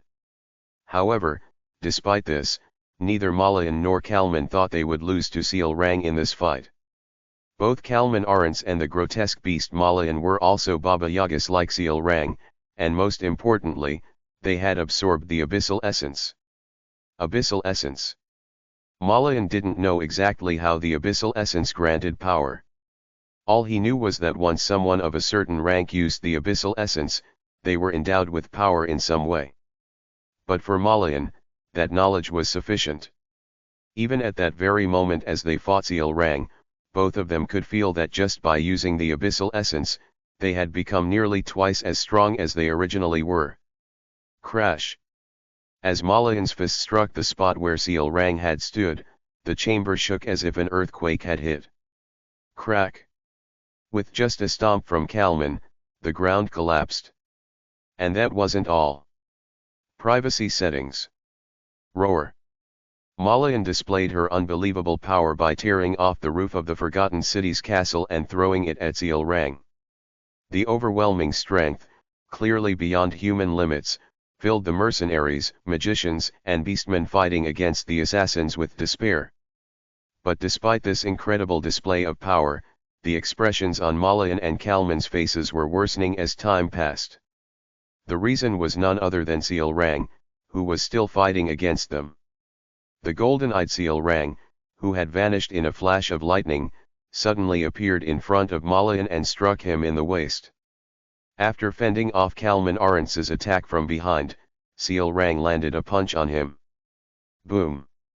Malayan and Kalman were sent crashing into the wall of the large chamber, shattering it. How is this even possible? Malayan scowled at Seal Rang. Seal Rang's body was indeed covered in wounds. Her shining hair was stained with blood, and her eerie body was marked with countless injuries. Yet despite all this, she was dominating. Even though they had absorbed the abyssal essence and become twice as powerful, the two Baba Yagas couldn't force her to retreat even an inch. You monster! Malayan grimaced as she transformed her grotesque right hand into the shape of a sword. She's not even emitting black magic, so she hasn't absorbed the abyssal essence either. Despite not consuming the abyssal essence, her strength was overwhelming enough to dominate two Baba Yagas who had. It was clear, defeating her with brute force was impossible. With his once confident expression now gone, Malayan looked gravely at Kalman. Click. As if confirming a pre-arranged signal, Kalman clicked his tongue, then leaped forward toward the beastman, not Seal Rang. The moment Seal Rang realized that Kalman was rushing toward Ralga, the member of her tribe who was leading the fight against the assassins, she immediately moved. Crack! She blocked Kalman's punch. Boom! Privacy settings. The terrifying shockwave from just the clash of their fists made Seal Rang grimace momentarily. But then she sensed something strange. Despite having a serious expression moments ago, Kalman now wore a clear, unmistakable smile on his lips. At that very moment. Stab. Huh. Seal Rang felt a searing pain in her back. She turned to look, and there stood Ralga. Finally. With a twisted grin on his face, Ralga had stabbed Seal Rang in the back with a blade. Seal Rang's eyes filled with confusion for a moment. Ugh! Blood flowed from her mouth. Crash! Seal Rang was sent flying by Kalman's kick, rolling on the ground. She couldn't make sense of the situation. Her eyes were full of questions, confusion, and even more questions. Her bewildered gaze fell on Ralga. He was smiling wickedly. Seal Rang couldn't understand it at all. Why? A question escaped her lips. As Seal Rang tumbled across the ground from Ralga's betrayal, despair clouded the faces of the mages, mercenaries, and beastmen, while a sneer appeared on Kalman's lips. Relief filled the eyes of the assassins, and Malayan's face showed a hint of triumph. All this information entered Seal Rang's field of view, but she was solely focused on Ralga. Why? Seal Rang muttered, puzzled once more. And then, Ralga, who had been sneering all this time, stepped forward toward Seal Rang. Seal Rang tried to move her body, but soon realized that she couldn't. The poison from Kumonesize is on the blade, so you won't be able to move for at least an hour. It's best not to struggle, Ralga said, looking down at Sealrang's shocked expression as he approached her. Privacy settings. Unlike his usual composed demeanor, Ralga twisted his lips into a sneer as he crouched in front of her. Ah, what was it again? Did you ask why? He mocked as he pulled off the gauntlet from Sealrang's hand. I wanted this. What? Didn't you hear? I said I wanted this, Ralga repeated, shaking the essence of the Golden Mane tribe in front of her as if to mock her, smiling slyly. Sealrang blinked slowly. You betrayed me, for that, she asked. She still didn't feel anger. Ralga, wearing an expression of confusion for a brief moment, soon let out a mocking laugh. For this? Sealrang, do you really think the guild you created is still standing because of some noble reason? Do you think the clan stuck around for your little family act? No, no. Tap, tap. It's because of this. The clan stayed in the guild because of the power they could gain from you, he sneered, tapping her face with the gauntlet. Sealrang's expression slowly darkened as she furrowed her brow. Why would you think otherwise? Deep down, Sealrang knew that Ralga wasn't entirely wrong. She had always been aware that the reason she was able to gather the Golden Mane tribe so quickly in the colony was because she possessed the essence gifted by the Great Moon. But even so, Sealrang hadn't believed that the clans had stuck with the guild solely for the essence this far into the journey. Even if they had gathered for power at first, Sealrang felt that the time they had spent together over the past 2 years since forming the guild was genuine, and she believed that she had been faithfully rebuilding her former family. No, she trusted in that belief. That can't be. Sealrang clenched her teeth, but Ralga didn't erase his mocking grin as he stared at her. Then, he let out a small chuckle and snapped his fingers. Snap.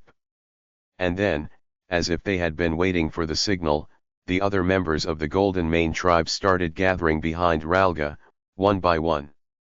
Sealrang looked at them in disbelief. The clan member she had greeted just 2 days ago. The one who had spoken with her earlier on their way to this place. No one was an exception, all stood behind Ralga, and Sealrang, noticing that they bore no wounds unlike the mercenaries, realized the truth. Privacy settings. Ha! For the first time, she let out a bitter laugh. Not the warm smile she had always shown to the clans, but a cruel, cold smile. Now that's the expression of someone waking up from a dream. I'm satisfied, Ralga laughed, satisfied, as he patted Sealrang's head in mockery. To be honest, every time you acted like you were something special, it disgusted me. Using power you didn't deserve just because you got lucky. It was really hard to watch. How does it feel to wake up from that dream? Are the others also traitors? Sealrang answered his question with a question. Ralga, seeing the betrayal and hatred hidden behind her bitter smile, found it amusing, twisting his lips to respond. But before he could speak. That's enough. Let's wrap this up, Malayan interrupted, stepping forward before Ralga could open his mouth.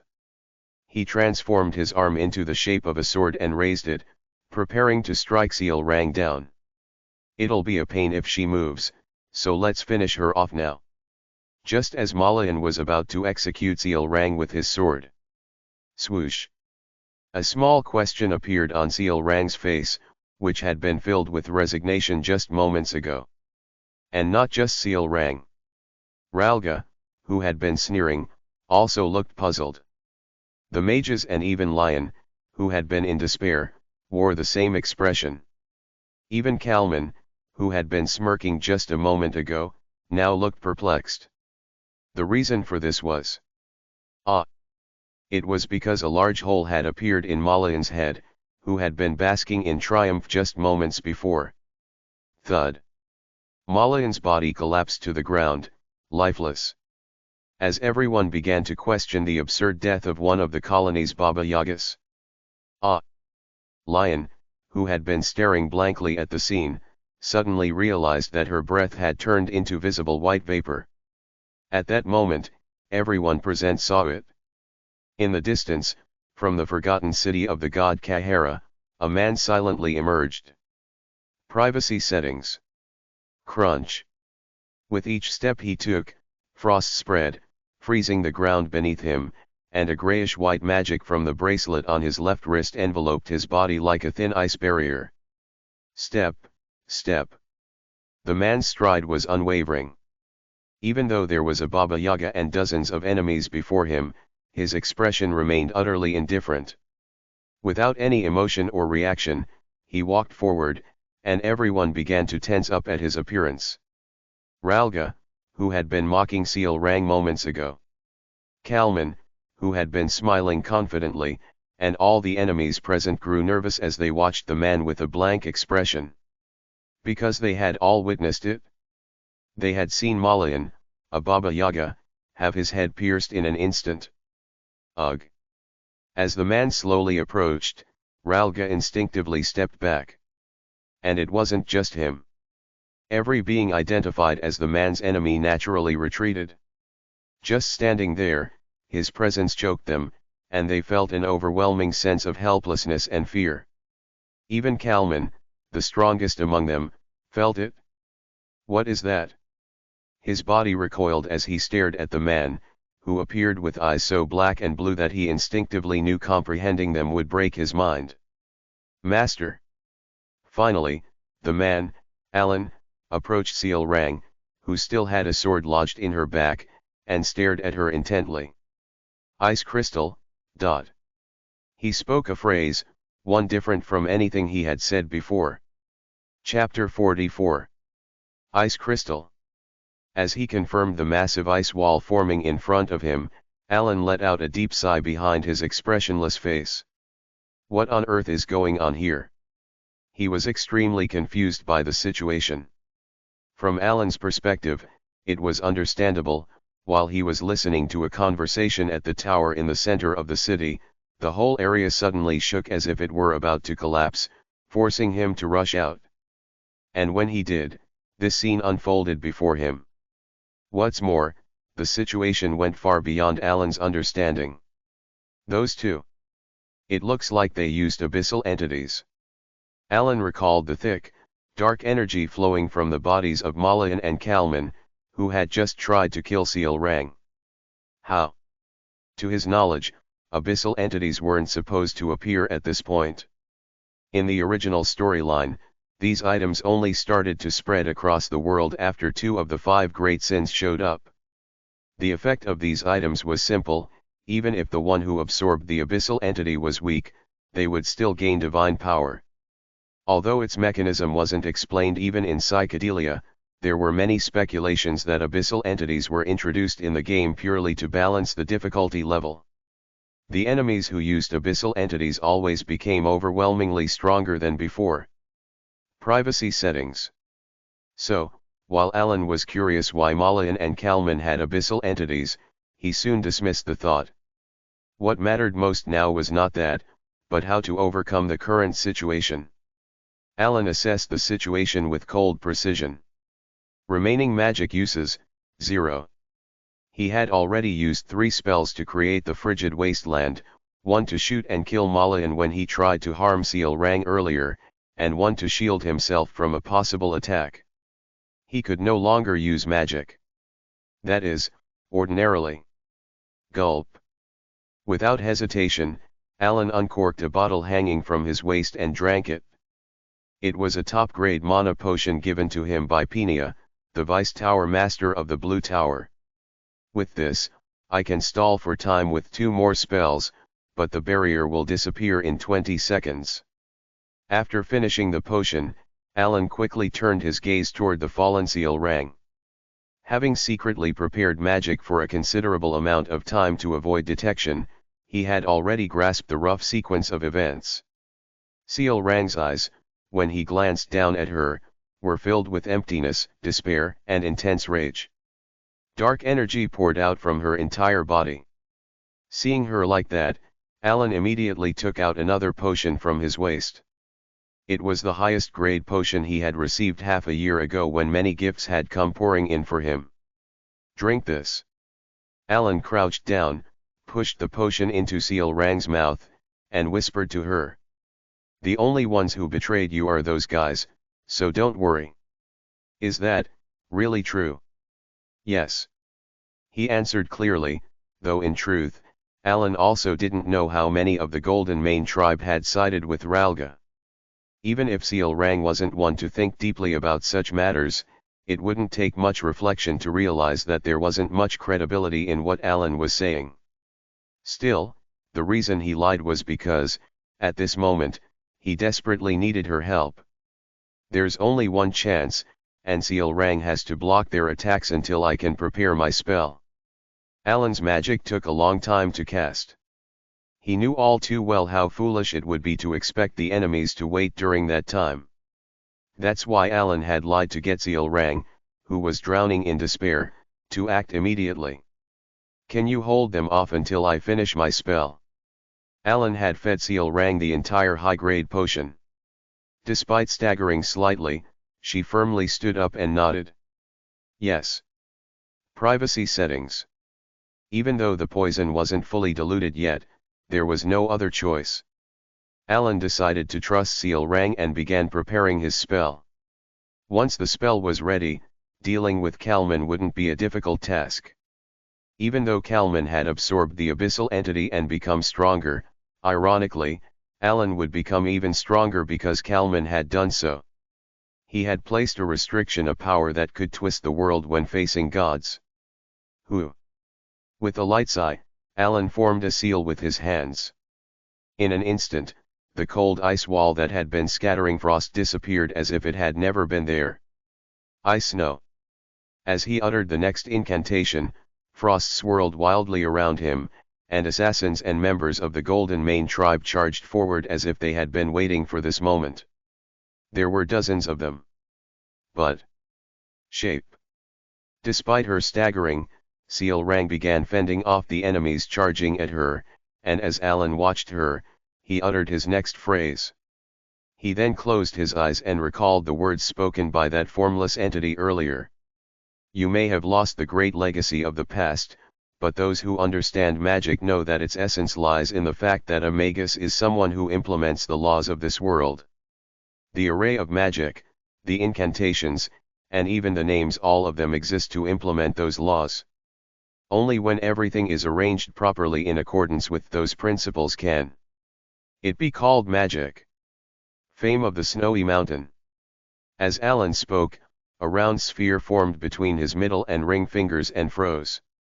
But it didn't just freeze, each individual point of the magical array he had prepared bloomed like snowflakes, with each hexagonal plate as the starting point for a unique flower. It seems you only know a few phrases, but you also need to use sentences. Phrases can twist the laws, but sentences are the keys to opening certain doors that approach the laws of this world. Well, it's not like today's magicians have completely lost the names. They've just been overly simplified and unified, losing the original words in the process. Nowadays, they probably call it something silly like ice spear. Blind man's inevitability. The blooming flowers fully opened. The sphere at Alan's fingertips was no longer a simple orb but a massive crystalline snowflake. Crack. At the center of that snowflake, a beautifully shaped spear formed in front of him. And then. But originally, that magic wasn't called something as foolish as ice spear. Privacy settings. Ice crystal halberd. That's the true name of what those foolish magicians forgot. After quietly speaking, Alan opened his eyes. He could see Kalman, with his dark gauntlets, staring at him with a frustrated expression, and Seal Rang desperately holding him off. Seeing them, Alan tightly clenched the seal he had been forming and finished the spell. In the blazing hot chamber, a snowy field arrived. Lion watched Alan's magic unfold. The mind that usually ran countless simulations to analyze whatever magic was used had now come to a halt. She could only stare blankly. Everything in the path of the spear Alan had cast had frozen. Whether it was the ground, the air, or Kalman, whose heart was pierced by the spear of ice. Everything had frozen. The abnormal, yet breathtakingly beautiful scene left Lion and the other magicians unable to take their eyes off it. This is unbelievable. Is that a magician? The mercenaries, who had been filled with despair just moments before, all muttered in awe as they looked at Alan. Their eyes were filled with boundless reverence and awe. It was only natural. The desperate situation had changed dramatically because of the being standing right in front of them. At that moment, even Seal Rang, who had narrowly escaped the range of the spell, was looking at Alan. Suddenly, it moved. Ah dash. The first to notice that the being, more precisely, Ralga, whom they thought had been struck down by Seal Rang, was moving again, was ironically a mercenary who had been watching the scene. Die. Ralga, whose right arm was shattered, raised the poisoned dagger that had previously put Seal Rang in danger and charged at her. He was still empowered by the ability Seal Rang had granted him, as the authority of the Golden Mane tribe had not been revoked. Moving at lightning speed, he appeared close to Seal Rang just as she let her guard down. Seal Rang, thinking it was all over, tried to retreat, but it was already too late. Her body was already covered in wounds from fending off Kalman and the attacking rogues. The poison still lingered in her, leaving her no choice but to watch as Ralga's dagger aimed for her heart. Privacy settings. Ralga's face lit up with joy as he thought, if I can just kill her, I can take control of the essence and escape. I can start over again. With that thought, he tightened his grip on the dagger. But Ralga's dagger didn't pierce Seal Rang's heart. What? The reason was that, like the mercenary, Alan had instinctively seen Ralga's charge and pulled Seal Rang's body backward just in time. However, because of this, Alan's body naturally slid forward and collided with Ralga's sweeping dagger. Guh! Blood spewed from his mouth. It was thick, blackened blood, a clear sign of deadly injury. And just as Ralga, stunned by his failure, stood there, Seal Rang, filled with rage, smashed his head with her foot. Count. Evan's voice rang out. In conclusion, Alan wasn't actually hurt at all. Of course, a sword had pierced his side, but surprisingly, it hadn't caused any real damage. That was because Ralga's dagger had indeed struck Alan's body, but just barely. It only tore his clothes. In other words, Alan wasn't injured. So why had he coughed up blood? That was purely due to mana exhaustion. Although he had enough mana to cast one more spell, the spell consumed so much mana that it drained him beyond exhaustion, causing internal damage. The power exceeded my expectations, but I'll need something to supplement the missing mana, he thought, as he pressed a hand to his uncomfortable stomach, watching the receding ruins. He hadn't seen the Eastern Tablet, but since the ambush had occurred, they had decided to leave the ruins for the day. After watching the ruins fade into the distance for a while, Alan turned his head toward Seal Rang, who was staring intently at him. If things had gone according to his original plan, he would have been comforting her right now. After all, knowing that she would one day become one of the 5 great sins, he couldn't let her harbor any ill will. However, to his surprise, Seal Rang's eyes showed no signs of negative emotions like anger or hatred, which left him curious. Master. Yes. Can I ask you something? Privacy settings. What is it? Seal Rang asked her question. When Kalman attacked earlier, why didn't you dodge? When Kalman attacked. Alan thought for a moment, then recalled Kalman's gauntlets that had come so close when he used the ice crystal halberd. It's not that I didn't dodge, I couldn't. Though that was the truth, Alan didn't think it was the best answer, so instead, he replied. Because I trusted you. You trusted me. Yes, you said it was possible, didn't you? To be honest, it was more like I was begging you, please let it work. As Alan gave his carefully packaged answer, Seal Rang's eyes sparkled slightly, and she asked again. Then, why did you save me when Ralga tried to kill me? Why? Alan couldn't find a suitable reason. Wouldn't it have been strange not to save a long-time ally from dying right in front of me? Besides, I didn't expect the dagger to reach me.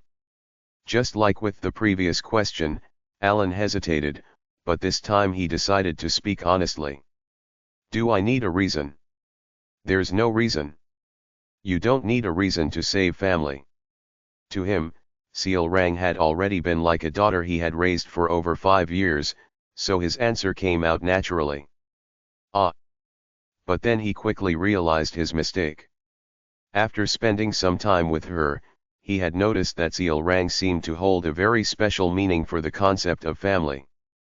And so, as Alan subtly shifted his gaze to her. But master, you're not family. Family is tied by blood, Seal Rang murmured, and Alan nodded in agreement. Still, I want to be family with you. At her next words, Alan felt a deep warmth inside. It was like the feeling one might get after finally being recognized as a father after many years of trying. Not that he had personally experienced that, but just as Alan was about to nod in satisfaction. But privacy settings. Seal Rang suddenly moved and climbed on top of Alan. With her hands on his shoulders and her waist resting on his thighs, her eyes were shining brightly. Alan, bewildered by the sudden turn of events, could only stare as Seal Rang, smiling, said. In this state, we can't become family. I'm from the Golden Mane tribe, and you're a human. So. Her smile widened as she continued. Let's get married. Alan's mind froze. Meanwhile, Seal Rang's tail was wagging more happily than it ever had before. Chapter 45. 5 days later. The news that Kalman and Malayan, both Baba Yagas, had targeted Seal Rang's life spread rapidly throughout the entire colony. With the testimony of Lion Aguileras, the daughter of the Red Tower Lord, and the mercenaries who survived the attack, the story gained widespread attention. The public was outraged at the fact that 2 Baba Yagas had cowardly teamed up to take down another Baba Yaga. As a result, they dragged down and destroyed the statues of Kalman and Malayan that had been erected in the eastern part of the colony.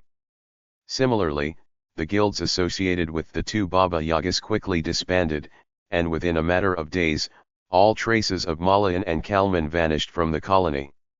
In their place, Seal Rang took over. Despite being ambushed by Malayan and Kalman, Seal Rang not only survived but also dealt with them, returning to immense public support. As the testimonies of the Red Tower Lord's daughter and the mercenaries were increasingly proven true, Seal Rang's popularity soared to unprecedented heights. Seal Rang was even beginning to be called the first Baba Yaga by the public, overtaking Kalman, who had held the title for the longest time. Additionally, Count Palacio, who was known to have greatly contributed to helping Seal Rang deal with the 2 Baba Yagas, was also gaining massive attention. Currently, he was in the forgotten city of Kahara once more, checking something at the far eastern edge, where he hadn't been able to visit last time. He was looking at the inscription on the eastern stone tablet. Alan, who had read all the words on the stone tablet during what could be considered either a long or short time, suddenly thought of a question. Wait a second. How am I reading this? The words written on the stone tablet were not in the common language of the continent, but despite being unfamiliar, Alan could naturally decipher them. It was as if he had been able to read them all along. With a puzzled expression, Alan decided to stop by the central tower and ask about this before heading back. As he turned around and began walking, he recalled the contents he had just read on the stone tablet. About foreign gods and gods. The Eastern Stone Tablet, recommended by someone who suggested it might give him a rough idea of what was happening, contained stories related to foreign gods and gods. However, What stood out to him was that some parts differed slightly from the information he had obtained while playing psychedelia. Why are foreign gods and gods described in opposite ways here? In psychedelia, foreign gods and gods were clearly distinguished. Foreign gods referred to gods not originally from this continent but rather deities born from people's beliefs or from otherworldly realms. Gods, on the other hand, were beings that had existed since the beginning when there was nothing on the continent. As far as Alan knew, the 5 great sins were called gods in psychedelia, and the monstrous deity he encountered in the north was referred to as a foreign god. But on this stone tablet, the terms were reversed. What he knew as foreign gods were called gods, and the 5 great sins were referred to as foreign gods. Of course, the stone tablet didn't directly mention the 5 great sins or the foreign gods by name. Instead, the gods on the tablet were described in metaphors like those who value honor, those who seek forgotten death, or those who have delved too deeply into the mysteries of magic. However, having played psychedelia many times, Alan knew exactly who these metaphors referred to. He also knew that metaphors like the many-handed one and the one filled with greed and envy were referencing the 5 great sins. Alan thought for a moment before neatly folding that information away in his mind. Except for the fact that foreign gods were described as gods and vice versa, the information he read on the stone tablet didn't conflict with what he already knew. This was because the stories mainly told in psychedelia were about the future, not the past. I wish I could ask about this too. Alan organized the contents of the tablet in his mind as he walked toward the central tower. In conclusion, Alan could not encounter it again. This was because the door that had once been in the center of the tower when he first arrived in the city had vanished, as if it had never been there. He considered breaking through and climbing up, but didn't believe he would be able to meet it even then, so he ultimately decided to leave. Master. As soon as he stepped outside, he was greeted energetically by none other than Seal Rang. Seal Rang, who had looked bored while waiting for him, beamed the moment Alan appeared. Alan, who now sat with her in the carriage, heard. Let's get married. It was the 19th proposal she had made in the last 5 days, leaving Alan with a troubled expression. Facing Seal Rang, who had placed both her hands on his knees, Alan noticed that the distance between them had grown smaller over the days. Of course, Alan hadn't moved closer. Seal Rang had been the one to close the gap. Seal Rang perked up her ears and tilted her head slightly. Watching her tail swaying behind her, Alan let out a soft sigh. At first, it had felt heartwarming, like a cute daughter saying, "I want to marry Daddy." But now, it was becoming a bit troublesome. As I said before, I think of you as family. This was his 19th response. But we're not really family. And it was her 19th rebuttal. If we get married, everything will be solved. What problem? We'll become real family. Alan, looking at Seal Rang's face filled with the expression of someone thinking, "I'm a genius," couldn't help but feel like this conversation had become like a dialogue loop in a game. Do you even know what getting married means? Alan, deciding to press the conversation forward a bit, asked this question after they had come to the same conclusion 19 times. Of course. I'm confident I can make Master happy. However, realizing that even if he continued this discussion, the content would just circle back, he sighed. Seal Rang, marriage is a serious matter. Think about it more carefully. I am serious. Think even more seriously. With that, he closed his mouth. At this point, he had no thoughts of marrying anyone. Additionally, even though he hadn't raised her himself, Alan still felt that Seal Rang was more like an affectionate daughter to him. She'll stop saying things like this after a few years. Some time passed, and by the time Seal Rang's pout from being rejected multiple times faded away, they arrived back at the colony. Alan immediately prepared to leave. He would have preferred to leave a bit later, but due to the nature of the desert crossing, it was safer to travel with the merchant group that departed at specific intervals. And so, let's meet again next time. All right? You have to answer me then. Sure. Leaving behind a promise that felt like an empty pledge, Alan departed from the colony. Seal Rang watched Alan and the merchant group disappear into the distance, only turning back to the guild once the carriage was no longer in sight. The guild, from which Ralga and her traitorous clan members had vanished, remained unchanged.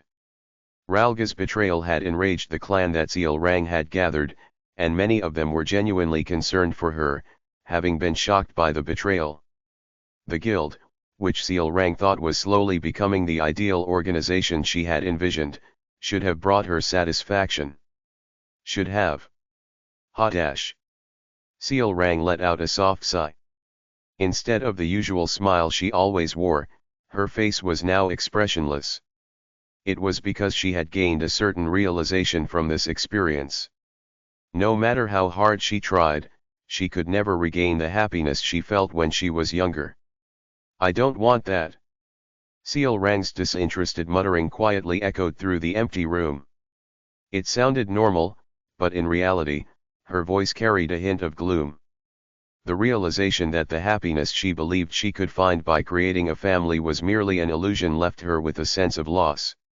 She had genuinely believed that if she gathered her clan and returned to how things were before, she could once again feel happiness. But even in the midst of that sense of loss, a smile began to creep across her face, and it was all because of one person. Alan. In that moment, Seal Rang recalled how, during Kalman's attack, Alan had trusted her completely and stood still, preparing his magic without taking a single step.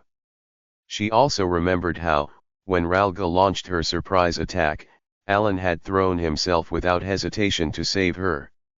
He had shown her the image of an ideal family, not through words, but through his actions, like a great moon guiding her. Seal Rang's tail swayed happily. In just the week she had spent with the great moon, she had glimpsed the path to the happiness she had not found in the clan she had gathered over 2 years. The path toward the happiness she sought. Of course, he wasn't family yet, but that didn't matter. If he wasn't family yet, then all she had to do was make him family. I want to get married. Seal Rang murmured the words she had already said many times before, a cheerful smile on her face. Her heart pounded with excitement at the thought of the happiness she would reclaim once the great moon became her family. But unfortunately, Seal Rang also knew that this couldn't happen immediately. For now, she still had the task of forming a personal guard to protect the great moon and serve him. In fact, Seal Rang hadn't initially given much thought to that task. She had assumed that as long as she gathered enough of her clan, the task given to her by the great moon would be taken care of on its own. But now, things were different. To her, the great moon was no longer just a master, he had become someone indispensable. So, she had to create it. Seal Rang resolved. No matter the situation, a personal guard that can protect him from any danger. Her golden eyes shone brightly with determination. The night of Alan's departure from the colony. By the way, did you check? You mean the ones in Seal Rang's guild? I've checked everyone, and aside from Ralga and those who were dealt with this time, no one seems to be showing any suspicious activity. Hearing Evan's report, Alan nodded. After returning from the ruins, Alan had ordered an investigation through the Information Guild to see if there were any other suspicious figures within Seal Rang's guild, similar to Ralga. The reason, of course, was that it would be a problem if Seal Rang were hurt again. I'd rather avoid any unnecessary complications. Once was manageable, but he wasn't confident that everything would be fine if it happened again. So, Alan intended to deal with any potential problems in advance. Well, that's a relief. And since we have the money you gave us, I've instructed them to continue briefing us on any developments that might arise. Good job. After replying to Evan, Alan finally felt like his work in the colony was mostly wrapped up, and he let out a deep sigh, leaning against the carriage. Although it seemed like the tasks were done, unfortunately, he wasn't entirely finished. There's still one more foreign god to deal with. Additionally, the new knowledge he had gained kept floating around in his mind. From the reversed roles of the foreign gods and the gods, to the mysterious beings' mention of order. But above all, solely. Alan recalled a fragment of hidden truth about this world, something he had never heard or seen during his time playing psychedelia. Is it finally time to go there?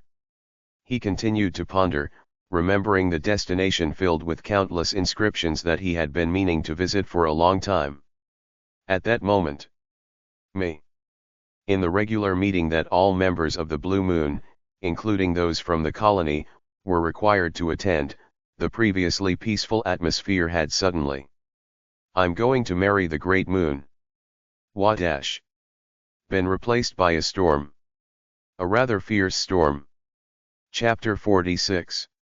Basically, the regular meetings of the Blue Moon often end without any special incidents. The previous meeting was extended significantly due to Deus' outburst in response to Seal Rang's question, but that was merely an exception. Once everyone but Deus and Yusha had internalized the notion that there were certain questions they should never ask Deus, such exceptions could be avoided. Although Deus, who usually remained silent, would occasionally speak up whenever the topic of the Great Moon was mentioned, those conversations no longer dragged on. This was because Rhine and Raiden consistently redirected the conversation. Thus, today's meeting should have proceeded peacefully, unlike the last one, and thanks to their efforts, it was expected to conclude in under 20 minutes. By the way, Seal Rang, that person said he was going to the colony this time, did you meet him? Yusha asked Seal Rang. I'm going to marry Great Moon. What? That was before Seal Rang answered. In the beginning, the atmosphere wasn't all that bad. The other members of the Blue Moon were aware that Seal Rang sometimes used exaggerated expressions, and Yusha thought it was just one of those moments. But then, that person is truly wonderful. No wonder Seal Rang likes him. Exactly. That's why I'm going to marry him. The moment they realized that Seal Rang wasn't just exaggerating but was actually serious. What are you talking about? Yusha's face, usually calm under any circumstance, suddenly hardened, and the other members of the organization held their breath at the sight. Privacy settings. Everyone at the meeting knew exactly when her expression and tone would take that turn. She's holding back. She's really holding back. She's holding it in. Deus, Raiden, and Rhine immediately sensed Yusha's mood and recoiled. Even though it was just a virtual meeting using magic projection, they instinctively knew how terrifying Yusha could be when she was angry. But the three of them assumed that this storm would soon pass. Seal Rang knew Yusha well enough and feared her too. However, I mean it. I'm going to marry the Great Moon. Contrary to their expectation that Seal Rang would back down, she confidently declared her intention as though it was a final decision. The other members of the organization were left dumbfounded. Yusha briefly closed her eyes, as if trying to regain control of her expression, then opened them and asked. Seal Rang, do you understand what you're saying right now? Of course I do. We're going to become a family. I'm confident I'll do well. Yusha closed her eyes again, as if feeling dizzy, then opened them slowly. With a faint smile, as if trying to soothe the child, she spoke softly. Even if you're confident, that's impossible. Why? Because we are the shadows of the Great Moon. Can't we get married and still be shadows? Seal Rang's face showed no sign of being convinced, instead asking, what's the big deal?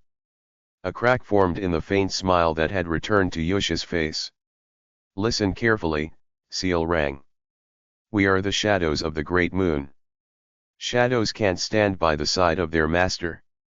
Do you understand what I'm saying?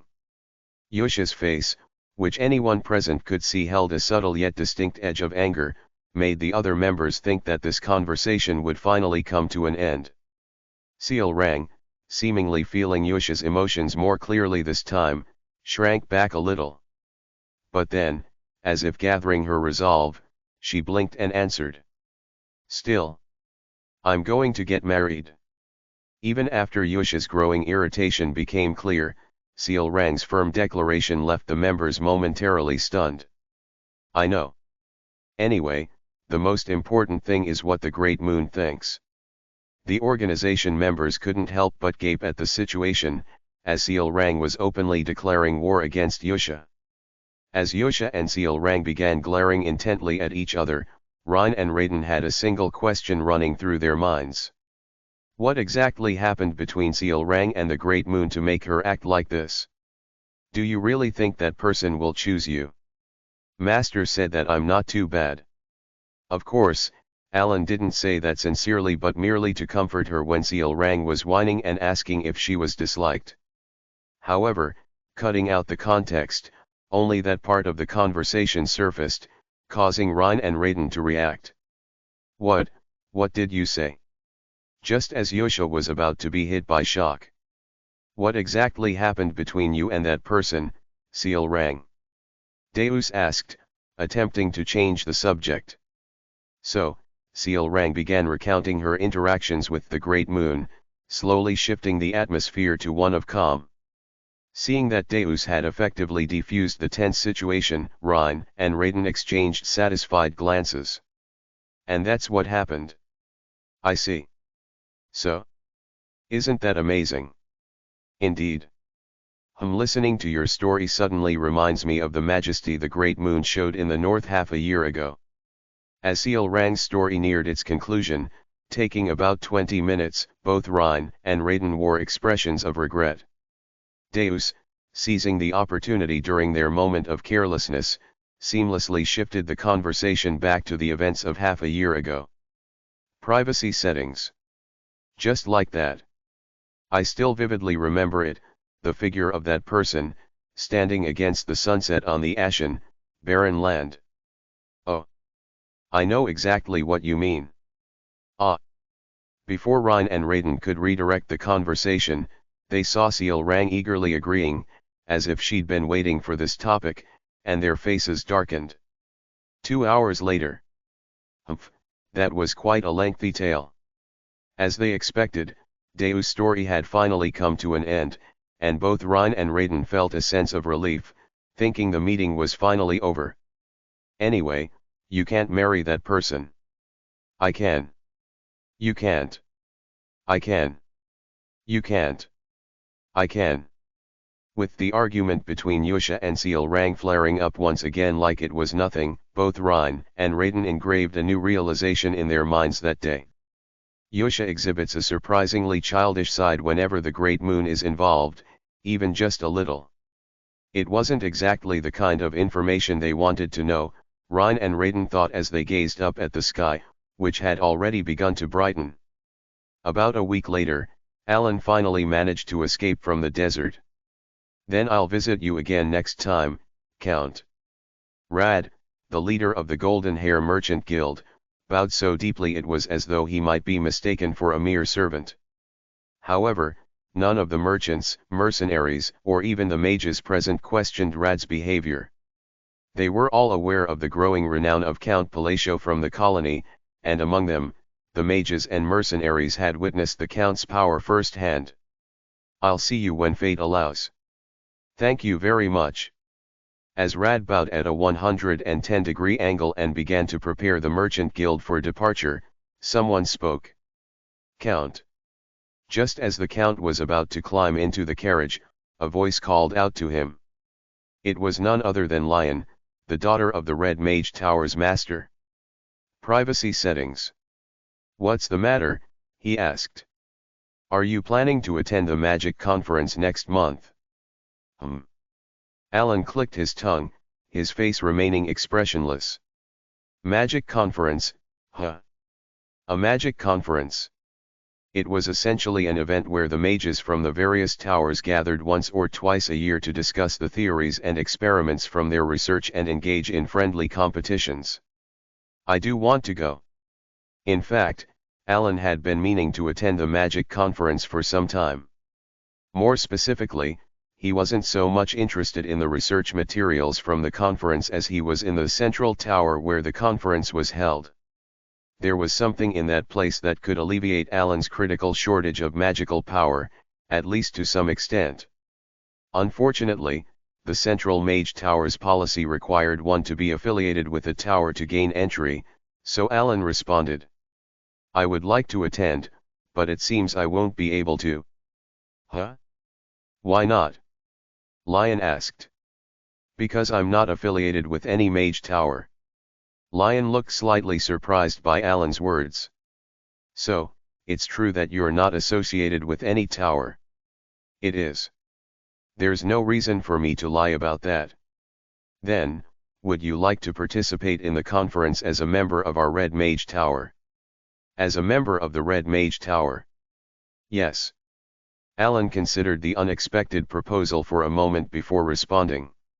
Well, it's certainly a good opportunity for me, but I don't think I'll be able to do much by simply attending under the Red Mage Tower's name. I'm not expecting anything in return. Just like last time, it would be enough if we could discuss magic topics together during the conference, Lion said, subtly glancing up at Alan. All right, that's a pretty good deal, Alan thought. Though he briefly wondered why Lion was offering such favorable terms, he couldn't find any reason to refuse, so he nodded. Then I'll gratefully accept your offer. When should I head there? I believe there's about a month and a half left, but I'll send you the exact schedule via letter or magic orb. Understood. With that, the conversation concluded. See you then. Alan parted ways with the mages from the Red Mage Tower and began gathering some provisions from the first village he encountered after crossing the desert, preparing to return to his territory. Privacy settings. Ah, Count. Evan suddenly exclaimed, as if he had just remembered something, and delivered 2 pieces of news. What is it? Well, it's about Rhine. And I heard that she's become a powerful figure in Lartania. A powerful figure? Yes. From what I've heard, she's become one of the council members of the Triumvirate. The Triumvirate. That's the group responsible for the overall governance of the Labyrinth City, isn't it? That's right. Rhine. Yes. She's certainly moving up in the world. The first piece of news was that Rhine had risen to power in Lartania, a pleasant bit of news that might bring some benefits their way. And Raiden? Yes. It seems he's unified 5 of the 7 archipelagos and has essentially become the Pirate King. Is that a good thing? I'm not sure if it's good or not, but his bounty has now surpassed several million gold coins. Several million gold coins. Yes, apparently, it's comparable to the bounty on the original Pirate King. The second piece of news was that Raiden had transformed from a pirate into the Pirate King of the Somala archipelago, a rather strange turn of events. Sergius, one of the 8 cardinals of Rosario, had held his position for over 20 years. He was a man who enjoyed luxury and indulgence, far from fitting the role of a cardinal. He cared more for a bottle of wine than reading the scriptures, and valued holding a woman more than praying. He could easily be seen as a cancer within the holy nation. Pleasure to see you, Cardinal Yusha. Likewise, Cardinal Sergius. Yusha Bloodia smiled faintly as she sat facing Sergius. In truth, Sergius wasn't close enough to Yusha to warrant a one-on-one meeting like this. In fact, this was only the second time he had ever seen her face. Still, there was a reason why Sergius had sought her out. I came to make you an offer. Would you care to listen? This was that reason. What kind of offer? To be blunt, I need a name. A name. Sergius nodded in response to Yusha's question and answered. Yes, it seems there are those in league with impure elements on that side.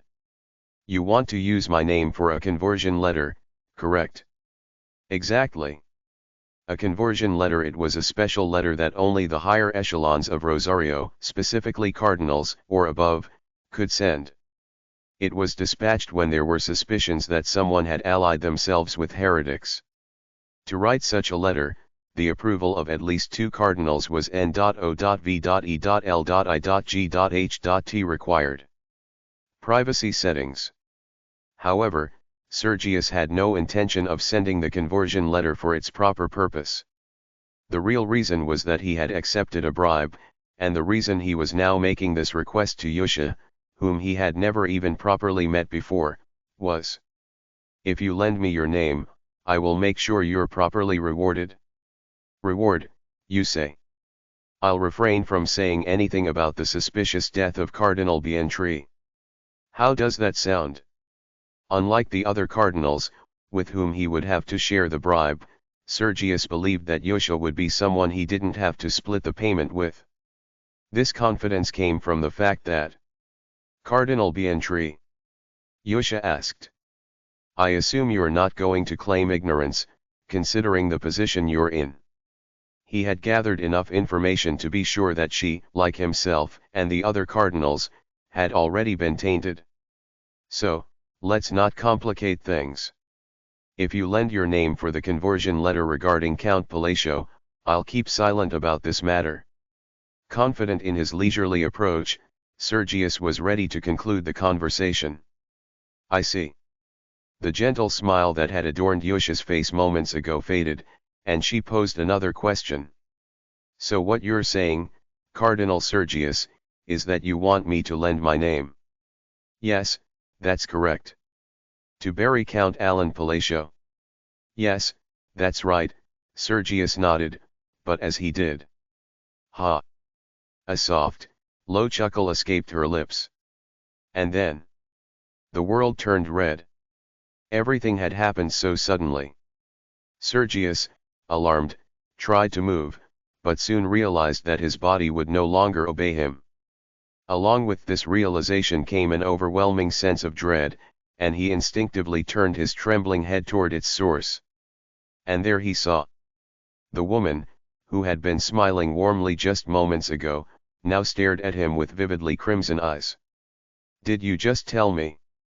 Anyone could see the unmistakable rage radiating from her. You'll kill my god. It was in that moment that Sergius realized something had gone terribly wrong.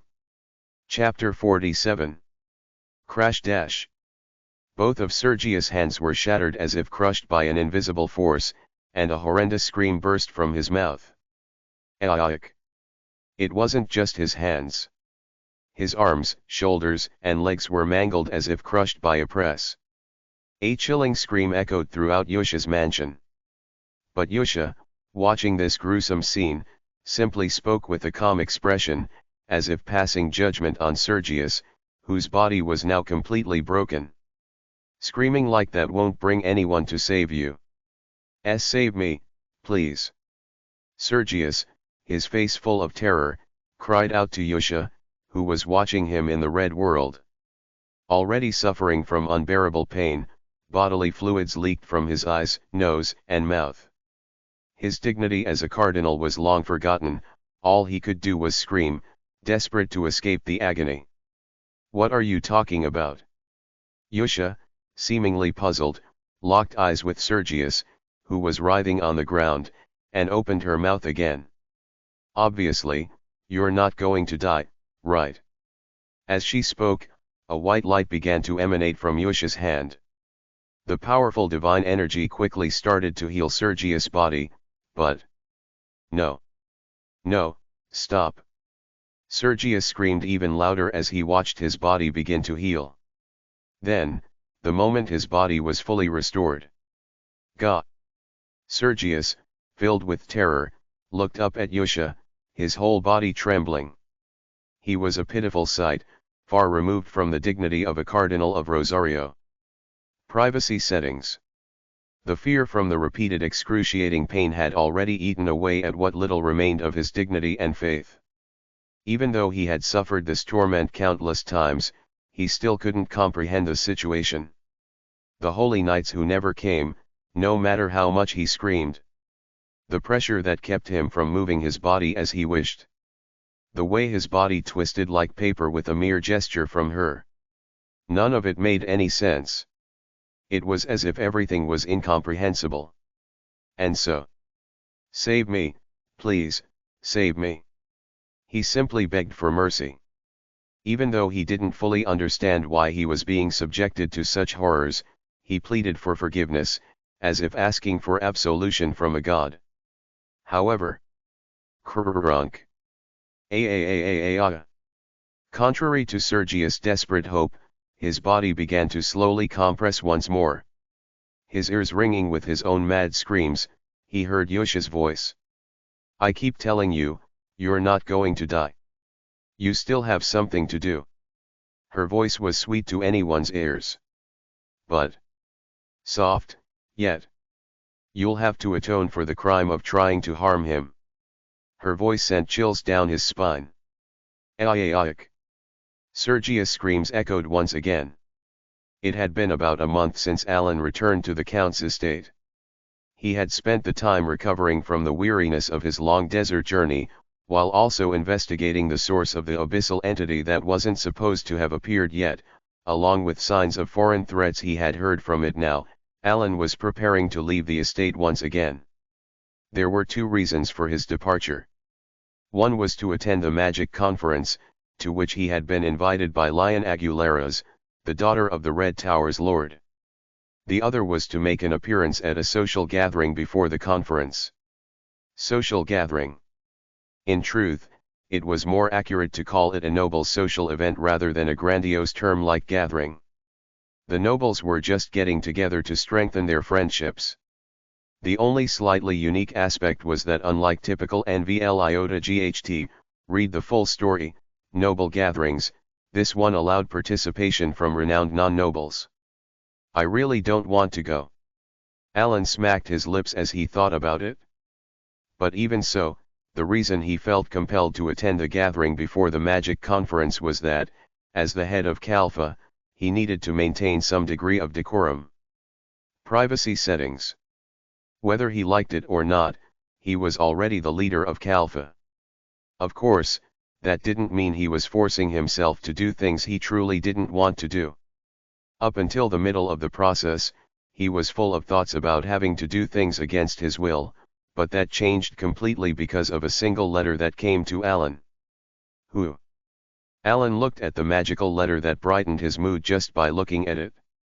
It wasn't enchanted or anything, it was simply a letter stating that Alan had become the legitimate leader of a faction, along with details about the regular payments he would now receive. Impressive. The amount of money mentioned in the letter, which a faction leader could legally receive, was far beyond his imagination. It was enough for him to finally understand why the leaders of the two factions he couldn't comprehend before had held onto their positions so stubbornly for years without stepping down. At this rate, I could go through all kinds of hell every day and still hang on. Alan wondered how the faction's structure worked to generate so much money. But setting aside that curiosity, he felt satisfied once again, imagining the money that would come in the future.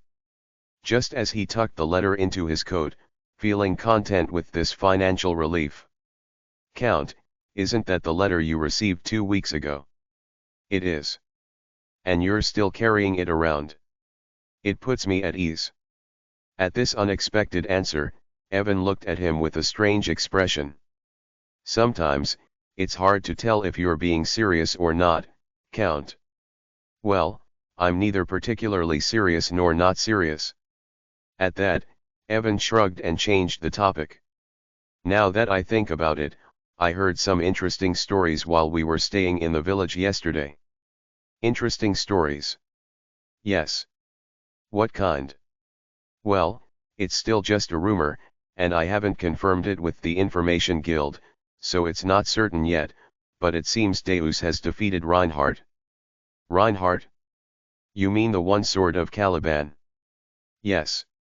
Deus defeated the One Sword." At Alan's question, Evan nodded. "As I said, I haven't confirmed it with the Information Guild, so it's not 100% certain, but considering how widespread the rumor is, I think it's likely true." Privacy settings. Alan thought of Deus, with whom he had lost contact naturally after their northern expedition together half a year ago. Isn't Reinhardt too difficult to beat? Of course, Alan knew that Deus was strong. He was one of the master knights, just like Reinhardt, and Alan had witnessed Deus' strength firsthand. However, Alan, who had learned just how powerful Reinhardt was through the game Psychedelia, couldn't help but feel a bit confused. As far as he knew, Reinhardt possessed a strength on a completely different level from other master knights. But then again, he didn't think the rumors were necessarily wrong. If he's become strong enough to defeat Reinhardt in just half a year, just how talented is he? As Alan marveled at Deus' talent, Evan continued with more news. There's something else too. Is it about Zielrang? Or Yusha? Well, it seems like Yusha might be involved, but it's actually a different story. Curious, Alan listened closely, and after hearing everything, he asked again in disbelief. The Duke of Limegrave was taken to the Holy Nation. Yes, and this isn't a rumor, it seems he really was taken. Why? I heard he received a conversion letter. A conversion letter? You know, the letter the Holy Nation sends when there's suspicion of collaboration with heretics. That's what he received. So he was taken to the Holy Nation. Yes, although it was said that he went willingly, it's essentially the same as being dragged there. From what I heard, it happened about 2 weeks ago, so you probably won't see the Duke of Limegrave at the gathering. Alan nodded, seeming to think that wasn't entirely a bad thing. In truth, he had been somewhat reluctant to meet with either Duke Limegrave or Marquis Filboid just yet. Every time he saw them, they looked at him as if they were ready to devour him. Of course, no matter how much animosity they directed at him, it didn't actually cause Alan any harm. But even so, it was still uncomfortable to be in the same space as someone who was openly hostile toward him. It might be more comfortable this way. Murmuring to himself, he soon spotted the distant lands of the Veritaun estate, where the gathering was being held. A short while later, they arrived at the estate of Marquis Veritaun, where the gathering was taking place, and headed straight for the ballroom. Privacy settings. We've arrived, Count. At Evan's words, Alan naturally stepped out of the carriage. There are a lot of people. As soon as he got out, he couldn't help but notice the large crowd gathered before him. There had been many people at the Grand Church event as well, but this gathering had even more. There certainly are a lot of non-nobles here. Over there are mercenaries, here are merchants, and over there, mages and even priests. Alan observed as he walked, noting the presence of many attendees who didn't look like nobles. Soon enough, they reached their destination. As if they had been waiting, Alan encountered Duke Artia in a black dress and Count Zenanya. You've arrived. Have you been well? Yeah. Alan responded briefly to the casual greetings from the two shadowy figures. Even though he was already aware that he had boarded the same ship as them, there was still an inexplicable feeling of intimidation when standing in front of them. It was likely due to the subtle misunderstandings between them that made him naturally wary. From Alan's perspective, he couldn't afford to let them discover that there was indeed some misunderstanding. So, after exchanging simple pleasantries, Alan busied himself by picking up snacks from around the ballroom and making small talk with them. But then... Unfortunately, Alan made eye contact with the one man he least wanted to face, Marquis Filboid. Up until just a moment ago, Duke Artia and Count Zenanya had been engaged in conversation, but as soon as they saw Marquis Filboid, their lips shut tight. The moment the Marquis began walking toward them, their expressions stiffened. Although Artia and Zenanya were undoubtedly strong in the underworld, in the political arena, they were still beneath Marquis Filboid. Having survived countless political battles, he had the ability to inflict damage both internally and externally with nothing more than his words, and that made them tense. At the same time, several of the nobles attending the gathering noticed that Marquis Filboid was approaching Count Palacio. I lost. So please, spare me. The Marquis muttered dejectedly, and not only the nobles who had been watching him, but also Duke Artia and Count Zenania, were shocked by what they heard. It was no wonder every noble present was well aware of how much influence Marquis Filboid wielded in the political world. They also knew that since the Marquis had begun his rise to power, he had never once bowed his head to anyone. Privacy settings. So, when every noble who witnessed the scene turned in astonishment toward Alan, who had seemingly made the Marquis declare defeat. Me? What did I do? Alan, who had been absent-mindedly responding to the other two ladies' conversation while snacking on financiers, could only look utterly confused. Chapter 48. Count Zenania stared blankly ahead. Before her was Marquis Filboid, the leader of the noble faction and someone whose power in the political world could not be ignored, bowing his head to Count Palacio. What? Though Count Zenania had once operated mainly in the underworld before creating Kalfa, that didn't mean she was entirely ignorant of current politics. After all, the Zenania family had, at times, maneuvered between factions to reap benefits. But even if she had never been involved in politics, this situation was astonishing.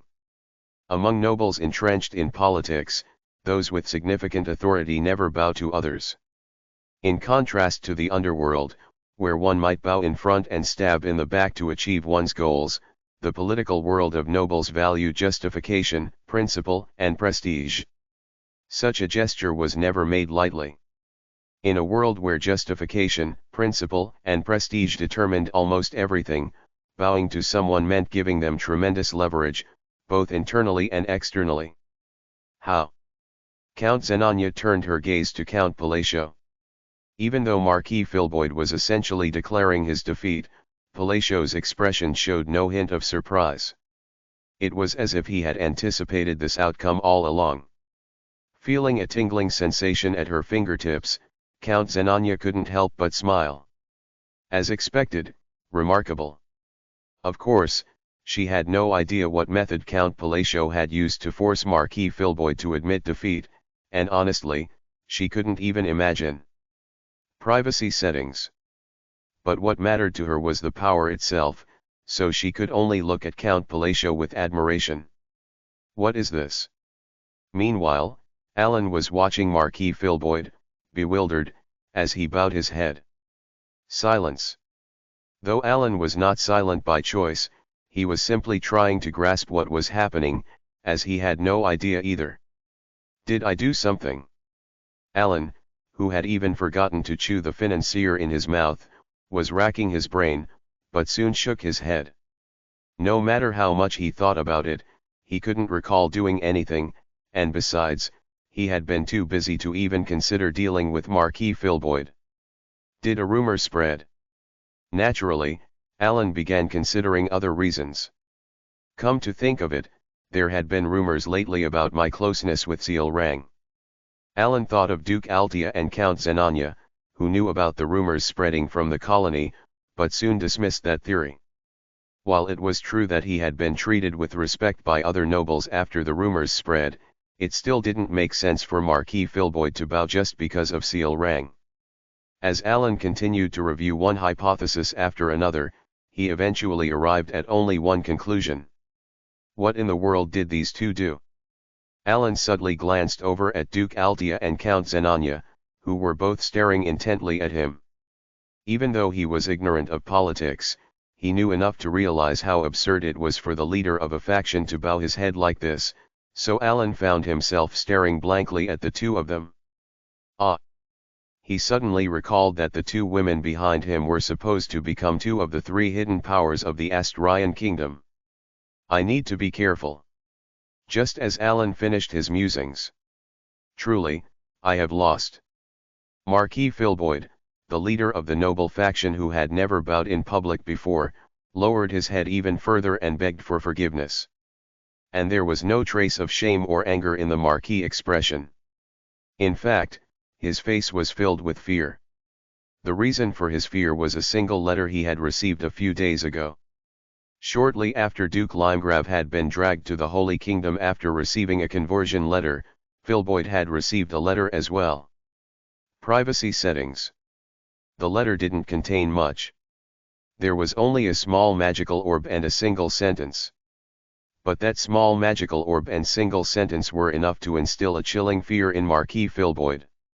Because the magical orb, which was capable of storing a one-time video, had shown. I really don't know anything. I'm sorry, I'm so sorry. The image of Duke Limegrave, trembling uncontrollably, strapped to a white chair, as if triggered by a seizure, repenting. And after the magical orb finished playing, it shattered into pieces, leaving behind only the letter. You're next. That single sentence was written. But even that alone was enough to instill fear in Marquis Filboid, and he could easily guess where this backlash was coming from. Count Palacio. Marquis Filboid couldn't understand how Count Palacio had connections within the Holy Kingdom stronger than the high-ranking cardinals they had bribed. However, that wasn't the important issue. What mattered was that Duke Limegrave, who had been scheming with him to bring down Count Palacio, had been caught in the backlash and dragged to the Holy Kingdom, where he was left half destroyed. And the next target had been decided to be himself. If he hadn't received this letter, Marquis Filboid would never have bowed to Count Palacio.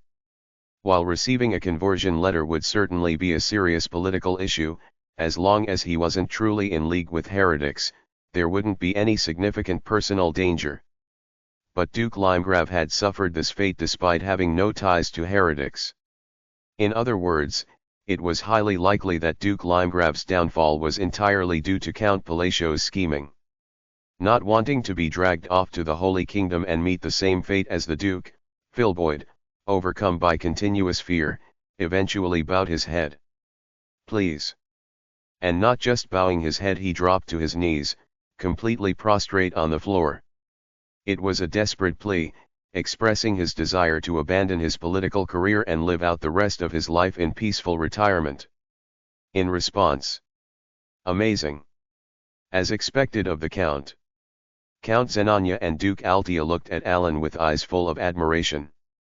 Amazing. What in the world did he do? Alan glanced at Count Zenania and Duke Altia with a somewhat uneasy expression. That day. I'll consider it. Alan, muttering something even he didn't fully understand, left the ballroom under everyone's gaze. This event cleanly erased any suspicion that Count Palacio might merely be a proxy leader to allow Altia and Zenania to move more freely, which had lingered since Calfa's founding. Privacy settings. About 3 days after the debate began, Alan left the Veritaun estate and started moving east. The purpose of this journey was to participate in the Magic Society, which was essentially the reason for this trip. Because of this, he left the debate, which still had about 2 days remaining, and on the 5th day of his journey toward Blugil, a territory near the Magic Society, as indicated in the letter from Lion. Alan heard from Evan that Marquis Filboid had finally received a conversion letter. He was dragged off in the end, huh? Wasn't that your doing, Count? Me? Yes. Do you really think I had the time for that while I was with you the whole time? Well, that's true. Evan hesitated, then revealed his thoughts. These days, whenever I see you, Count, I get the feeling that you're hiding something.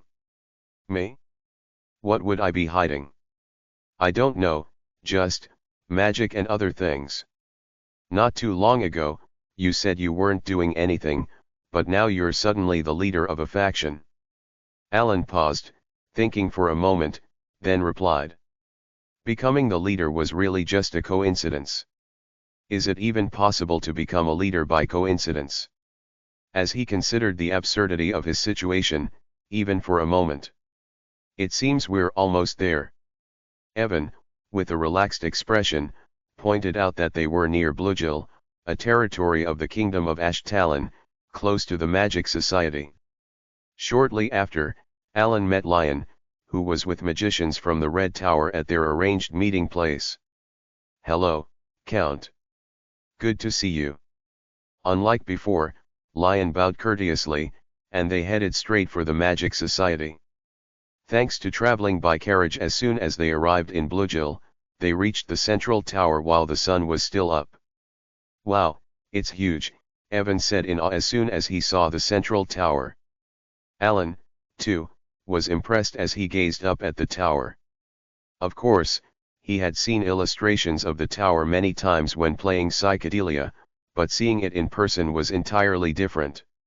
"Isn't this taller than Lottie Tower?" Unlike the in-game scenery he had seen before, the presence of such a towering structure in a fantasy world left him feeling overwhelmed. As he compared the size of the tower to massive buildings he had seen in real life, he wondered how long he had been staring up at it.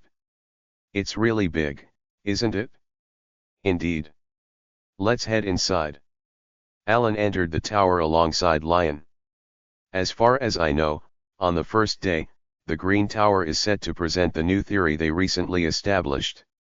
After that, there should be a small friendly competition. Then, tomorrow." Privacy settings.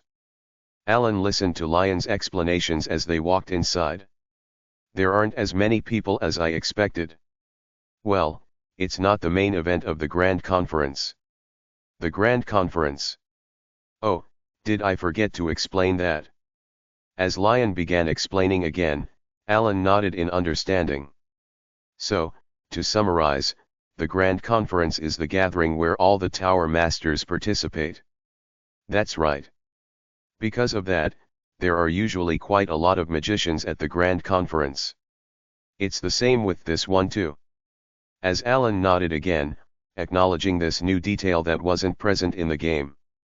"Ha, these idiots, seriously." "What? That's way too harsh." "Harsh?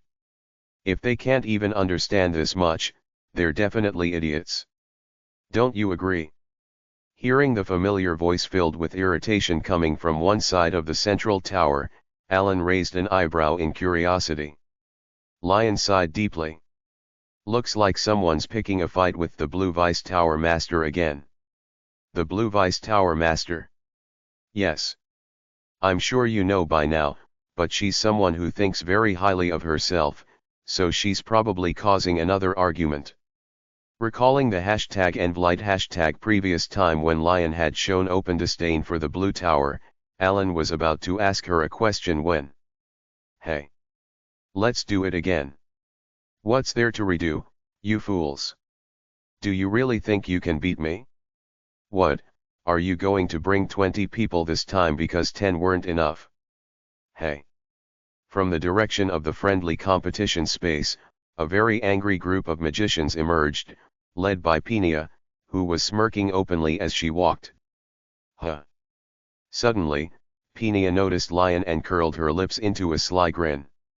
Well, who do we have here? Isn't it the half-baked magician who couldn't even hold her own against me last year?" Her taunt was obvious. Lion furrowed her brows and glared at Peenia, but the latter just laughed it off as if Lion's anger was beneath her notice. "What's this? Did you bring a friend this time to help you stand up to?" She shifted her gaze to the right. She froze. Her expression went pale. Just moments ago, Peenia had been mocking everyone around her as if they were beneath her, but now, it was as if she had completely shut down. Lion, confused by the sudden change, looked at her in bewilderment. Privacy settings. Hello. The words Peenia finally blurted out left Lion speechless. She had spoken in formal speech. The fact that Peenia, who Lion had never imagined would ever use polite language, was speaking so deferentially for the first time left Lion stunned. And then, "It's been a while. How have you been?" "Why yes, sir." Peenia, who was infamous as a notorious troublemaker among magicians despite being hailed as a genius by outsiders, responded like a soldier snapped to attention. Not just Lion, but the angry magicians who had followed Peenia were also left gaping in silence, staring at Count Palacio, who had somehow managed to make the impossible happen right before their eyes. Chapter 49. Peenia, the vice tower master of the Blue Mage's Tower, was a genius, but not many wizards liked her. There were 3 reasons for this. First, she was incredibly rude, second, she was unbelievably rude, and third, she was insufferably rude. Typically, wizards gathered around those who held higher ranks, regardless of their personalities, since what mattered most to them was the pursuit of knowledge, not individual character. In other words, even if someone had an awful personality, wizards would still try to stay close to them to gain any amount of wisdom. However, even such wizards couldn't tolerate being near Peenia. She was a genius, but her arrogance was unbearable. As a result, Peenia's presence always caused various disturbances within the society. She openly disrespected anyone below the rank of Tower Master, making it impossible to avoid conflicts. That's why all the wizards referred to Peenia as a reckless troublemaker and disliked her. Milan, a wizard from the Green Mage's Tower, who had just fought with her, was no exception. He harbored deep resentment toward Peenia. To the extent that for the past 7 years, he had been dreaming of subduing her with his magic and making her apologize for the constant insults she hurled at him. Privacy settings. Ever since he became a full-fledged wizard and could present theories at the society, she had tormented him. So, Milan couldn't comprehend the situation unfolding before him. How long has it been?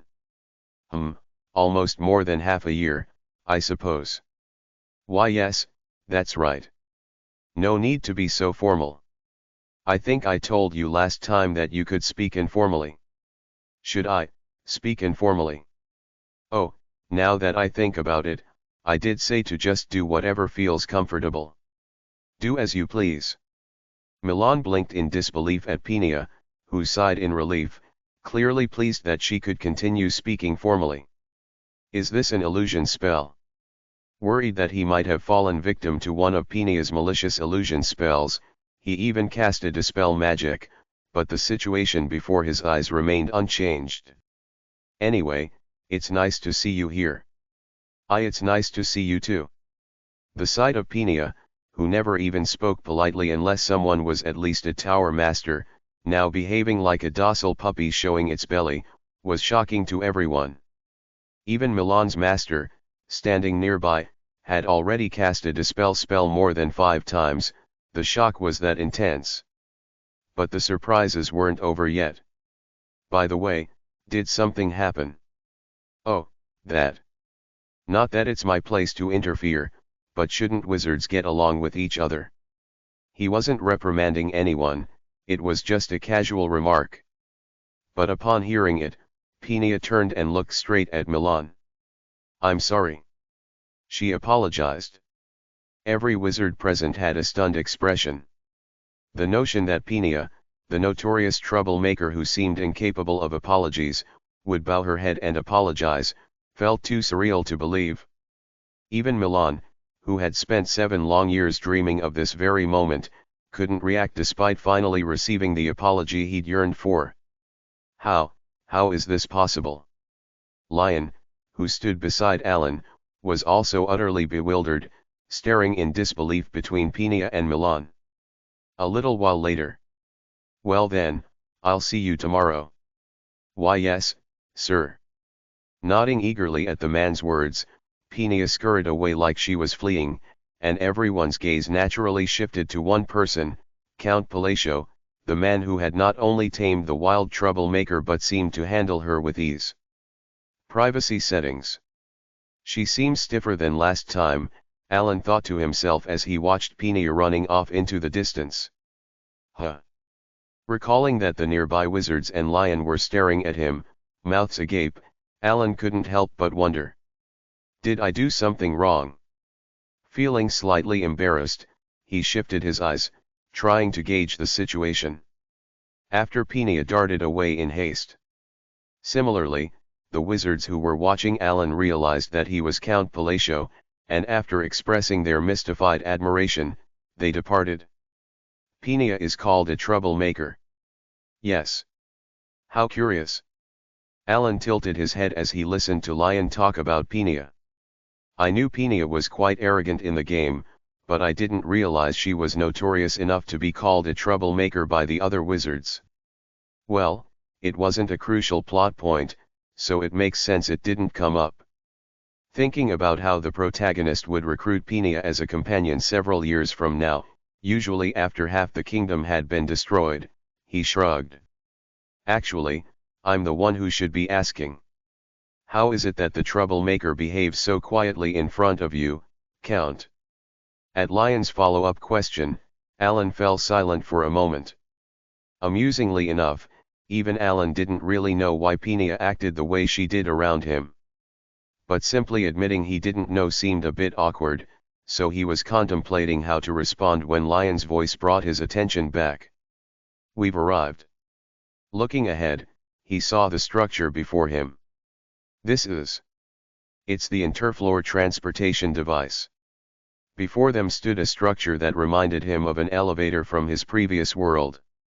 You said you wanted to visit the library on the 38th floor, right? Nodding as he recalled the request he had made before coming to the Mage Tower, Alan responded. Yes, can I go in now? Of course, but I have something to prepare, so I won't be able to accompany you. That's fine. I'm just curious about the library. In fact, considering what he intended to do at the library, it was actually better for Alan if Lion wasn't there. So when he nodded, Lion pressed a button on the right side of the structure.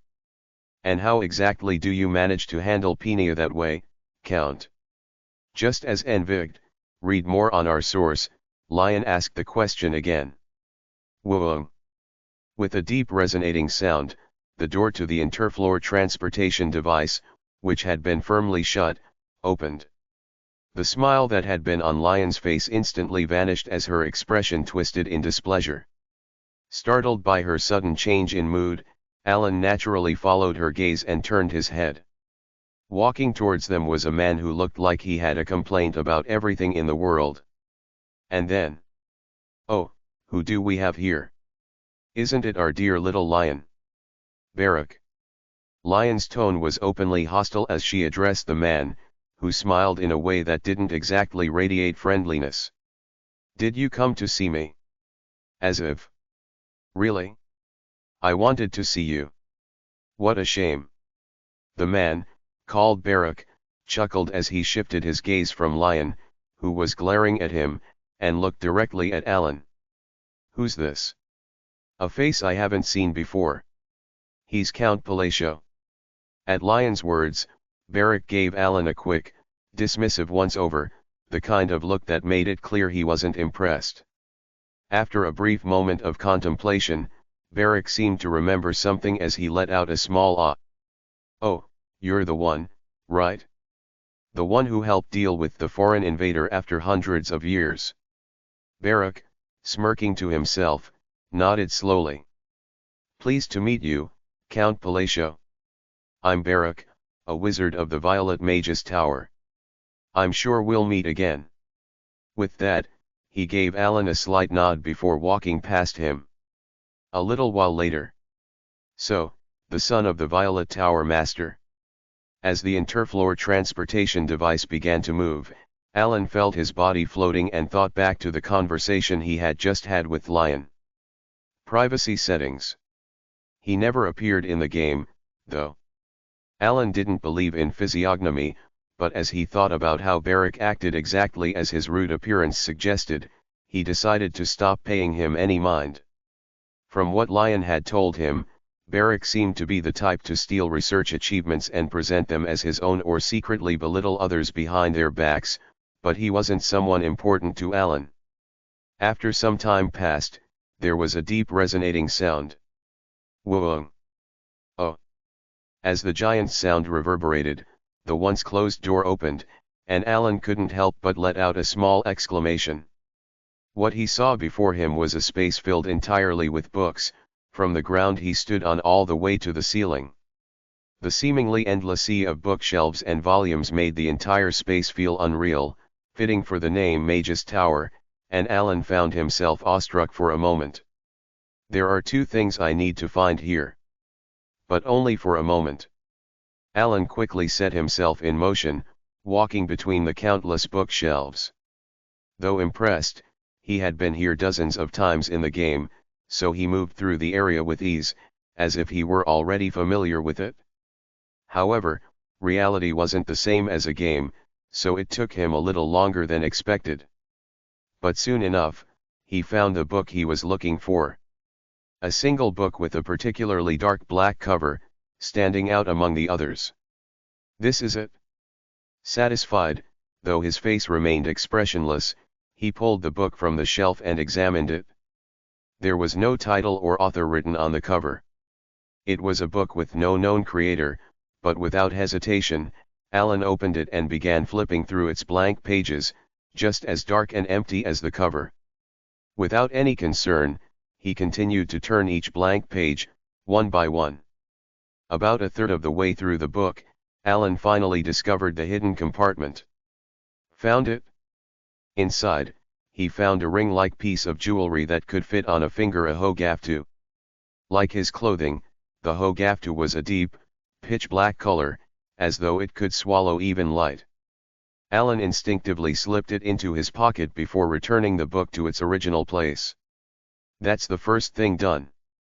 The second will take more time, so I'll just prepare for it now. Satisfied with the texture of the hogaftu in his pocket, Alan began preparing to retrieve the second item.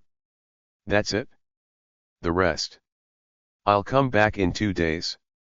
After setting the broken, giant clock on the left side of the library no longer in use to point at 12, ignoring the current time, Alan fiddled with the hogaftu again. Privacy settings. I'd like to use this right now.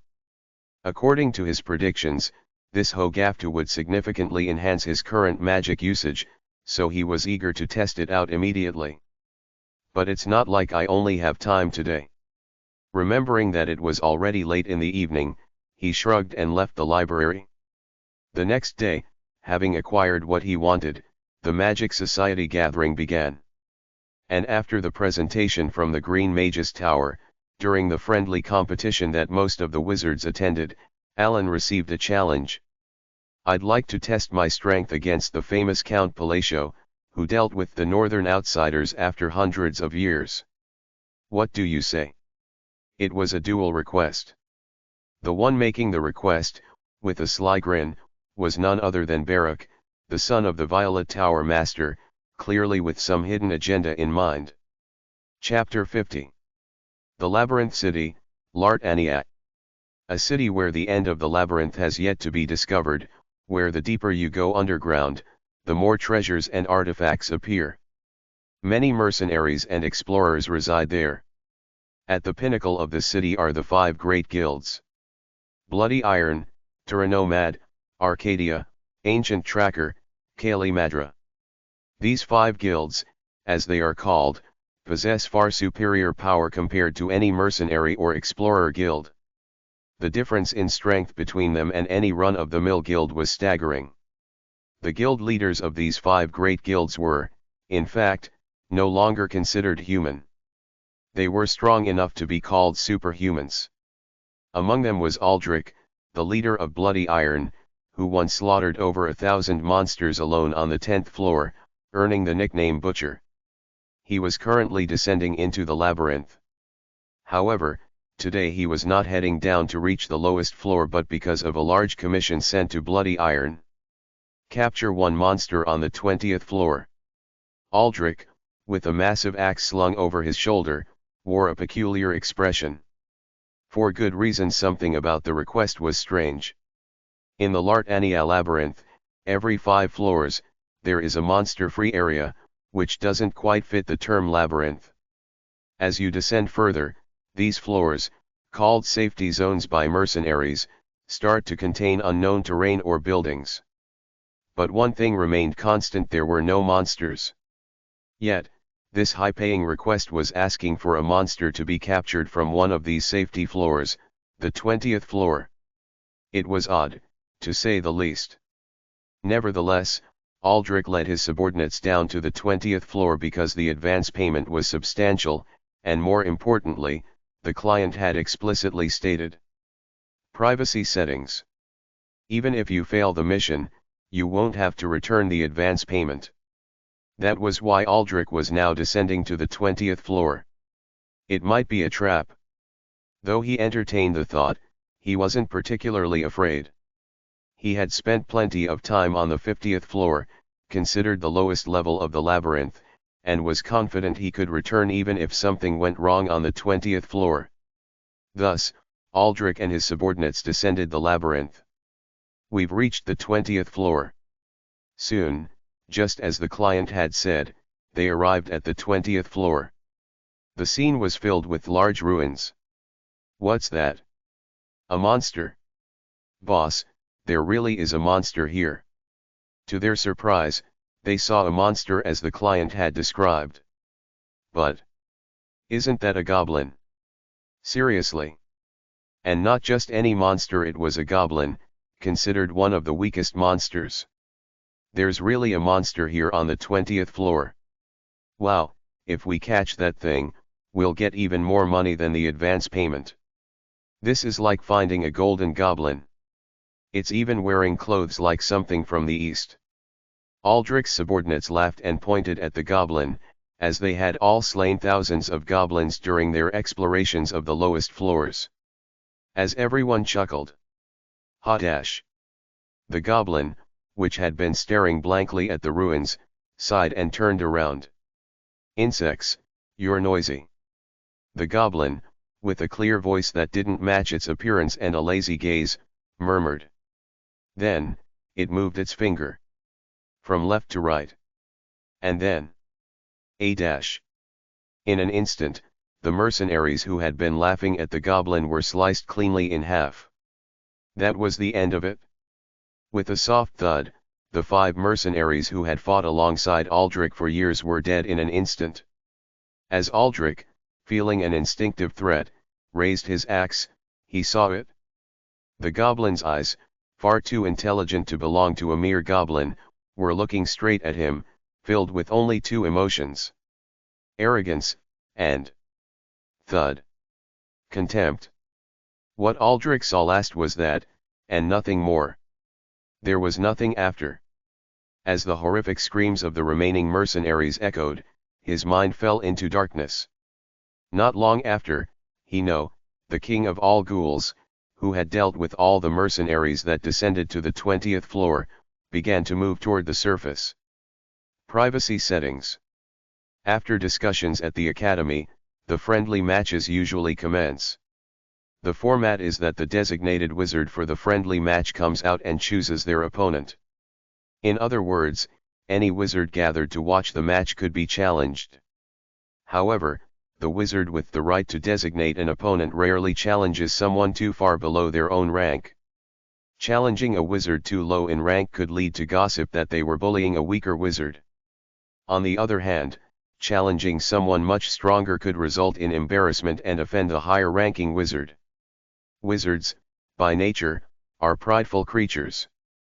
Thus, it was common sense for a wizard with the right to designate an opponent to choose someone of similar rank, and even Alan was aware of this. Was Beric around 4th rank? Feeling the curious gazes around him, Alan recalled how Lion had glared at Beric yesterday. He's 1 rank higher than me. In the world of wizards, ranks create significant disparities.